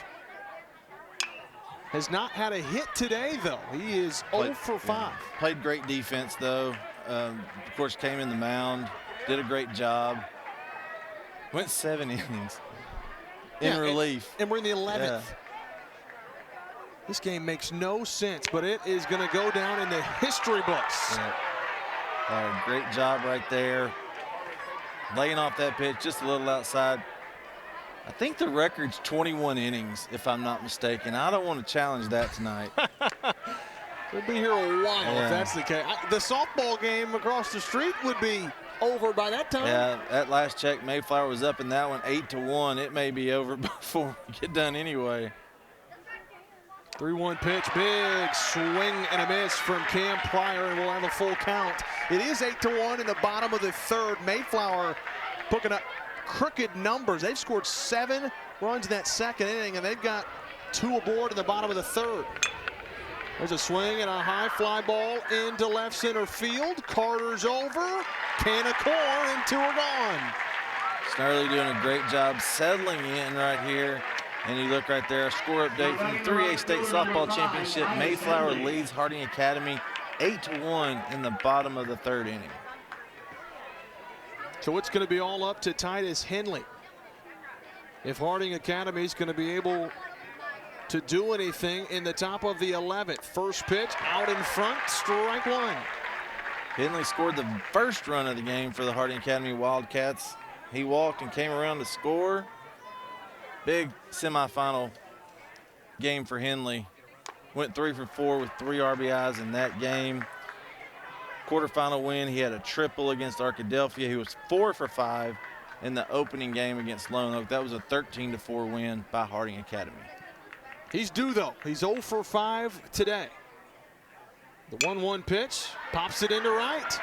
Should be caught. Foster's on, calls him off. Snurley gets a 1-2-3 inning.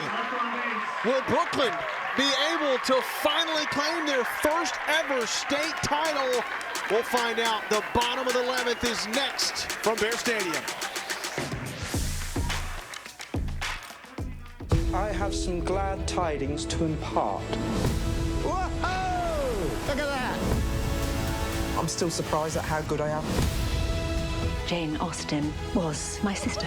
I didn't think I would ever study medicine, but here I am. Absolutely delicious, especially straight out of the oven. I've never seen anything like this.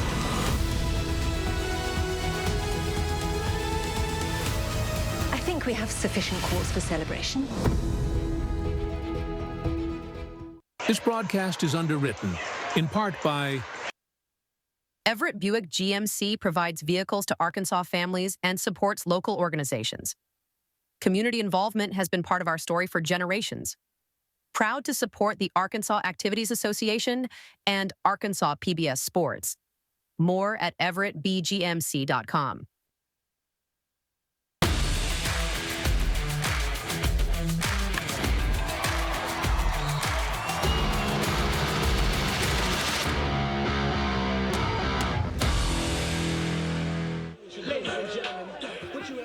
A nail-biter from Central Arkansas. 10-10 in the bottom of the 11th. Back to softball, though. 9-1 Mayflower.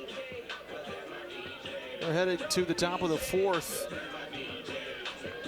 They try to hold things there. 8-run lead for the Eagles. They're over at Natalie Shock Stadium, going for a big state title. Trying to knock off the Wildcats. Over at the baseball stadium, we have got a dandy. 10-10, bottom of the 11th inning.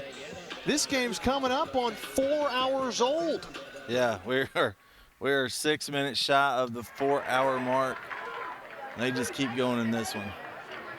Well, I'm just glad this one started at 4 this afternoon and not 7. No kidding. We'd be sitting at close to midnight, 11 p.m. Eli Foster will stand in first for Brookland, and he takes it low. He's had a good day, 2 for 4 with an RBI out of the 6th spot for the right fielder. And he's been busy defensively out there in right as well. Yeah, and you want to flip it. You got to get it to that bottom part of the lineup. That's what we talked about has been the catalyst for this Brookland Bearcats team today. 1-0 pitch, misses inside, and if you're Bentley Hawks, you do not want to put the winning run aboard to lead off the inning. No, you do not, because at that point, Brookland can play opportunistic baseball. They can afford to give up an out to get one over because they've done a really good job of hitting with two outs in this game. 2 balls, no strikes. Foster goes up and gets that and pops it up into left field. It's the left fielder coming on, Joe Miles. He corrals it for out number 1. Really good job by Bentley Hawks right there. Keep pitching at the top of the zone. A really good job right there. Keep pitching at the top of the zone. Ball's not going to get out of the ballpark right now. Man, this game still anybody's ball game. Who wants it? Griff Silverthorne standing in. He had a big 2-run single, which seems like forever ago, back in that 7-run 3rd inning. That's right. Really got it going, ended that inning right there. Silverthorne struck out in the 7th inning, flew out in the 9th. 0-1 pitch is just a little bit outside there from Hawks. Just missed over the outside corner right there. Hawks, even though he throws over the top right there, he's a lefty that's got really good arm side run to run it away from the right-handed hitters. 1 ball, 1 strike to the Bearcat DH. That one a little bit further outside, so now a hitter's count for the 7-hole hitter. 8 and 9 in the lineup are following, and that's been a portion of the lineup that has really been tough to get outs. 2-1 pitch, opposite field drive, but it hangs up. Henley comes on, makes the catch. The 2 are gone. Just keep pitching the contact right here for Bentley Hawks. Number 31, Jordan Friend. He's been a starter. He's been a reliever this year. That's what Coach Baker's telling him right there. You can't just chop at it. You got to get on plane with Hawks because he comes out at such of a high release point. It's going to create a difficult plane for these Brookland Bearcat hitters to get on. Jordan Friend will bat now with the bases empty and 2 gone. Against the 3rd pitcher of the game for Harding Academy, it's Bentley Hawks. Their starter, Nate Corbett, went 2 innings, gave up 4 runs. Cam Pryor went the next 7 innings, only giving up 4 earned runs. Hawks Bentley charged with that final run. He's gone an inning and 2/3.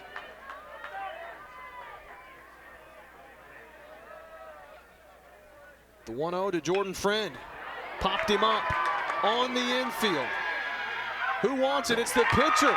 He makes the catch. Hawks corrals it. 1, 2, 3 go the Bearcats. We've got more baseball. Can you believe it? Top of the 12th from Conway. This month on Arkansas PBS. I must face the fact that nothing will ever come of my writing. I had opportunities, squandered them. Let's get you inside. If you're looking for us to take her in, the answer's no. You are about to take your vows. Do you feel ready? Her voice catapulted her to stardom. She seduced the world. But for Julie Andrews, fame was overwhelming. Who is ever prepared for something like that? Only on Arkansas PBS. This broadcast is underwritten in part by... For over 70 years, Farm Bureau Insurance has offered coverage for automobiles, homes, farms, and lives across Arkansas.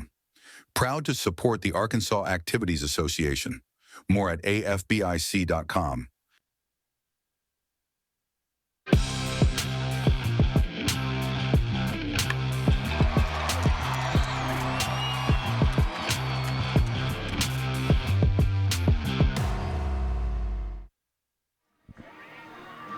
It's 10-10 at the top of the 12th. Harding Academy, Brookland in a battle. From Conway, Arkansas. Take a look back over at Natalie Shock Stadium. What's going on over there?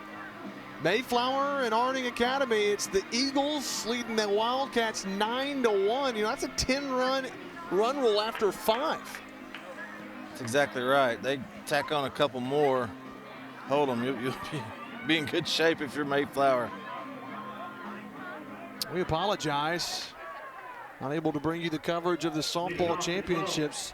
The drive for Mayflower into left center field, but nice catch out there in the gap. So here we go, top of the 12th for Harding Academy. It'll be Cam Hoover, Bentley Hawks, Brody Myers. So clean up, or the heart of the order, I guess I should say. 3, 4, and 5 due up. And there's a strike, and I will say this, Cable, this will be my fine line. I've only got 12 innings on my scorebook. At this point, we're fans of the game getting to call it right here. That's the best part about it. It's been beautiful. Hoover drills that one, but it's going to hang up for the center fielder, Cooper Bodie. Leadoff batter is gone. Hit it hard, but it hung up too long. Just right at him. So here's Bentley Hawks. He's the pitcher of record right now for Harding Academy. Stands in, and boy, what could have been back in that second inning. Yeah. Big double. He was a few feet away from a home run ball, and we have officially hit the 4-hour mark here at Bear Stadium. And we're still not close to deciding a winner. No, we still got bottom of the 12th is guaranteed. Got one out right here in the top of the 12th. Snurley, he's been going a while. He came in for Cooper Stallings. Stallings had a great night on the mound. We'll get over here to the line here. Good curveball falls off. Snurley's at 82 pitches, and he has pitched lights out 4 1/3 inning, only giving up 2 earned runs. Yep, he's in his 5th inning of work right now. 1-1's up and away. You got to wonder, if it keeps going, who do they go to next? You know, Coach Josh Baker before the game said, look, we're going to Cooper Stallings, and that's all we're going to need. And it turns out to you may need a little bit more. So what's the pitching depth going to look like? You don't have any more eligibility, do you, K-Ball? Sorry, I'm tapped out at this point. I think you still got something in you. Yeah, that's why they got me behind the back. Hey, back a few years ago, I could still bring it in there pretty good when I was coaching Caden Wallace and those guys. I had to give them some type of competition when they were 14, but then they got bigger than I was, so we were done with that. Payoff pitch to Bentley Hawks. Base is empty, 1 gone, top of the 12th. The payoff. Chop to the right side. Second baseman Tucker gobbles it up. His throw to first is true, and 2 are gone in the top of the 12th. Now batting the catcher, number 3. Great job right there by Snurley. Fell behind 3-0, got back in there, got the out. Now we're at 2 outs. Now we're looking a little bit. Momentum shifted once again. We need a pitch count for how many times the momentum has shifted this game. I don't have enough fingers to count them to tell you that right now. I don't have enough fingers or toes, so we get a good graphic on that one here in a minute. This officially has now tied the 2nd longest state championship game in Arkansas history. We're glad you get to be a part of history with us. Yeah, if we're here, we might as well make history, JB. That's what I told Coach Chris Curry last night. Hey, if you're down there for 4 games, you might as well win the whole thing, buddy. Myers pops it up foul. You might as well get all nice and comfy and cozy. I got people texting me. You got people bringing you food, some Snickers, anything like that? I'm going to wait till this one finishes, but we might be here even longer. See, Brody Myers does have a home run in the state tournament. As we mentioned earlier, if you were not here as part of the broadcast earlier, Myers had a 3-for-4 game in that quarterfinal win over Arkadelphia. Been really good behind the plate. You got to think what kind of toll this game is taking on the catchers back there, because they've been back there for almost a doubleheader now. So at some point, you got to think, how much these guys have left. 2-1. Myers was trying to give Harding Academy the lead with one swing of the bat. He was going left field pull side. Exactly. That's it. That's his sweet spot right there. Just pulled off it a little bit. Snurley trying to work a 1-2-3 inning. 2-2's fouled back into the netting. Has this not been a dogfight from both teams? Every at bat, every pitch seems to be that way. That's exactly right. And you can see, Brookland has out-hit Harding Academy 14-7 in this game. Just Harding Academy's taking their walks, so they've gotten guys on base. You just haven't been able to get them in. 2-2 to Myers, up and away. Another key thing to look at, both teams have now left on double-digit runners. 13 for the Wildcats left on, 10 for Brookland. They've had chances. Yeah, they've had the opportunities. They just haven't gotten them in. That one sails up and away. Ball 4 on a payoff pitch to Brody Myers. In Harding Academy, they've got the go-ahead run on again for Rhett Watson. Yep, you got to think Snurley going to his hand right there. I don't know if he's got a little blister on it. Something's happening right there. But this has got to be, we don't have this game-by-game stats, but he's gone deep into the game. How many times has he gone this deep this season? This is where players are digging deep into their souls, trying to figure out what they've got. Yeah. You just let the body work at this point. It's better than just to react to everything. Don't think about it. Just go with it. 0-1 to Watson, upstairs to even the count.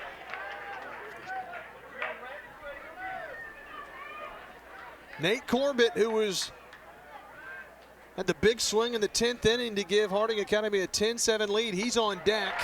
A big swing there. Coming up empty was Watson, and he's behind 1-2. Harding Academy thought they'd won it. They're up 10-7. Runs had been hard to come by, but Brookland responded with 3 of their own in the bottom of the 10th. Here's a pop fly. Will it stay in play? Tyler behind the dish just runs out of room after flapping off the mask. And Cam Pryor had done such a great job for Harding Academy this game. He was just at the end of his rope. He had already pitched 7 innings. It was just tough for him to come out there and get the final 3 outs of the game. Bentley Hawks couldn't get it, and now it's gotten us to the top of the 12th. 2 outs. Snurley at 95 pitches for the game. 1-2 upstairs. Good take from Rhett Watson, and it's 2 balls and 2 strikes. Regardless of the outcome, this game is going to go down as one of the best state title games in history. Absolutely. You can't ask for anything better than this. 2-2 pitch, Watson up and away, and I think you're seeing the fatigue kind of settle in for Snurley. That's exactly what I was about to say, JB. Everything's up right now. This is where you got to dig down deep. He had 2 strikes on the last 2 hitters. You just couldn't put him away. He's at the end of his rope. Payoff pitch comes over, challenge. Nice job digging in with Snurley, but Rhett Watson spoils a good pitch. And if you're Snurley, you don't want to face Corbett again. No. And, Watson, they got him out last time on that high fastball up in the zone. Let's see if he'll go back to it right here. Another payoff pitch, the runner on the move, up and in, back-to-back free passes.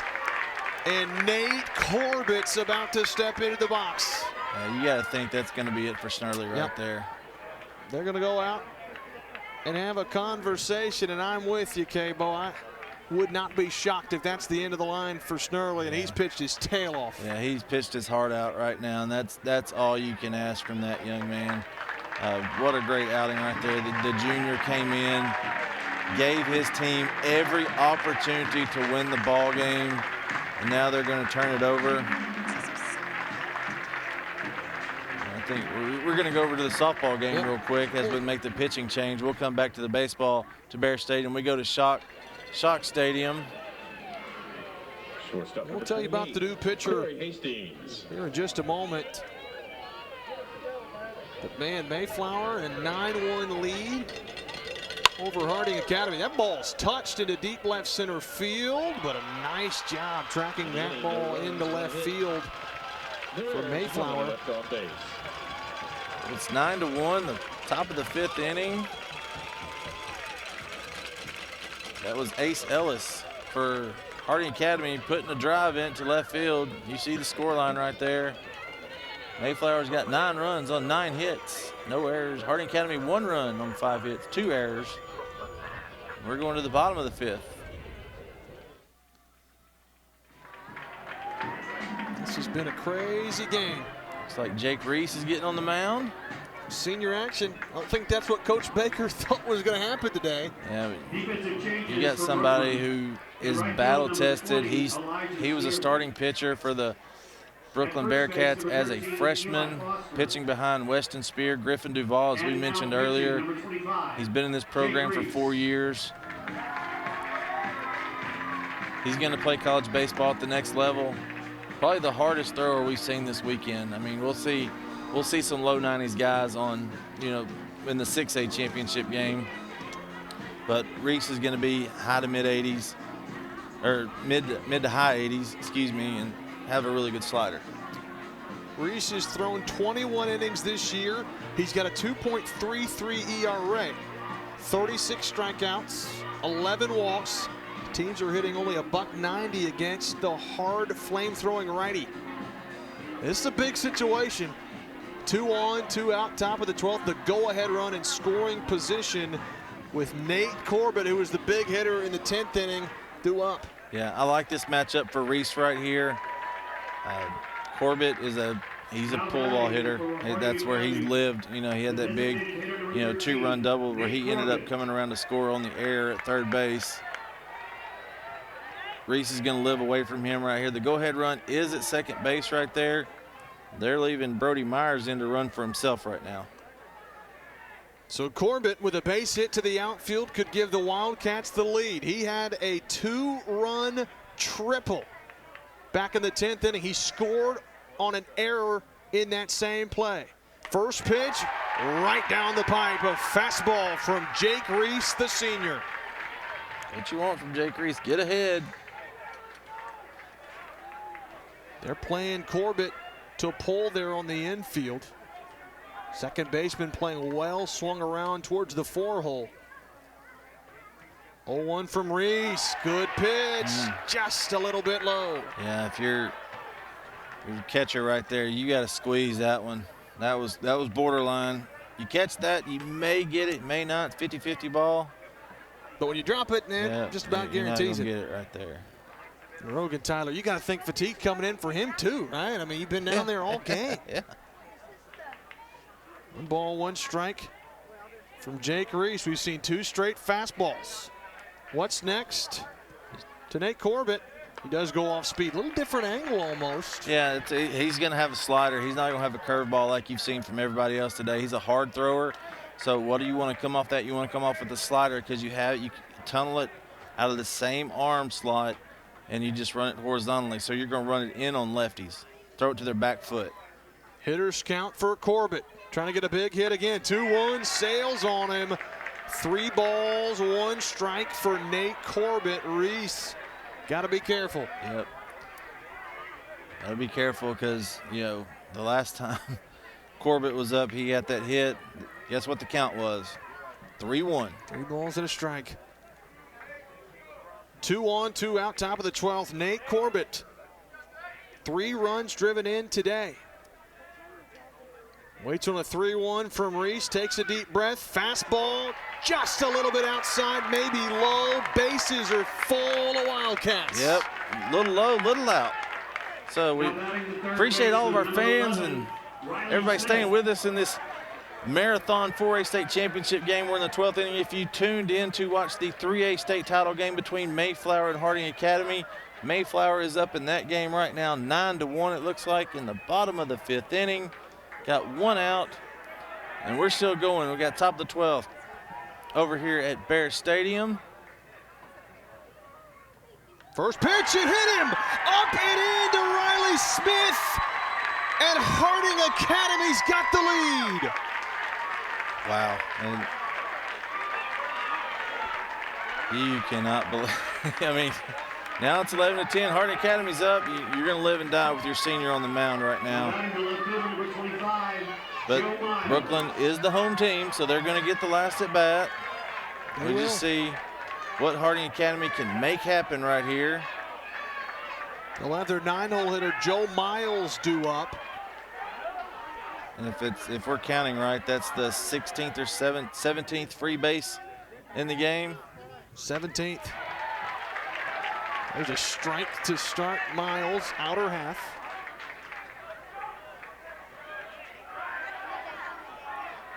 Harding Academy wanting a big swing here. Reese trying to make sure that doesn't happen. 0-1 fastballs up and away. Yeah, Reese is going to stay away from Miles right here. Miles did a great job his last at bat. He flew out, he lined out to the left fielder. Well struck ball, you see right there, left on base. Harding Academy's had the bases loaded a couple of times this game. They've left 13 on in 12 innings.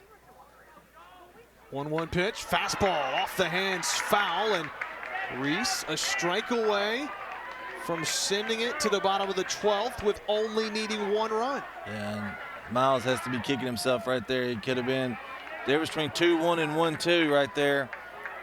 Just fouled it off. That was likely ball 2, a little bit inside. Just spoiled it.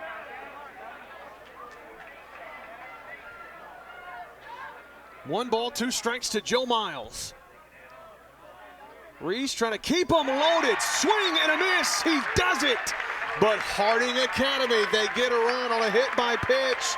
They're trying to end this marathon historical game in the bottom of the 12th. Brookland, they're trying to go for their first ever state title. They got work to do as they trail it by 1.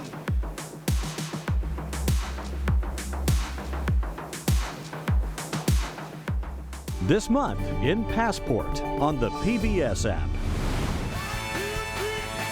Austin City Limits celebrates 50 years. Funk is something that takes you over. A history that goes back to the spiritual. Liza Minnelli. Being born into Hollywood royalty, Judy Garland and Vincent Minnelli, doesn't make you a superstar. These and other shows from Arkansas PBS are available with Passport on the PBS app.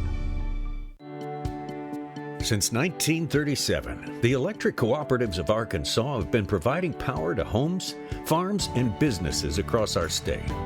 The cooperatives are member-owned and work together to serve Arkansans. The electric cooperatives of Arkansas proudly support high school students and athletics in Arkansas and hope you enjoy watching the state championship games on Arkansas PBS Sports.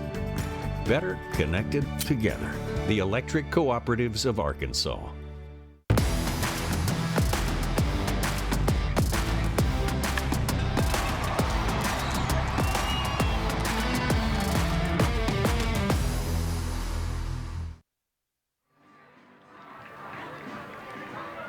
It's 9-1. Harding Academy trailing Mayflower over at Natalie Shock Stadium. If you're tuning in for that broadcast, we apologize. Couldn't have planned for the 4A baseball state championship to go as long. How about smoked into the corner for Harding Academy? They got some life in them over there at Natalie Shock Stadium. Not done yet. Yeah, down 8 runs. Good double right there. Right down the line. One hop off the fence. Take a back to baseball. Here we go. Here we go. 9-hole hitter Ethan Bales leads it off. Cooper Bodie and Ripken Tucker to follow against Hawks the lefty. First pitch, he helped him. Swing and a miss, reaching. Yeah, that's tough right there. You gotta don't press. I mean, Brookland's been in this situation. Let's see, they've played a lot of baseball in this state tournament so far. We mentioned earlier, this is their 3rd game of at least 10 innings in the state tournament. They opened up 2-1 over Central Arkansas Christian, the number 4 seed from the 4A 5 North Conference, 4A Central Regional, as I like to call it. I think it's the Region 3 now. I can't remember. Your knowledge is impressive. You got me beat. At this point, I'm just trying to come up with some new stuff for our listeners, for our viewers out there. You can say whatever, and I'd agree with you. Yeah. One strike to Ethan Bales.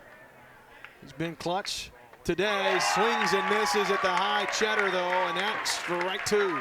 That was the one that Bales drove to left field early in the game to get that 7-run third inning going. You'd like to have that one back. He's a good high ball hitter. You like to see these young guys like this. They're really good, right at their hands. Good quick bat. Hawks with a 1-2 count. Little run to that opposite side. Yep. 2-2. Got a good arm side run. Even though lefties, they always have a different spin on it, and everything seems to run to their arm side. But Hawks is straight over the top, and even he has some sinking action to it.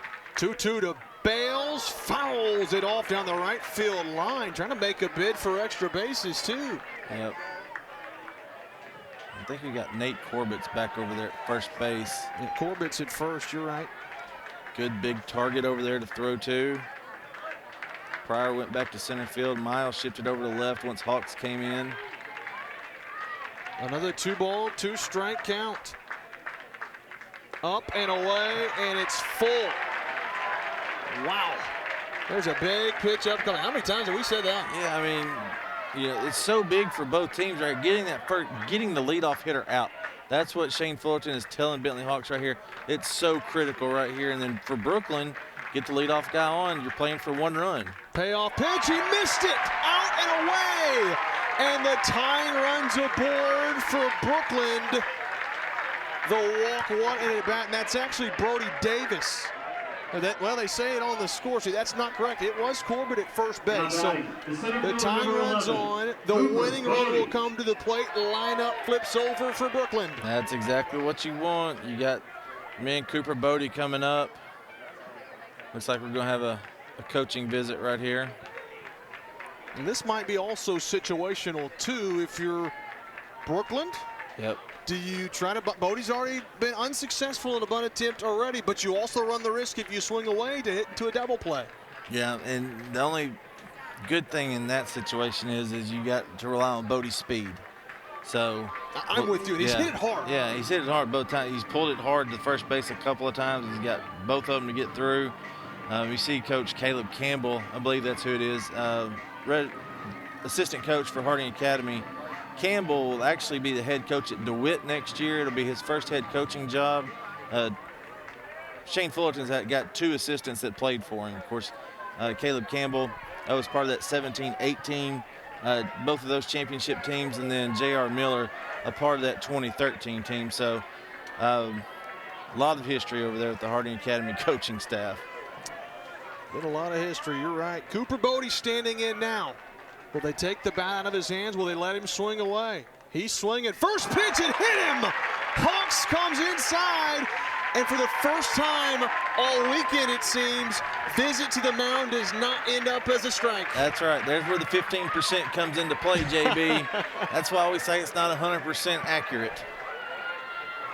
Boy, and I think now you got to think. Go Hawks is out, right? Do you? Hawks is done. They're going to go to the bullpen. Yep. Winning runs aboard for Brookland. We've said that a ton, too. It just caught him, too. You got to think. Bodie had the wind knocked out of him on Nate Corbett's double back in the 10th inning. The longest game ever played, by the way, 13 innings back in 1992. It was Junction City over Clinton 76. It's a new pitcher. We'll tell you about him in a minute. Softball is still going on at Natalie Shock Stadium. It might finish before us, Cabo. Yeah, you got Mayflower's up 9-1. They're in the bottom of the 6th inning right there. Mayflower looking to nail down the 3A state championship right there, up 9-1. They had a big inning earlier in the game, 7 runs in the 2nd inning, I believe. Yeah, well, here's the deal. There's 2 outs, so if they don't get on, they're 3 outs away from a win. Yeah, that's exactly right. And that's where we're at right here. 3 outs away at Bear Stadium. How about, and I know we'll get back to it in a minute, Harding Academy's making a pitching change. And a fly ball right there. Looks like she And that'll be, So going to the top of the 7th, 3 outs away for Mayflower from knocking off and winning another state title. We're 3 outs away from winning it over at Natalie Shock Stadium.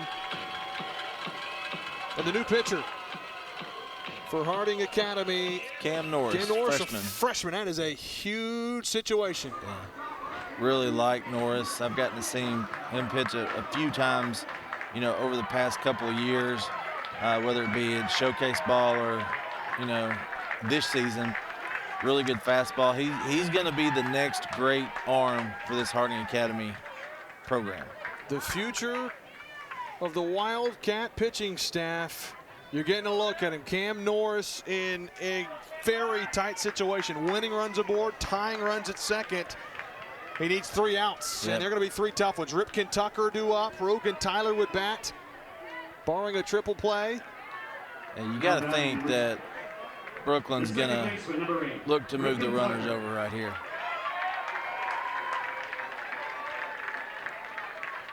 Ripken Tucker, a 2-hit championship game, looking to bunt him up. They'll try to pick off, move to second first before he comes home.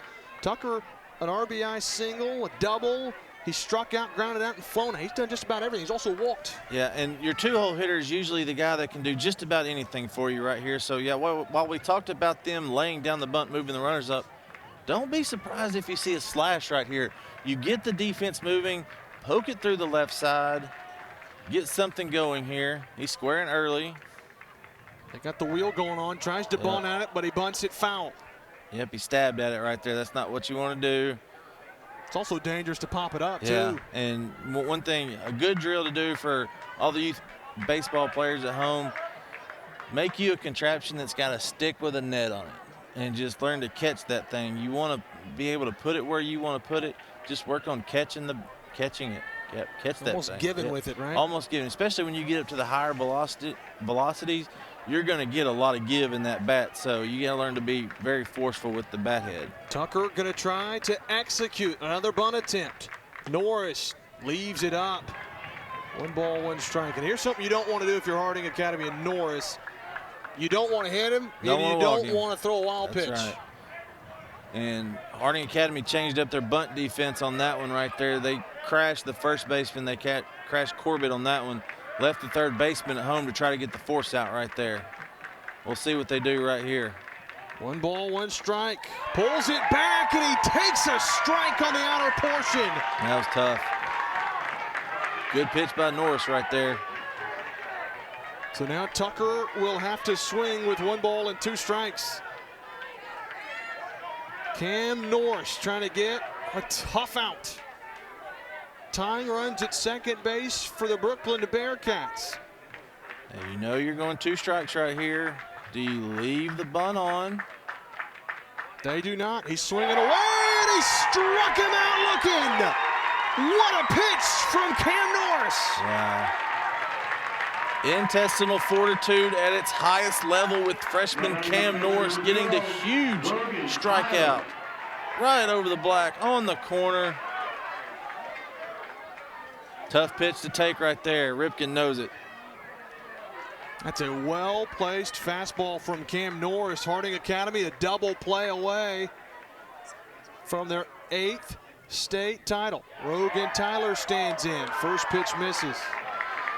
And the difference on that pitch, well, yes, it was a little bit more inside, but Brody Myers turned his glove. Over at Natalie Shock Stadium, Mayflower's 1 out in the top of the 7th. They need 2 more to claim the state title. And now they're 1 out away. They got that last out. They got 1 more to go. 2 balls, no strikes to Rogan Tyler. Norris needs to settle in right here.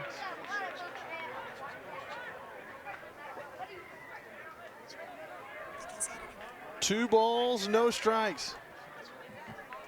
Big moment for Rogan Tyler. Cam Norris got to be careful. Tyler had an RBI single his last time up. That tied the ball game. Swings, chops this, foul down the third base line. And we just got word. Here it is, Mayflower. The Eagles are your 3A softball state champions. Crazy that they finished before we did. Wow. Exactly right. Mayflower, 26-6 on the season. Congratulations to the Mayflower Lady Eagles. You're 3A softball state champions. And we're still rolling here at Bear Stadium. 2 balls and a strike to Rogan Tyler. A freshman pitcher on the bump, Cam Norris. 2-1. Smokes it. Foul. Man, that would have tied this one up. You got a freshman versus a sophomore right here. You gotta love the future of Arkansas high school baseball. Boy, they're competing right now. We're talking about how so many times this game, every pitch has so much riding on it right now. You got a 2-2 count, 1 out. Runners at first and second. We'll reset it for you. The chance and the stomping of the feet. Tyler trying to battle. Norris trying to shut the door. We'll have to wait. He tries to pick off, move to second. And man, oh man, has this game been one for the ages. Brookland going for their first ever state title. Harding going for their 8th, their 4th in 5 years. 2-2 to Tyler. Curveball just missed outside, and the count will be full. I apologize. Cam Norris is a senior, so yeah, we had it listed wrong on our lineup card here. So yeah. Yeah, you're right. He's listed as a freshman here on the lineup card. Yeah, thanks to well, good friend of mine for updating that one. Cam Norris, a senior, trying to shut the door. Payoff pitch. It's driven to deep left, but it's going to drop into the glove of Miles. They're going to tag, try to move the runner to third. They didn't get him. They didn't get him. They didn't get him. They thought they did. He's safe. The runner at first will stay put. Brookland is still alive. Harding Academy, they were celebrating. They thought they had won it. And what is going on in Conway?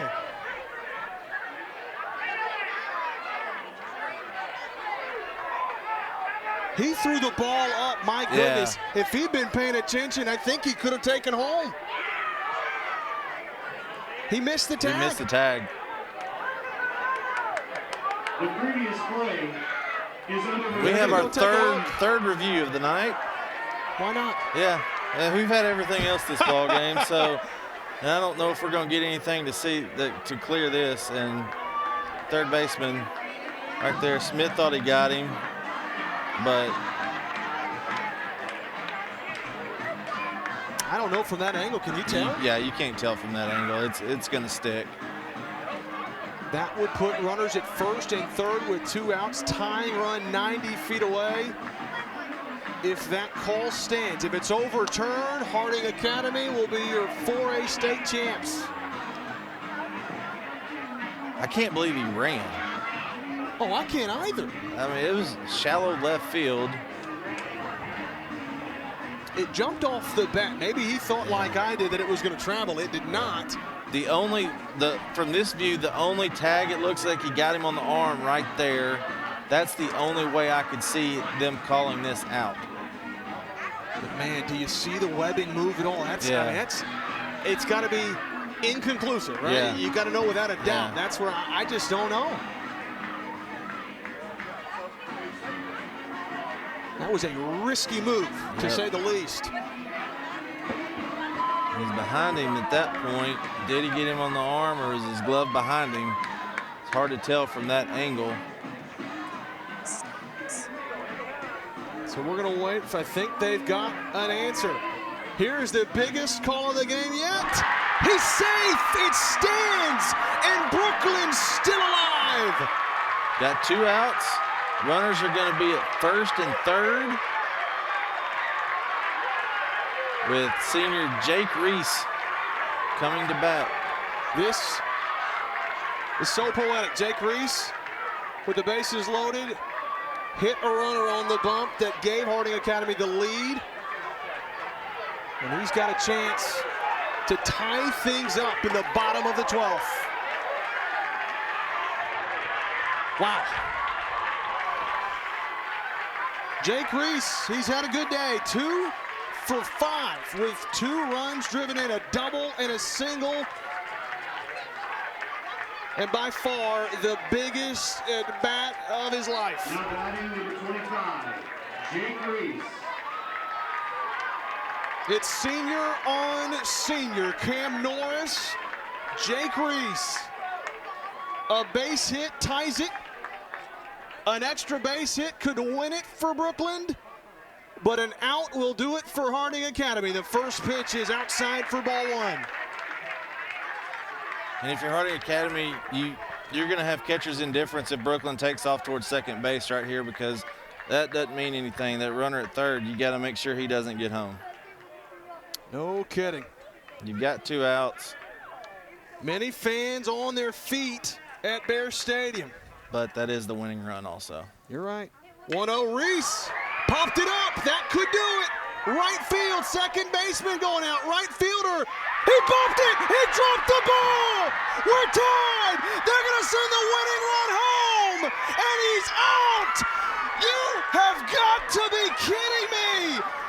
What is going on? We're going to the top of the 13th. I can't believe what I just saw. We're going to be tied at 11. Heading to the 13th inning. Cooper Bodie hurt on the play at home right there. Tough fly ball this time of the day. I mean, it's night. He just lost it in lights out there. It's in no man's land. Heard our man Westmore talking about the Bermuda Triangle yesterday. That's that area between right field, first base, and second base. And that's where it landed, and the right fielder just dropped it. 1 run in for Brookland. So we're going to the top of the 13th. Collision at the plate. They got him. Heads-up play for Harding Academy to recover. Yeah. And we're going to the 13th. This will tie the longest game in Arkansas State Baseball Championship history when we come back.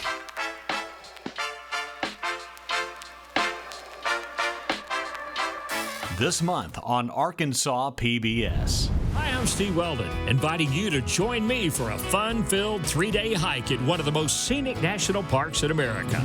Now I'm going further, following a route inspired by the Pan American Highway, a system of roads connecting the Americas. Each week we travel the country north to south, east to west, exploring some of the most exciting gardens. Only on Arkansas PBS. UAMS is a proud supporter of Arkansas PBS sports. UAMS Health provides orthopedic and sports medicine care across Arkansas, supporting athletes and teams throughout the state. Find out more at UAMShealth.com.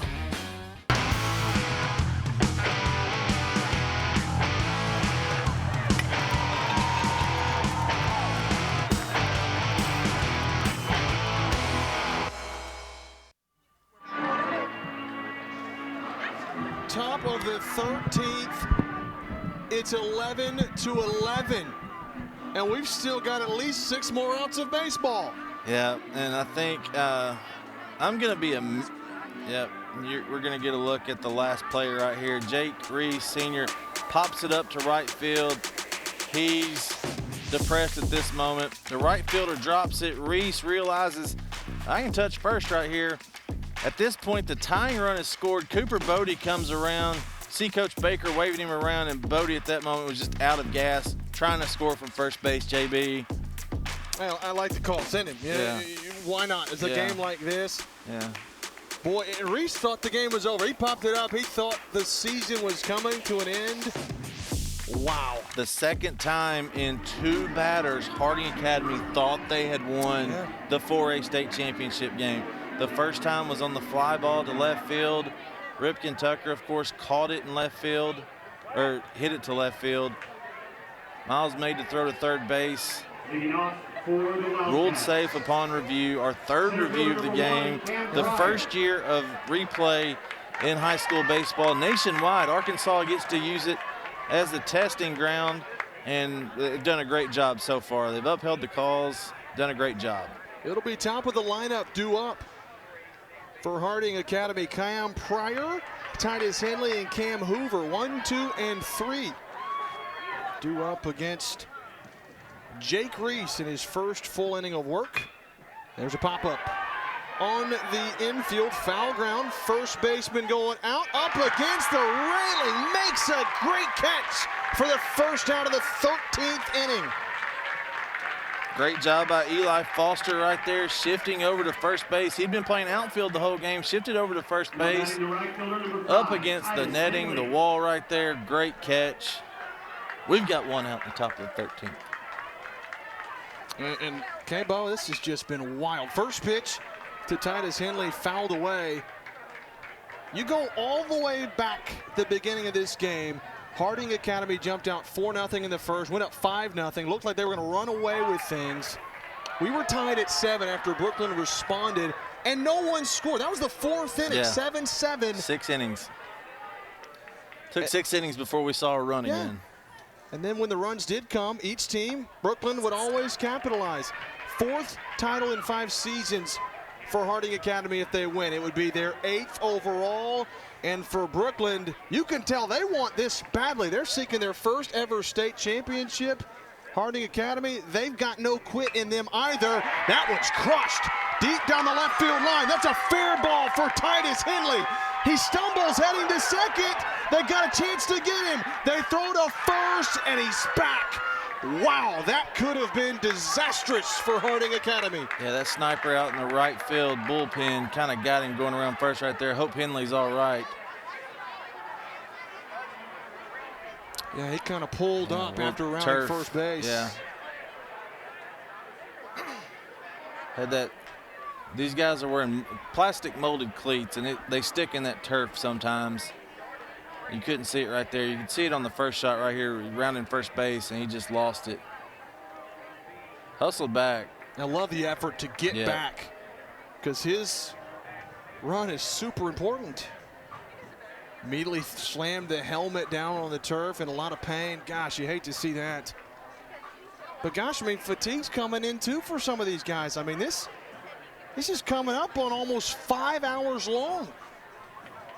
Yeah, we're at 4 hours and 41 minutes. Henley seems to be all right. He's going to stay in.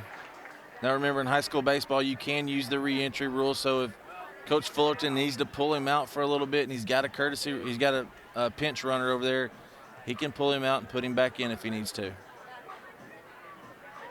We're going to continue to tend to him. Cam Hoover will be the one due up. They let him try to walk it out.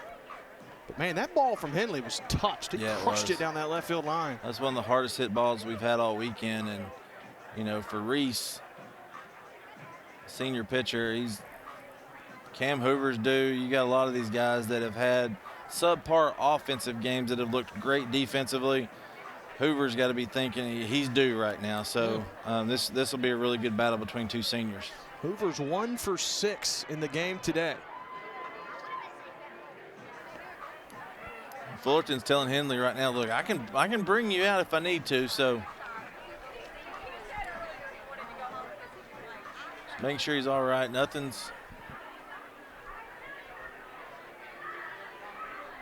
This looks like that's what's going to happen. They're going to get a runner in for him and then re-enter him in the bottom of the 13th at his position. Yeah, so we're going to get a runner for Henley. Game will continue. Cam Hoover, the Wildcat shortstop, had a great game defensively, but pitching's been good really for both teams. A lot of hits string together have been hard to come by. Yeah, Brookland's on their 4th pitcher. Harding Academy is as well. And now we're going to see if Hoover, he's up for the 7th time this game, 7th or 8th. Yeah, this will be his 8th at bat. He's 1 for 6 with a walk. First pitch is up and in to Hoover. And if you've tuned in late and you're expecting to see Mayflower and Harding Academy for the 3A softball state championship, that game has already started and finished. Mayflower wins that one 9-1 for the 3A state softball title. There's a pitch outside to Hoover, 2-0. Boy, what if this is the first baseball game of the day? Goodness. Yeah. 2-0 pitch. Ooh, just a little bit low. Pops out of the catcher Tyler's mitt, and it's 3 balls and no strikes. Yeah, we've seen Tyler a couple of times on that low outside fastball. Just kind of gets a little quick on it and drops it. Always looks better to the umpire when you catch it back there. It's the small things.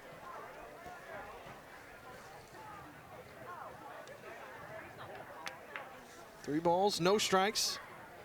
Cam Hoover taking all the way. It's already gone final in the 3A State Softball Championship. We talked about that, K-Bo. Mayflower a 9-1 win over Harding Academy. Still yet to crown a winner in the 4A Baseball State Championship. 3-0 pitch taken all the way. Runner's trying to take second base. The throw is late and offline. And a swipe with the bag over at second base. That's the pinch runner, Nash Sanders. Interesting call right there from Shane Fullerton, but it doesn't surprise me at this point. 3-0, you want to run.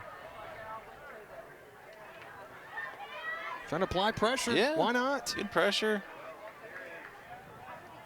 You got your dudes up that can control it.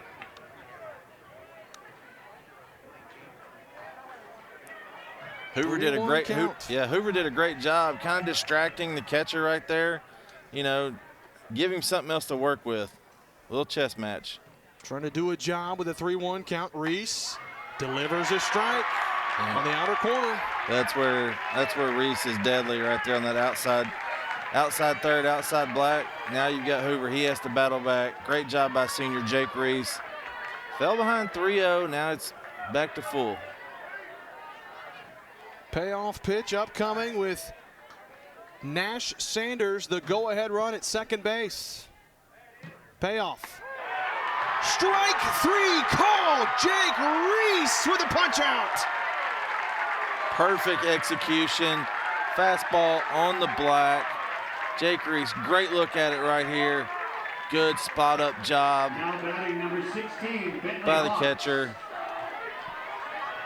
He just went back to it, right? Yeah, just went back to it. Hey, he didn't, and that pitch made Hoover uncomfortable. You could tell he didn't like the 3-1 call because he thought he was off to first base. Throw it there again. Great job by Brookland. Great execution. So now 2 outs in the top of the 13th. Bentley Hawks will stand in now for Harding Academy. He had a double back in the second inning. That was his pitch too. Right there, inside fastball. That's what he likes. Yeah. You stay away from Bentley and be okay all day. But you come in on him, he could put it off the wall or over the wall. And Bentley's got to be thinking, man, I want that one back. Let's see if Reese changes up the strategy to go away from him right here. Base hit to the outfield. Gives the Wildcats the lead. Curveball, swing and a miss. That's a great job to bring out the bender. Great timing. That's a really good slider right there. You see Reese was really pumped after that one. Had a lot of good late bite to it. Look, great replay right there. That's the back foot slider you want from Reese right there. He's like, I'm in the zone right here. Give it to me again. He's fired up almost as if he got the strikeout. He put that right where he wanted. Yeah, now Hawks is guessing up there. Reese has got him eaten out of his hand. Hawks trying to battle. 0-2 pitch. Just a little bit inside. Man, that was close. Yeah, game of inches. I really don't. That's good plate discipline if you're Bentley Hawks. That's what you're going to say offensively right there. It was inside. It's a great call. Plus the catcher was late getting to it. Anytime they're shifting over a lot like that. Yeah. So here we go again. 1 ball, 2 strikes. Reese to Bentley Hawks.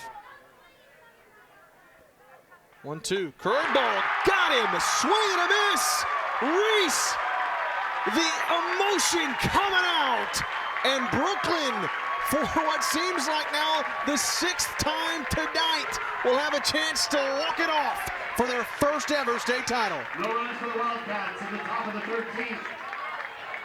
We go to the bottom of the 13th, tied at 11.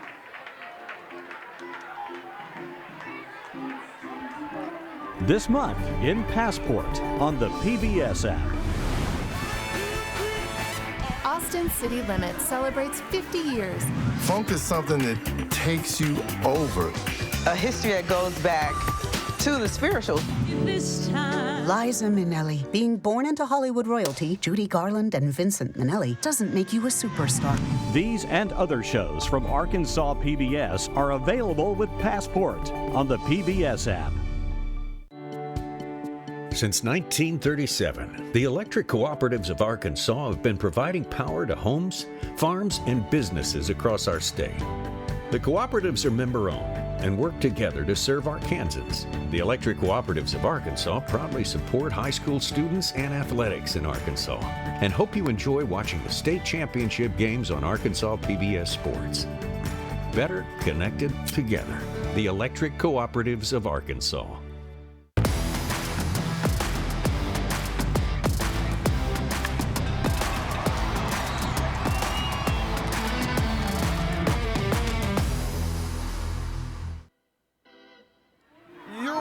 The Centennial Bank State Baseball and Softball Championships on Arkansas PBS Sports. Bottom of the 13th. Yep, you heard me right. You see it right on your screen. We're tied at 11. Brookland trying to walk things off. Cam Norris, the senior, back out for his first full inning of work. And I'll tell you right now, Cabo, there's really no way to recap the way this game has gone. They've had 3 challenges, all kinds of close plays. Man. So it's their 7th attempt to walk off. Yeah, you mentioned it. So you started in the 7th inning, 8, 9, 10, 11, 12, now 13. Could it be lucky? 13 with big play Gabe coming up to bat. Gabe Carter. Big play Gabe is without a hit tonight. He's 0 for 6. Trying to start things off against Cam Norris.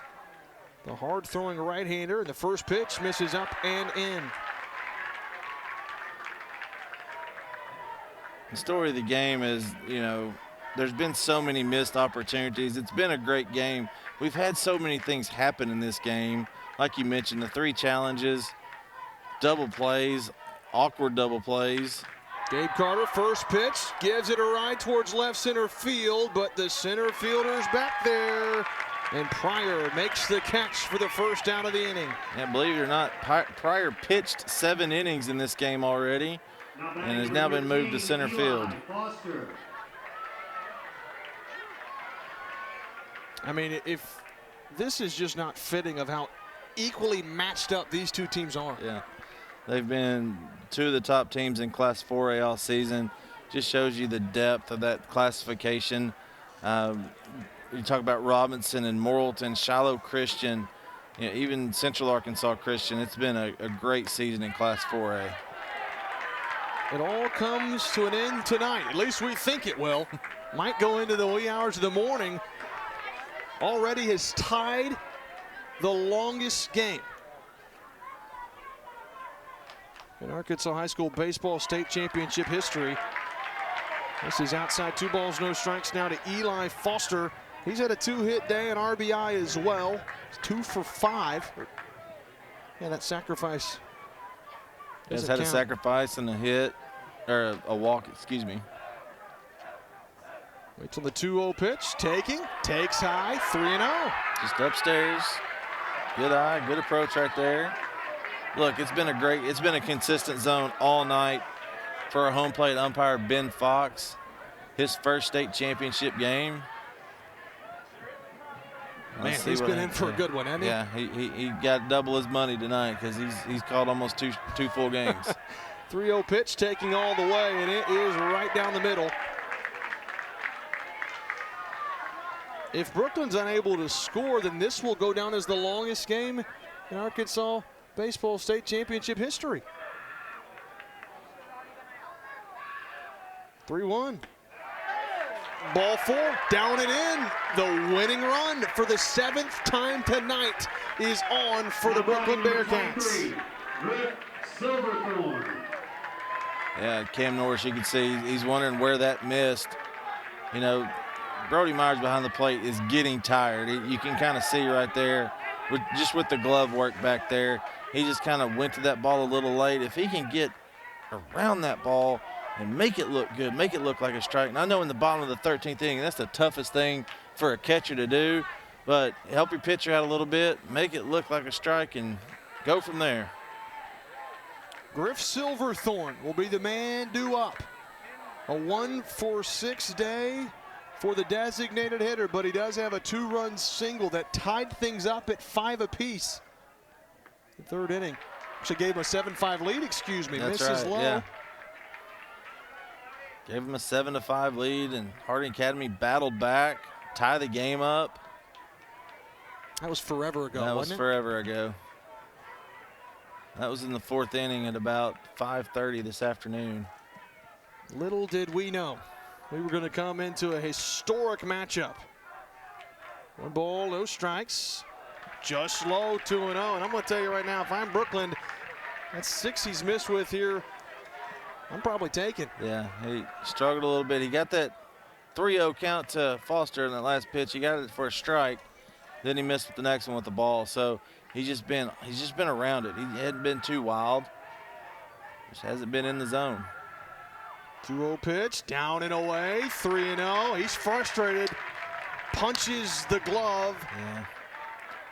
And at this point, it's auto take, of course. And depending on the situation, on 3-0, we'll see. Norris has got to find the strike zone. He struggled to find it. Yeah. Silverthorne's absolutely taking here. You can see Myers flashing the sign, it's right down the middle of the plate. That's all you need to do. 3-0 gets the strike on the bottom portion, and it's 3-1. That goes to tell you he's trying to struggling with command a little bit because he was trying to throw that right down the middle. Yeah. You see, we've hit the 9 o'clock hour. We are 5 minutes short of 5 hours for the 4A state championship game. Unbelievable. Witnessing history right in front of your very own eyes. 3-1 missed upstairs, and the winning runs in scoring position for Jordan Friend. Yeah, Jordan Friend, who going back made a diving attempt on a sacrifice bunt attempt by Nate Corbett earlier in the game that likely saved a potential run. Now he's up, bottom of the lineup. We're going to get a pitching visit. We're going to get a mound visit by Coach Caleb Campbell coming out to settle Norris down. Got one out. Look, you're 1 pitch away, big guy. You're going out there saying that's all you need to compete in the zone. That's all you need to do right now, compete in the zone. You got a great defense behind you. They're not going to hit it out of the ballpark. No, and if they do, it's just That's whatever. Yeah, tip your hat and go on about it. So, but I'm with you. I like that approach, attack.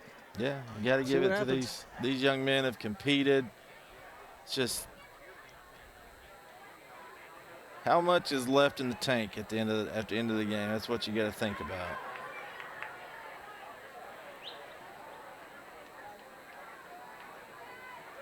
Norris is the 4th pitcher for Harding Academy. We've had 31 combined free passes tonight. Yeah, that's a lot.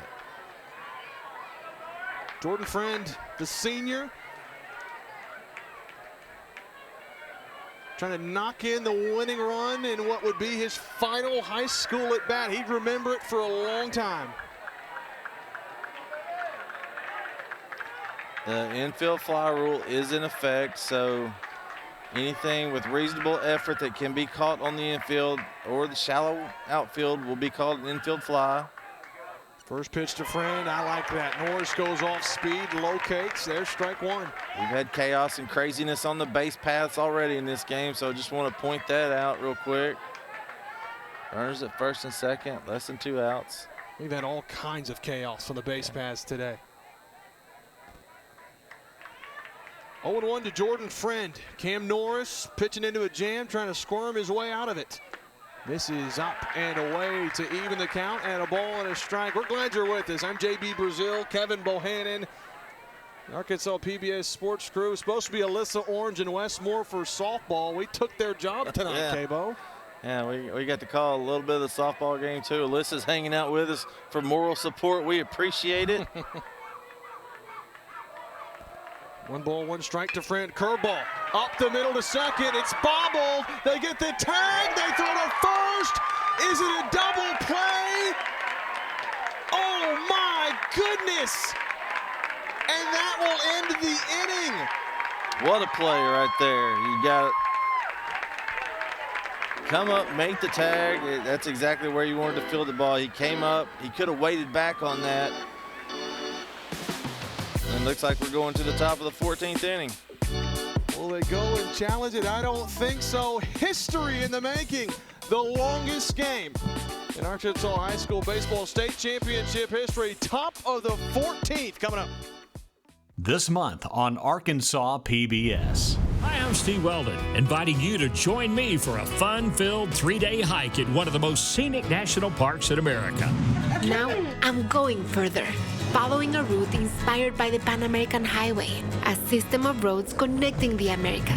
Each week we travel the country north to south, east to west, exploring some of the most exciting gardens. Only on Arkansas PBS. UAMS is a proud supporter of Arkansas PBS sports. UAMS Health provides orthopedic and sports medicine care across Arkansas, supporting athletes and teams throughout the state. Find out more at UAMShealth.com.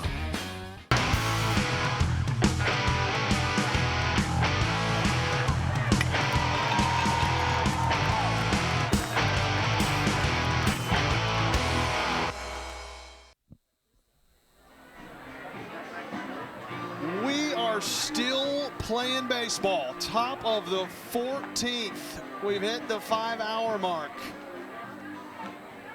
This game has been incredible. It's been nuts. Tied at 11, still yet to claim a winner. There's Jake Reese coming out for his 3rd inning of work. I have never seen anything quite like this in all my life. But man, has it been a fun game. Sorry, fruit snacks. We had a little energy burst here. I don't think anybody would blame you, K-Bo. Brody Myers. So it'll be Brody Myers due up for Harding Academy in the top of the 14th inning. And the first pitch is swung on and missed for strike 1. I've run out of scores. I've officially ran out of spots. 13th inning was when I was running out. Now we're into 14th. I'm just having to create space over here. Yeah, thank goodness for technology, and our great statistician, Troy Mitchell, always does a great job with our Arkansas High School State Championship games, whether it be football, basketball, baseball, softball. Done a great job tonight. Walter Woody does as well. There's a pop fly. Left field should be playable. Pulling everybody off. Gabe Carter snags it. It's out number 1 to begin the top of the 14th. Yeah, at this point, what you're doing, Jake Reese, Now batting, number 12, Rhett settling Watson. in right now on the mound, doing a great job. That slider is really working for him right now.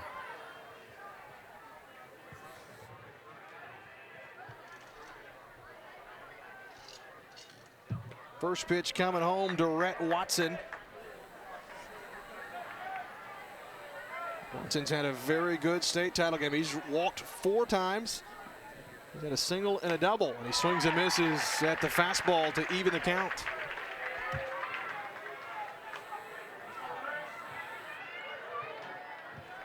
It's Watson and then Nate Corbett.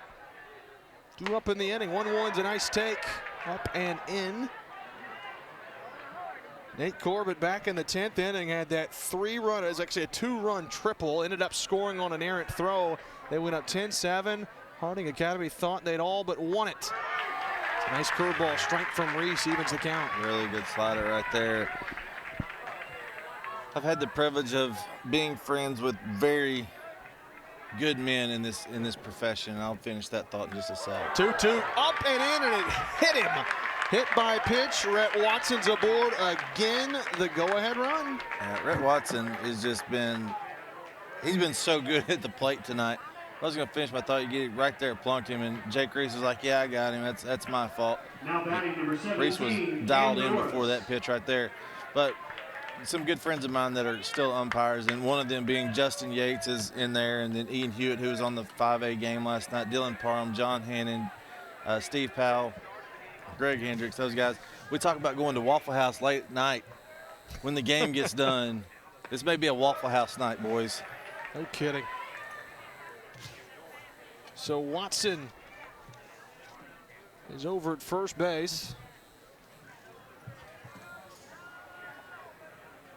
And it's Cam Norris, the pitcher, getting his first at bat of the ball game. 1-0 count with a runner at first base. That one's downstairs. Tyler does a nice job of keeping it in front.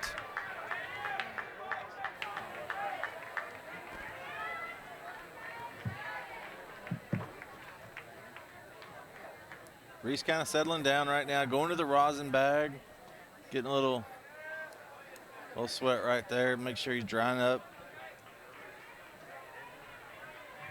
Norris trying to deliver in his first at bat of the ball game. It's on a 2-0 pitch. Good location. Fastball for a strike. That's where he's been very good to the glove side right there. And JB, it's good to break history with you, my friend. This is now the longest championship game in Arkansas high school history. Well, glad to be alongside with you for it. It's been a fun ride. 2-1 from Reese, misses outside, 3-1. And again, we've talked about the fatigue. 31 combined free passes, get now 32 after the hit by pitch. Yeah, these guys have been playing for 5 hours. I mean, that's a long time to be on the field. You know, thank goodness it hasn't been 80, 85 degrees. These guys would be having a lot more medical issues than we've had. A pickoff move to first does Reese. We talk about Jake Reese. Came up as, you know, the pitcher. He's probably going to go to college as a hitter. Obviously, could be a two-way guy at the JUCO level, but his fastball's been up to 88, 89 in the past. You know, he's been the hardest thrower we've had this weekend. Just lacking command right now. Struggled to find it. Boy, that hit by pitch was huge. He had Watson on the ropes, lost it with a hit by pitch, and then struggles with the command.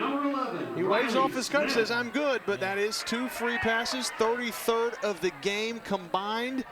And Riley Smith, the 8-hole hitter, a chance with a base hit to the outfield to give Harding Academy the lead. Riley Smith playing a really good hot corner tonight for the Wildcats. See if he can hand it off to the next one, just keep it going. First pitch, strike, fastball to Smith. Riley Smith on the game is 1 for 5. This is his 8th at bat. He's been walked and hit by a pitch also. This is a game that's gone almost 2 games worthy in terms of length. Swing and a miss there, 0-2. Yeah, Reese getting right back in the zone, collecting himself. Look, he knows himself better than anybody else out there. He knows what he can do. Going to the wristband. Pitching coach Bobby Joe Watson has been at Brookland, I don't know how many number of years, but he's Bearcat blood through and through. 0-2's chopped to the left side. Shortstop coming in. Only play is going to be at first. A scoop. It gets away. That's going to score a run. Harding Academy will score on the error. They're up 12-11. Tough play right there. Slow roller to the shortstop. We talked about some of the great defensive plays all game, and a slow roller. Footwork. He got his foot caught just long enough where he couldn't get enough on that throw to first base right there. He got a great replay right there. Just kind of threw it going away from first base instead of going to first base. That's the difference in Harding scoring a run and there being 2 outs in the inning. Yeah, that is a huge play. Joe Miles now due up. Baseball is a game, and softball especially, is a game about angles and how you attack, whether you're a pitcher, hitter, or a defender. It's all about angles. There's small margins are the difference in winning and losing. Joe Miles at the plate, takes it down and in. Oh boy, Reese seems to be a little bit slow there. It looks like he's fine now, but for a moment looked like he was in some pain. Yeah, they're going to come out and look at him real quick. Kind of stretching out. I wouldn't be surprised if we get some cramps right now, too.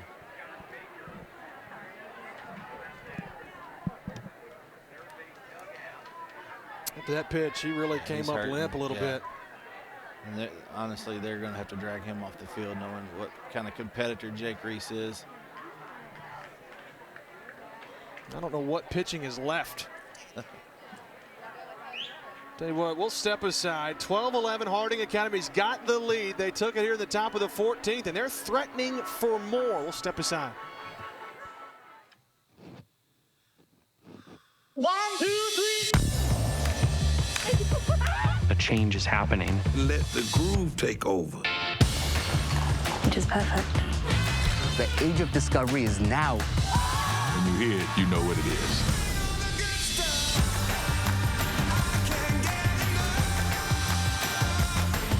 I am quite overwhelmed. It's a joy to be in this world.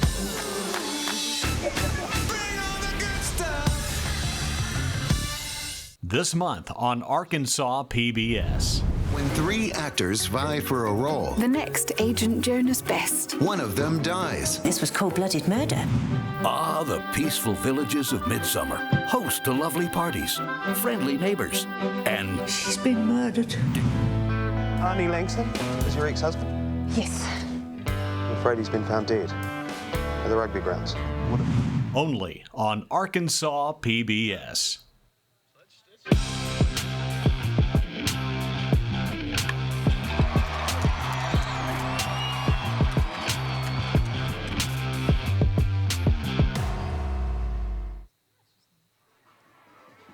Well, back to action here in the top of the 14th. Take a look who it is. Jake Reese toughing it out. That is one tough kid. He's going to stay in the game. Yeah, we talk about how physical. He's listed at 6'2", about 215.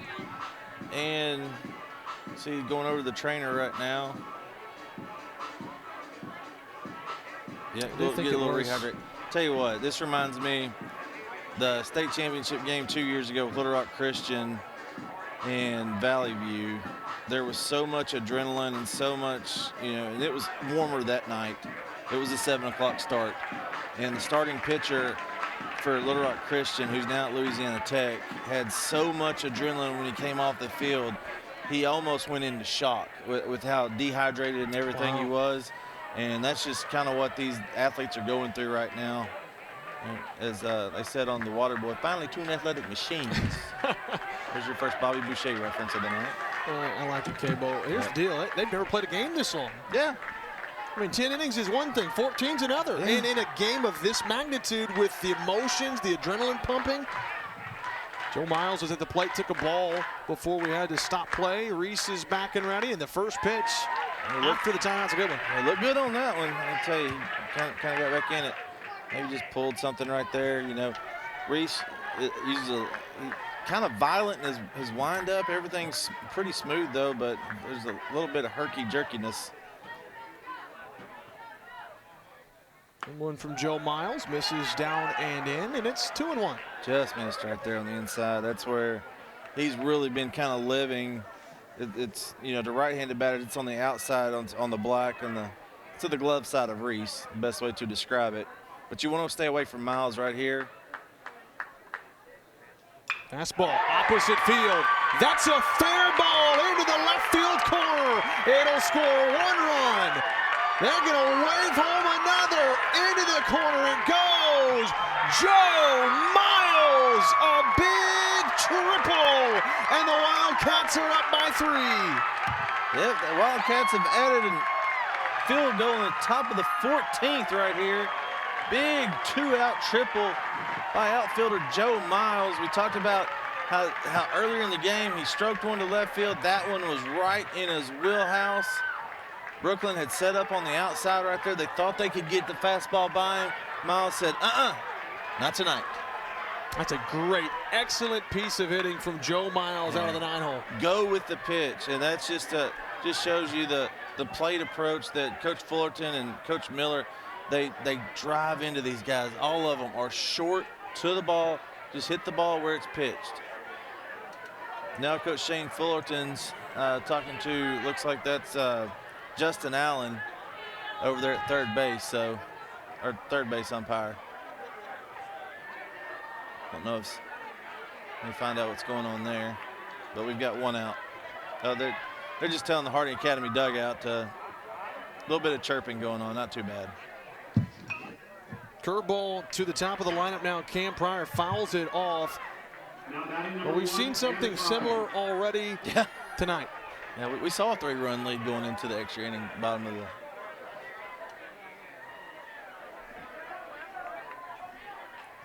It looks like they called Miles out. They called him out at third. Yeah. So base is empty, 2 gone. Curveball is a strike, and it's 0-2. Yeah, he's not on base. Yeah. They called him out. Yeah. What I think happened, and we may get a replay of it, I don't know, but the third baseman just kind of nonchalantly, we got it down there, he may have stepped off the bag and they may have tagged him. That's what I'm thinking happened. Yeah.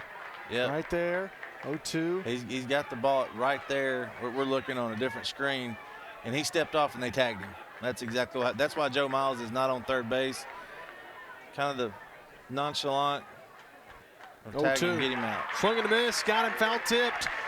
The inning ends, but Harding Academy, 3 runs in the top of the 14th. History being made. They're 3 outs away. Brookland, their final chance.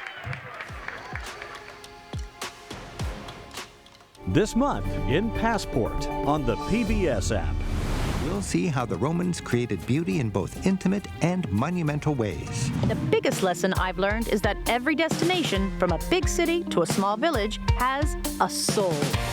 Why are there goats on this town hall? There's got to be a connection. When did a king have dinner with imaginary friends? Wow.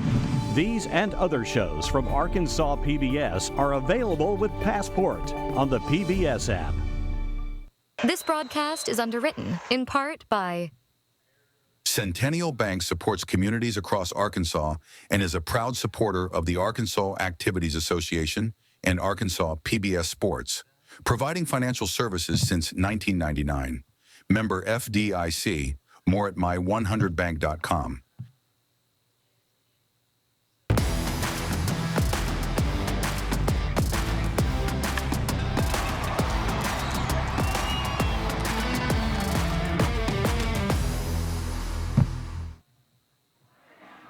Well, what has been a historic night on championship weekend, longest game in state history. It's 14-11, Harding Academy up by 3. Cam Norris, the senior, going to try to close it down in his final campaign. 3 outs away from doing that. Yeah, let's go back to the second out last inning. Joe Miles had just hit a triple, a 2-run triple at that point. Very excited. Third baseman rolls over there just kind of nonchalantly. Friend, he steps off the bat. He saw him once, saw him twice again. Boom, tagged. Third baseman, umpire Justin Allen on top of it. They get the second out. Coach Shane Fullerton shows it right there. That got us out number 2, and Jake Reese got out number 3 with the strikeout. On to the bottom of the 14th inning, JB. And it's our 9-hole man, the sophomore Ethan Bell, is going to try to flip things over for the top of the lineup. First pitch went right behind him. And every inning thus far, when Harding Academy has responded with a couple runs to jump out, Brookland has matched them punch for punch. They've been resilient. If you think back, this game was 4-0 at one point. Harding Academy scored 4 in the top of the first inning. It's just amazing. It's been so fun tonight. That's all I can say at this point. There's a strike from Norris. I've never seen anything like this. We've got, and both of us, we've gotten text, and social media is going crazy right now. And I've had people reach out to me. This is the craziest thing they've ever seen in high school baseball. 1-1 pitch to Ethan Bales. Hits that off the end of the bat to second. Nice job. Watson throws to first. And now Harding Academy. They're 2 outs away. Key right there is getting Bales off the base paths. Came into the game with 21 stolen bases, the fastest Bearcat. Now they've got him retired. Now you got to deal with our man Cooper Bodie, who has just sold out. The junior has been phenomenal all night defensively. At the plate, he's had 2 really big hits for the Bearcats tonight. For Ethan Bales, that's just the second time he's been retired tonight. He's been on base 6 other times. Yeah. That's a pretty nice job from a sophomore. There's Cooper Bodie. He's not had quite the offensive night, but he did have that big 2-run double in the 10th. He's going to need some more magic if they're going to keep this historic season alive.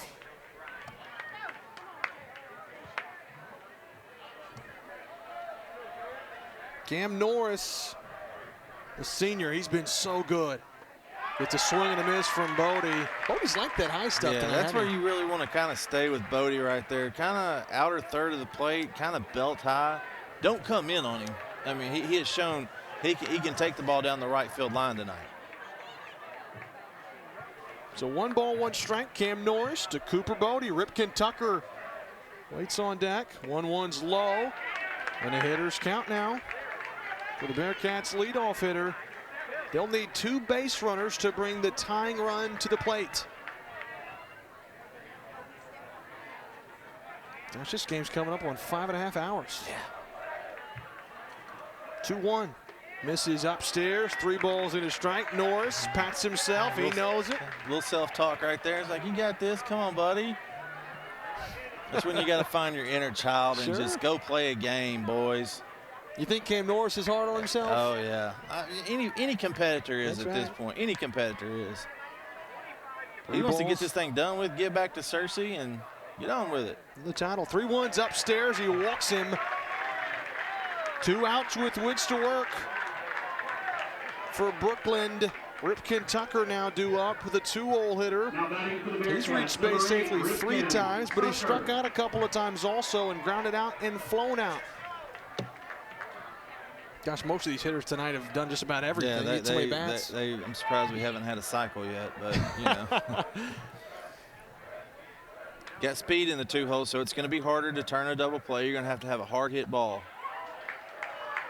Ripken takes the first pitch out of the zone for ball 1. And this is where you really, as a pitcher, you really just got to pitch to contact right here because you need outs.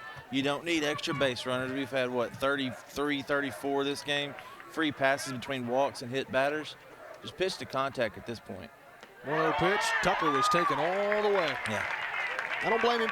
Yeah. He wanted to see it. Struck out the last time. That was a tough one. Tried to was against Norris, too, in a big situation. First and second, nobody out. Norris got the best of him.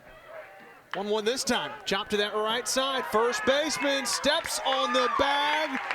That's Hawks, and they're 1 out away. Yep, having Bentley Hawks back over there at first base, and, you know, Nate Corbett, you know, did a good job over there, but Hawks has been your guy over there at first base the whole season. So take advantage of what you have over there defensively, and now we're down to 1 out. It's all up to Rogan Tyler. He represents the last hope for Brookland. Tyler done a great job behind the plate tonight. We talk about the bright future that the sophomore has. He came in, you know, hitting in the 3-hole as a sophomore, hitting .363, 2 home runs coming into this game, and he's a great defensive catcher. First pitch, popped up, found Norris. He can feel it. The Wildcat faithful can feel it. They just need 1 more out. Yep, you're getting a groove right here, and they've been in this situation 2 times already in this game. Where they've needed just 1 out to end it. Let's see if 3rd time's a charm for the Wildcats. I'm telling you, they've been feeling it. That one's up and in. And Brookland right now, they're needing almost a miracle the way things have been rolling. Yeah. They gave up the catcher's indifference over to second base. That's where runner steals, and they don't award a stolen base on that because they're just giving it up to him. Jake Reese would wait. He would represent the tying run. Upstairs, 2 balls and a strike to Rogan Tyler. Brookland needs just 1 more. You got to get somebody on to have a chance. Harding County wants to make sure that does not happen. Visit on the mound. Meeting of the minds. Yeah. Caleb Campbell coming out. He's going to be the head coach at DeWitt next year. Played in 2017, 2018. I think he's just trying to keep it. Look, they're having a good little fun out there, too. Look, these guys know each other. I mean, they play summer ball together and compete against each other all year long. These 2 teams faced each other early in the season at Arkansas State. Harding Academy won that game 10-5. So, you know, you get to know your competitors a lot more during the year. So let's see if he settled down right here. Let's go back to the 85% rule, see if it happens. That's right. I was going to say, do we have a strike? 2-1? to Rogan Tyler. It's not a strike, and it clipped him. So Brookland will have a chance. They will bring the tying run to the plate, trailing by 3. Jake Reese back in the 11th inning. Now batting, number 25. We thought the game was over with a fly out to left field, and drop fly ball ended up tying the game. Now he's got a chance to do damage. That's right. New life back then. That should have ended it a while back. At least they thought. Jake Reese, he's only got 1 home run on the year, 30 RBIs, came in leading the team. He just wants to find a way to get on any way he can. Just hand it to the next guy. Just keep it going. Keep the train going at this point. The 3rd time this game that Harding Academy has had at least a lead of 3 runs or more. 1 ball, no strikes. Norris, too tall, 2-0. A little frustrated with himself again. Have a conversation. Myers said no. Or Norris said, no, I got it. Yeah, let me get in a rhythm. Let me figure it out. You know, kudos to Myers. He's done a great job back there, but at this point, Norris just needs to bow up and throw strikes. That's all that needs to happen. Let your defense work. Live with the results. 2-0 pitch, upstairs. 3 balls, no strikes, and you don't want to put the tying run aboard. You certainly don't want to bring the winning run to the plate. No, and you got to think at this point in the night, been out there, you know, these guys got here about 2:30, so they've been here at the field for 7 hours, taking batting practice, going through everything. And you can see our stat right there, 17 runners left on base for Harding Academy, 12 for the Brookland Bearcats. 3-0 pitch, and he missed. Norris visibly frustrated. Bases are loaded for Brookland, and they're not done yet. Don't count out the Bearcats. Never count out the Bearcats. That's all Jake Reese was trying to do right there. Like I said earlier, hand it off to the next guy. Keep the train rolling. 2 outs. Anything could happen at this point. Norris has gone 2 2/3, but he's walked 3, hasn't allowed a hit. And I think they might be making a switch. Yep, they're making a change. So new pitcher for Harding Academy. They need 1 out. Bearcats need 3 runs. We'll step aside and get the finish set up for you. 1 more to go from Conway. Don't go anywhere. From the lessons that shape our children's futures to the stories that unite our communities, the impact of Arkansas PBS is undeniable. We give a voice to local news, art, history, and culture. Now more than ever, we need your help to keep this voice strong. Please help us to keep good going by making a gift of any amount to show your support for Arkansas PBS. Visit myarpbs.org/keepgoodgoing. Thank you. I have some glad tidings to impart. Whoa! Look at that! I'm still surprised at how good I am. Jane Austen was my sister. I didn't think I would ever study medicine, but here I am. Absolutely delicious, especially straight out of the oven. I've never seen anything like this.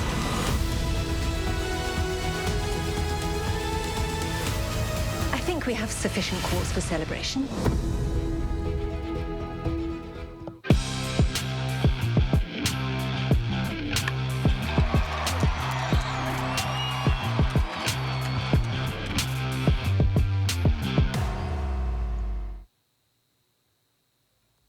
Fans, you can experience the action all over again next week. Watch all the championship games on the PBS app anytime, even this 14-inning marathon 4A state championship game, JB. It has been incredible. And we're not done yet. We're not done yet. New pitcher is going to be Rhett Watson. He needs 1 out, but the tying run is at first base. Bases loaded, 2 outs. You got big play Gabe up. He's hit some long balls in his life. Yeah, he has.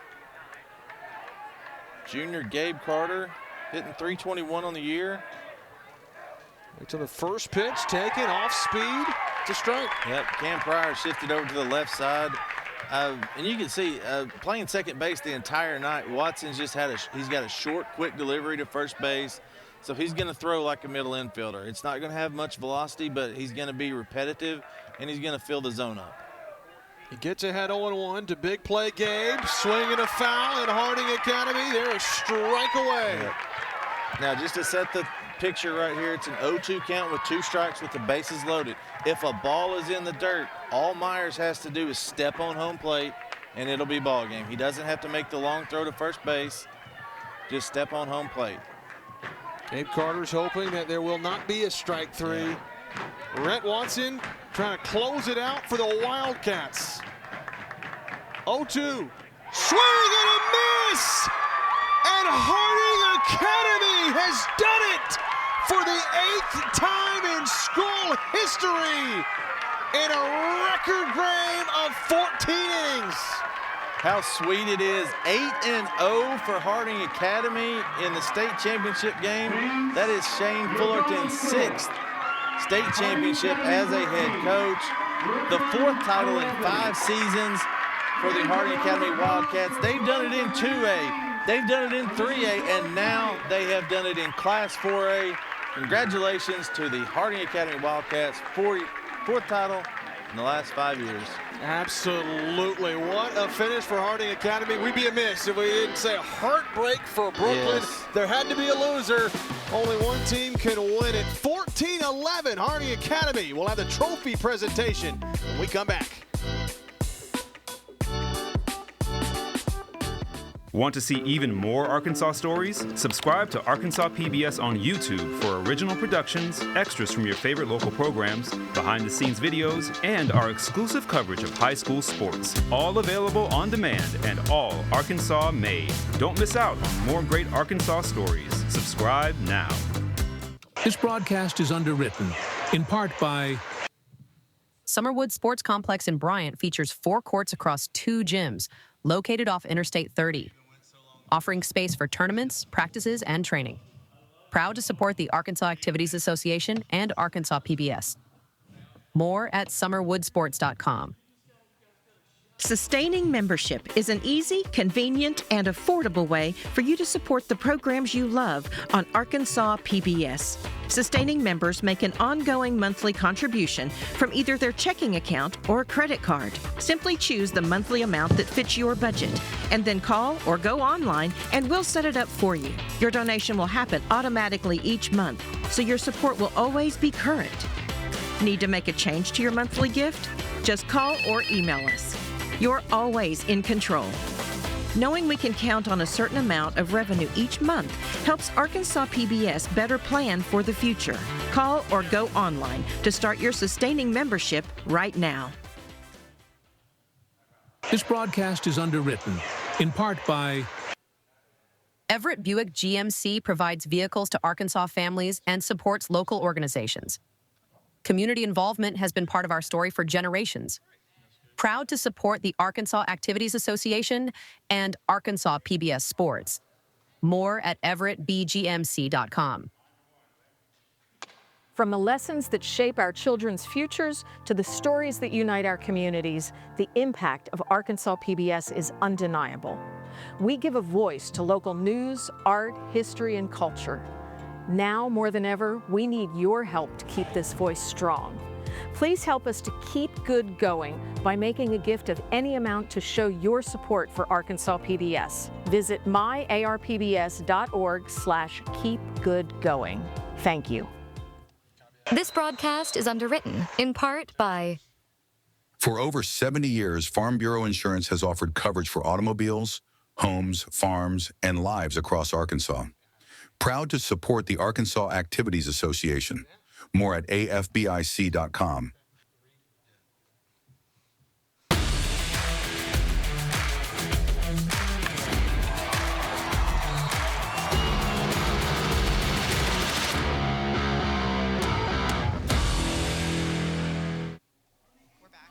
Wow, what a game from Bear Stadium.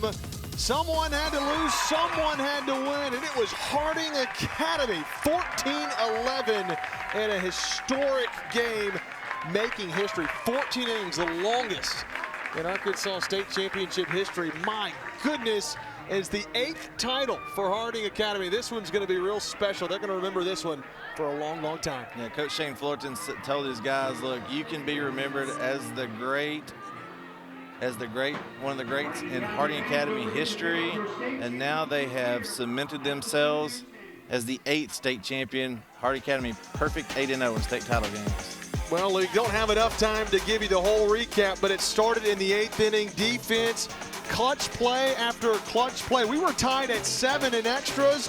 We had 3 reviews that, man, were pivotal, but they got them right.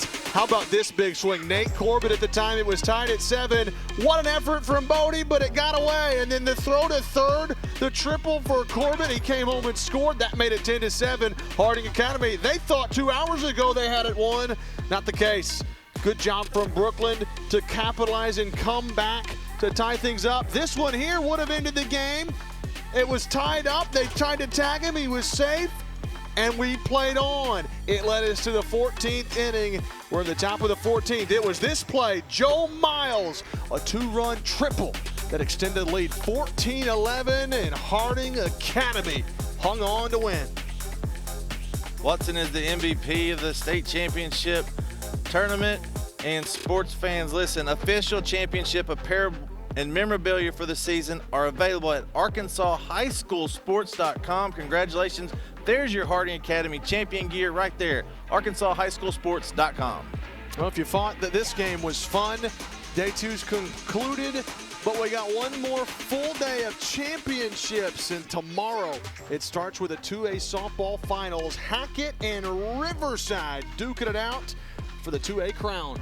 Should be a fun day of baseball. 2A final in Riverside. And of course, we got the 2A baseball tomorrow as well. Riverside and Cedar Ridge going for their first state title, both schools.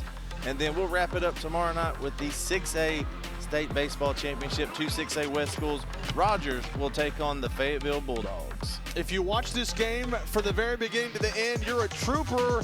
What a night it was. Well, we hope you all have a very wonderful night. JB Brazil, Kevin Bohannon, the rest of our crew signing off.